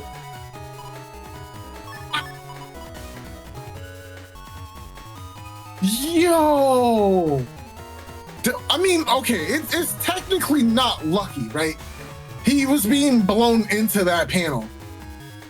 So it's not like he could have controlled his movement there, right? But man, what a well-placed Sanctuary panel for him to abuse in that exact situation. Yeah, And now he has all the damage. He throws his own sanctuary. My sanctuary's light. Ooh, good self-control there. Not wasting the invis, waiting for this to come down first. Also good. Wow, Rush. Still in play after all this time. That's crazy. That's a good assessment. Oh! Nice. Caught him mashing. Caught him mashing. Stop pushing buttons. Stop pushing buttons. What's wrong with you? Wow, yeah, HonorNite punished there for the button mash, not able to get. That was actually a favorable time freeze exchange for HonorNite until he threw away the area grab. Yo, listen, man, I do it all the time. It's really hard to not like. It's really hard to not mash buttons sometimes.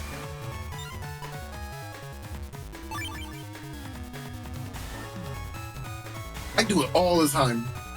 playerzero has a pretty solid setup here. Can have a good chance of punishing HonorNite on Tengu. Ooh, but is actually going to lose the Tomahawk almost immediately, or will HonorNite go for grass? HonorNite goes for the grass to get rid of all of the sanctuary panels. That might backfire here. Oh!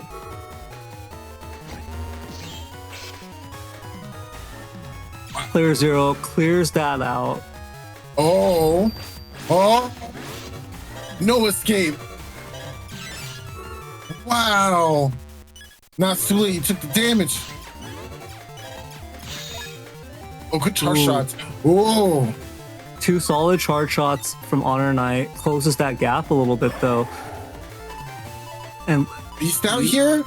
you look at this. Oh, but playerzero Life aura. blocking into life aura. That will completely block it. That will completely block HonorNite's play here. And even if it doesn't, there's no counter play here. Well, wait. There actually is. He has to just not share the same row. Oh, wait, is that an anti-damage up right now? Oh, that's hard. No, look. Hard. Oh, no, that's for him. Okay. Oh, giving flashing was the wrong idea. Look, Groundman SP can't do anything anymore. It is over. That was HonorNite's final chips. You're gonna have to time it out, and it's too late into this match. Yeah, this we're thinking about the next set. This one's over. Survive. Maybe damage judge is your chance. Good movement.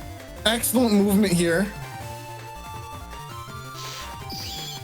Wants faster charge shots. Trying to get that finish off. Okay.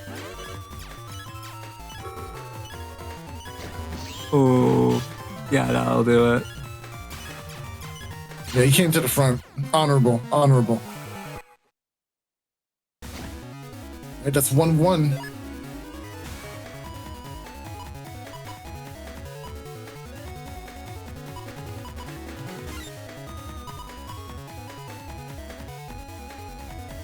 I hate playerzero. How many games in a row is that turn 1 bug fix in hand? Like, how many times? This is actually below average luck for playerzero because we don't see the life aura here as well. If you could see the disgusting look I have on my face right now, like when you said this is under average, no, this is about on par. This is like every other game. This is below average luck for playerzero because if playerzero were really lucky, it would be turn 1, life aura, barrier 200, and bug fix. Okay, so that's good luck for playerzero. This is below average. He got the barrier 200. He got the barrier 200 casually. Okay. All right. This is pretty normal for him. Pretty average. I don't like these adjectives you're using to describe this situation. I'm not gonna lie to you. They're making me upset. It's It is what it is. What are you gonna do? Oh, and HonorNite is trapped. Oh, okay. Not even gonna give HonorNite that damage on the barrier 200. Just gonna No, absolutely. Why would you?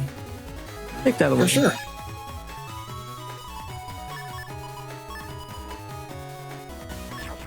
You know, I want to make a quick reference to the chip folders that we see higher up more often, right? I think Unicode folders are really strong, but we're starting to see more sprinkling as opposed to like fully loaded into one code. And I find it interesting, right? Like outside of Beast Rush, not often do you see like predominantly Unicode folders usually making it to top tables.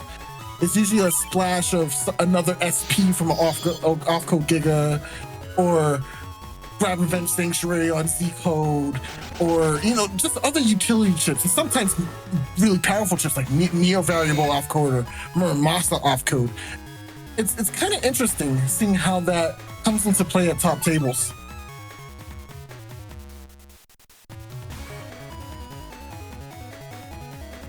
You see that Tengu back B here, rapidly approaching player 0. Gonna have to think about how he wants to deal with this.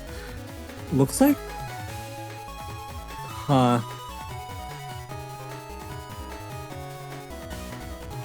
shuffle all of that away. Maybe go into Tengu. Is Mike that? Yeah, go to Tengu to deal with the Life Aura, and then you have Neo Variable as an option here to decross. Yeah, so a really solid sequence here. Double Life Sword, maybe? We don't care about that. In fact, this is actually pretty helpful. Oh, is this gonna be Double Life Sword? Come on! No, player 0, you! Easy way. Oh! Yum, yum, yum, yum! Give me your Giga Chips! What is going on? We just really feed and beat out here. Wow.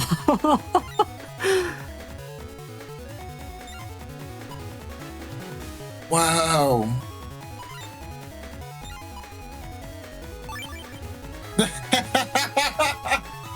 PC, no comment. Yeah, I agree. That was player 0's punishment for not using Double Life Sword. So true. That was so true. I am so deeply disappointed in player 0. It was prime position. You couldn't ask for a better situation. But that's okay. We got beast charges. Your everything thing, right? Right, Neryth? Oh yeah, of course.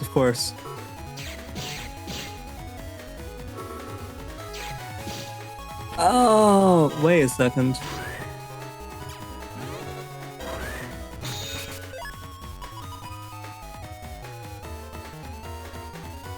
All right, not great value of those 2 beast charges, but there was 1 hit, 1 connect from the anti-recovery, I believe.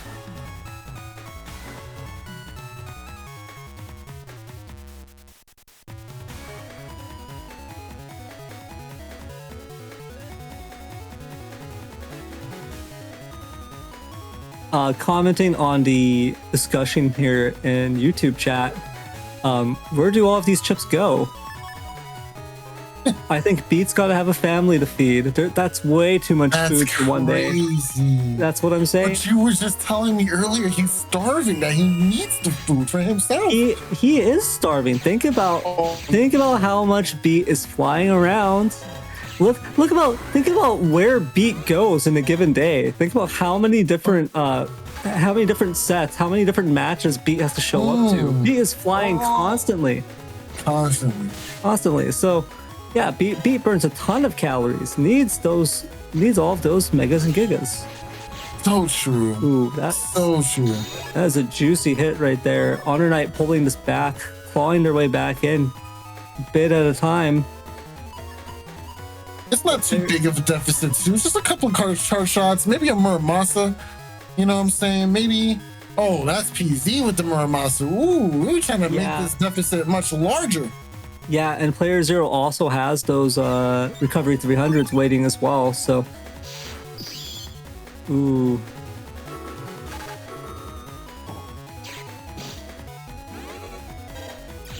Okay, Element Man can do some good damage here if they step forward and get the ice. Oh, good defense. Okay, we can at least deal with the barrier. It kind of looked like for a second that the B button got rid of that barrier frame 1 and it's gone now, but it's still there. Don't worry.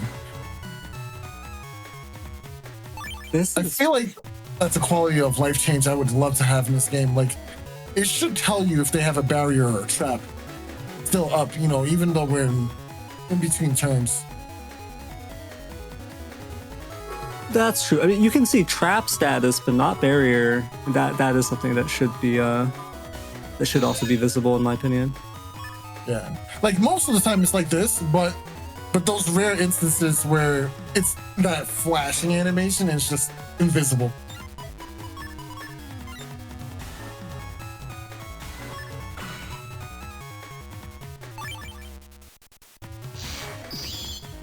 There goes Pub Batch in HonorNite's hand.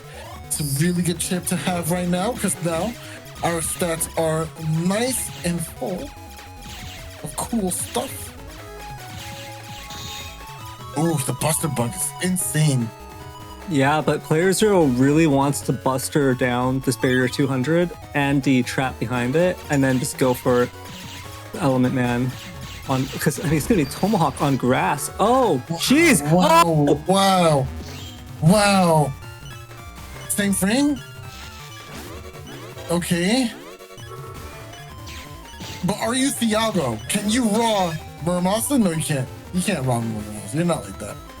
You tried to be like that, but only Thiago does that successfully, almost every time. Here come the recovery 300s, and this is gonna pull it back over. So Player Zero's HP difference with HonorNite is gonna be about 750. And that's gonna be a pretty big gap to close there. Although the way things are going, with 250 HP left on the table for HonorNite, Player Zero has to be looking for deletion here.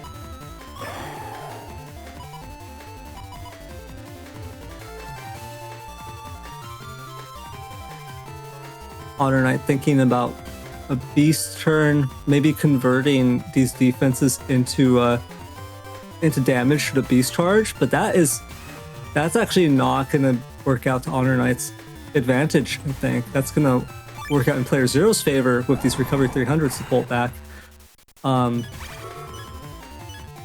Yeah, I was probably hoping for some sort of combo here, but we'll see. Oh, baby sword again. Yeah, the Neo Shank comes out. Neo Shank. Oh, good beast charge. Both players invis. That can be huge. Players invis, but only Player Zero has to answer 2 answers to the invis. So this is gonna be, if Player Zero can land either of these, it's over for HonorNite. And HonorNite has very important, yeah. Has no answers to this. It's the only answer here would be the a very unintuitive one, which is the use of the Sanctuary to at least be able to soak the damage. Oof. There goes the face spin. So what is Player Zero gonna do here? Keep moving. Oh, no. Oh, you got so lucky. Oh, you got so lucky. It's that close. It's that close. Oh, that's it. Oh.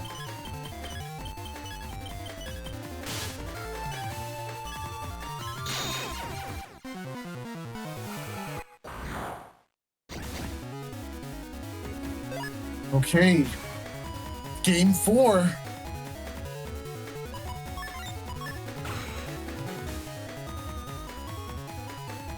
Oh wait, is this game 3?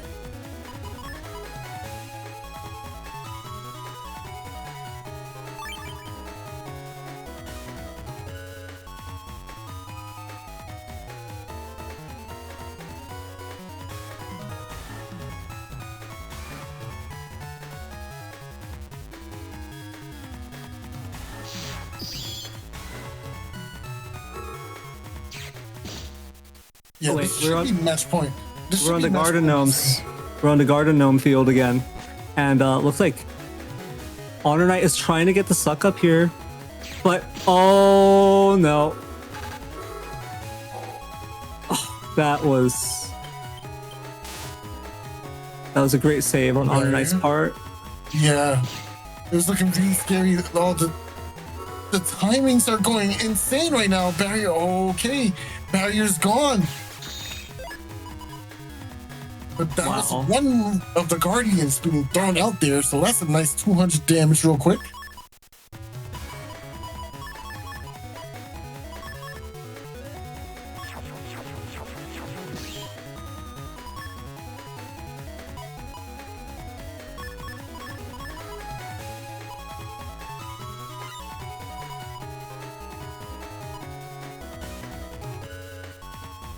Okay. I think I like the selection of chips here for player 0, especially with Tengu. We know exactly what he wants to do here, and it's to put on all that area and just start going for some really powerful charge shots. Ooh, okay. They both are Tengu now.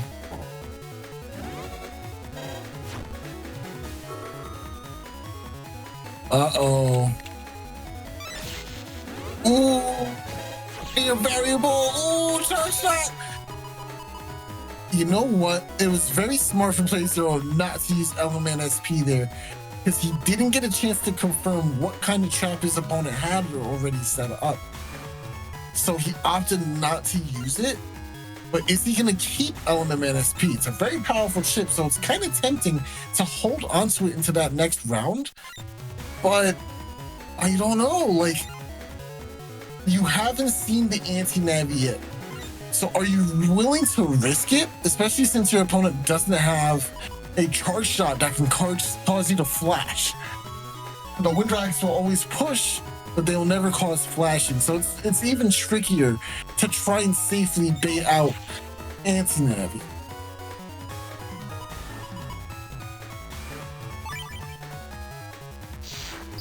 Yep, as you can see, he kept that chip. Yeah, okay, there's the confirm, and now he knows, okay, I definitely should not be using this element, man. Oh, what a mistake, though. Gets rid of the anti-navi for anti-damage. That means it could theoretically be baited out by a charge shot from player 0, and then that's the easy way to line up Element Man. Yeah, that might have actually been a crucial error.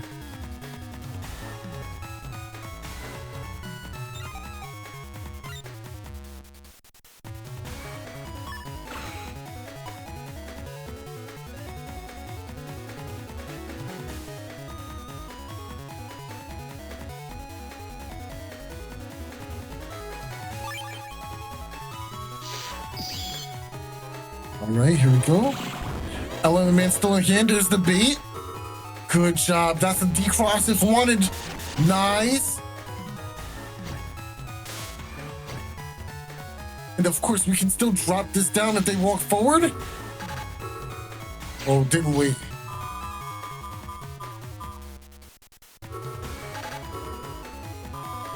Both players now have pub outs. Yeah. Yeah, both players dropping off all of the good stuff. All of the good stuff this turn. Oh, I said pub out. I meant to say bug fix. Wow. Player 0 here down a considerable amount of HP, but still in a good position. HonorNite, on the other hand, just having dropped some of the big stuff that they need here. They still have Life Aura, they still have Wind Rack, they still got a lot of this utility, a lot of the defense and answers that they need in their folder, just waiting to be used. And HonorNite's specialty is reactive play, defensive reactive play. So we'll see how this pans out, because player 0 can suddenly ramp up the pressure. It seems like PC's setting up the anti-recovery. That's a very interesting bluff there, right? Yeah, it sure is. Yeah, unfortunately, Meteor Knuckle just not being able to do too much, but getting that trap can be just as powerful. We have Windrack in hand and a Neo Variable in hand as well, so we could just use those. And Muramasa. Hold on, okay. It seems like Beast Out isn't an option anymore for HonorNite. Oh, okay, Beast Out is the option, so you're not gonna lock that in? You're gonna stay trapped in this corner? What's the plan? They both thinking about it. Yeah, this is a tough one for sure.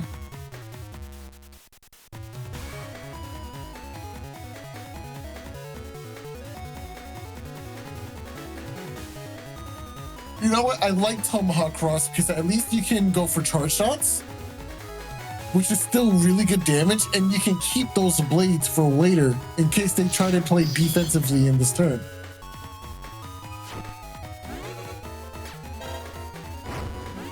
Nice, okay.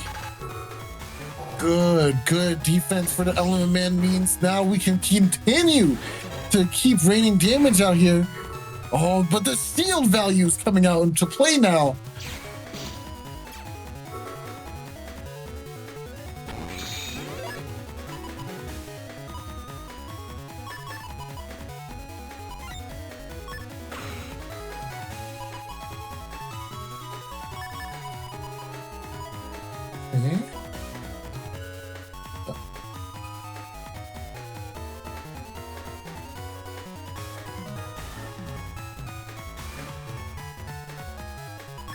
Player 0 just in a solid position here, right? They've got the Life Aura up and a Barrier 200 behind it. Okay, and it's gonna strip HonorNite's defense here. Get a good solid 210 in. Good Buster Procs. Grab Revenge coming down. Not gonna use the barrier here though, interestingly enough. That hits. That's a even the anti-damage star, yeah.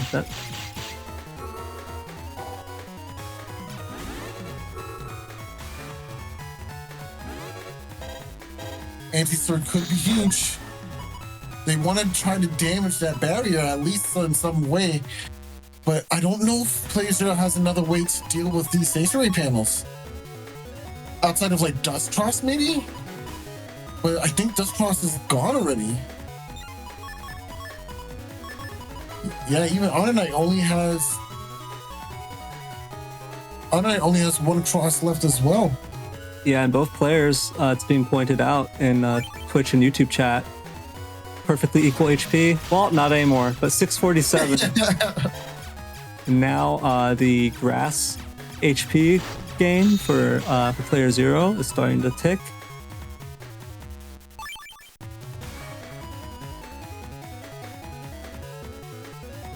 This is a scary place to be in. HonorNite, I think, not able to punch through this barrier 200 quite yet. Yeah, I think the Buster Proc is going to be able to do it with one more. There it is.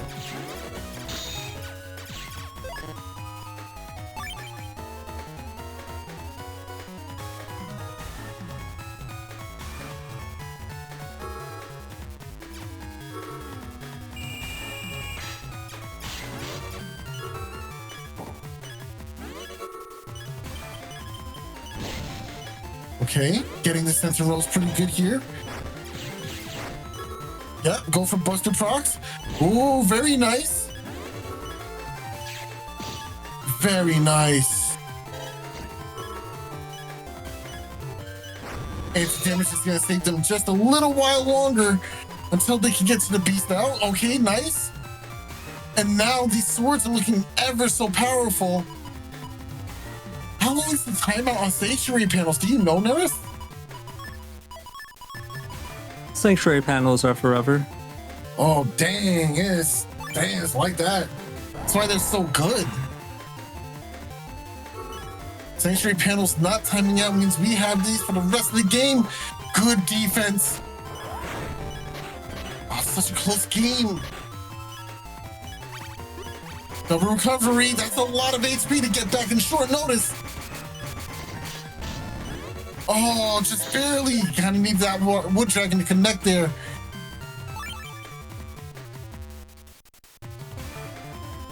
I think Judgment Muramasa is more important than... Oh, that's an interesting order. Oh! The counter hits. That's so good. 215's all that's left. Now all we need is a Supersonic Boom. No chance here left for HonorNite either. This is really it. It's over. Does he have any crosses left? It is truly over. It is over for the human race.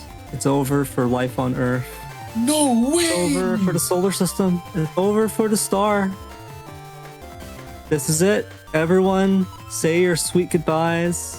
Say your prayers. Give playerzero your energy. Everyone, lift your hands to the sky. Yeah, everyone, give playerzero your energy. playerzero will be devouring all life shortly. All of your energy, it's going to playerzero. All your base belong to us. Oh yeah. Man, yeah, this is rough. And just to top things off, playerzero wants to end this with style.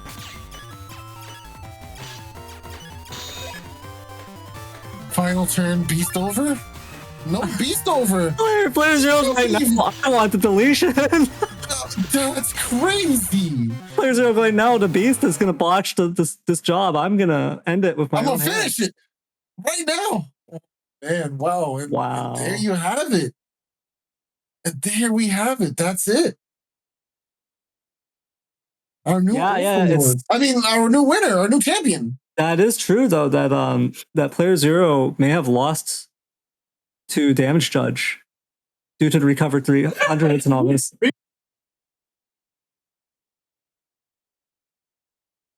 So yeah, that is that's our new old Moonmaster, our glorious eldritch abomination, our eldritch deity existing far above us in the cosmos, coming back for another pass to devour all life on Earth.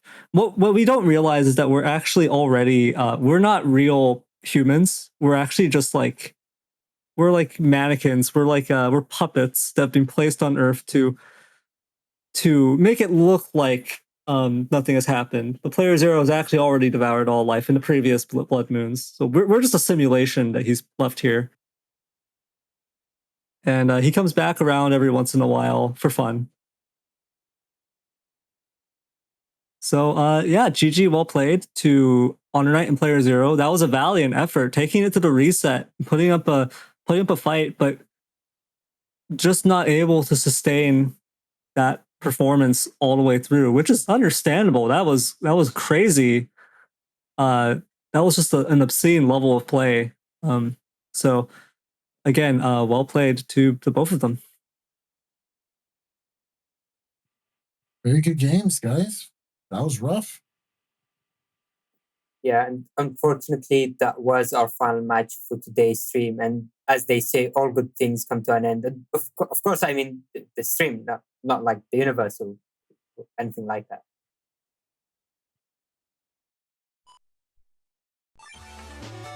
With that, let's take a quick look at the bracket and see the journey that we've gone through since yesterday and today's tournament matches stream. But yes, that was our final match for today and our final match for the Blood Moon. So after the Blood Moon, we always have a bit of a break to allow the players and to allow us to rest as well and prepare for an upcoming tournament and the next new moon. During this break, there's also an opportunity for players to organize their own tournaments, and I think there are a good number of them lined up, and there might also be a special tournament, a PN4 tournament that might be hosted as well. So keep an eye out for news about that as well. All right, and before we go into the credits for the stream, let's take a quick look at the profile. So do want to give a quick shout out to Direct Playerland for the $100 donation during today's stream, saying it's been several years since life happened and I left the net battling scene, but it always makes me happy to see the N1GP still transmitting. Thank you again for that generous donation, and thank you to everyone and all of our Profile supporters for the continued support. Did you mention a prize pool for a tournament? No, and I was going to do that now. Do you want to actually give it there? Hello, Mega Man fans. If you have been keeping up with the tournament channel, you might know already, but yeah, so last Blood Moon was the first time we started doing a prize pool for the finalists of Blood Moon, and this time we actually upped the pot because of generous donations from Ziggins, who participated early on in the tournament. So the total prize pot for this tournament is $250. And let's see how that works out. So it's a 50-30-20 split. That means, unfortunately, playerzero is getting $125. That means second place HonorNite is going to be getting $75, and Thiago in third is going to be getting $50. So I've already asked a few times in tournament, but I'm very curious to see what people's thoughts are on what they prefer the prize in Blood Moon to be, whether that just be straight cash like right now, or special N1GP unique merchandise made by yours truly. Or, well, both. But if we want both, then I would think we're going to need more donations. So please support us on Ko-Fi. And please keep your eye out on a shop opening as well this year. We will be trying to sell shirts and other merchandise and trinkets. And also the yoga mat. The infamous legendary yoga mat should finally become a reality. Yes, and profits for that, a cut of that will go into the prize pool for future tournaments, and then some of it will be going to me so I don't go insane. That was a very professional way to say that. Okay, thank you, bye. Yeah, I mean, thank you, Sal, for coming in and giving that announcement. And as mentioned, to make sure to head to the feedback channel on the Discord and let us know which people prefer, if it's more merchandise or the cash prizes. And while we are on the topic, I do want to give a quick shout out to all of our Profile subscribers and thank them for their generous support. None of this would have been possible if it wasn't for them and allowing us to do these cash prizes and potentially expand on things for the future as well. So thank you to Zay, Bitmuffin, Not That Person, Racing, Food, Char, and MySax, Aerodon, Yamland Hero, Ricky Sparks, and Starlight. With that, let's head into the credits. Alright, and with that, thank you again everyone for watching and joining us on the journey that was this Blood Moon. And a huge shout out to Salad as usual for organizing the tournament, creating this amazing stream layout and all of these special transitions, as well as preparing the VODs and yeah, everything for the tournament. I'm barely alive. And being alive, that's an important point. Shout out to Salad for being alive. Yeah, shout outs to Salad for all of the hard work they've done on the stream. Shout outs to ZZZ Salad for hopping in to communicate with us. Cool. Shout outs to playerzero for taking yet another Blood Moon under his tyrannical rule, and shout outs to Zero Guy for helping step in to commentate briefly. Yeah. And shout outs to Z playerzero for helping to for helping run the stream. And I think that's it. Yeah, I mean, can't forget about SoulXCross and Neryth. Thank you both for joining on this super extra long stream. It's over 5 hours long now, and it was amazing having you both on commentary as well. It's always good to have you. Always good to be here. Thanks for having me. And shout outs to all the new players who checked this out for the first time today and are interested in getting involved in some N1GP action. Always check us out and join in on the fun so that way you too can be on our streams and have some good times. You know, I also want to give a special shout out to Duo as well, because none of this would have been possible without him. All right, yeah. Thank you everyone for watching, and we'll see you again next stream. Goodbye. Wow.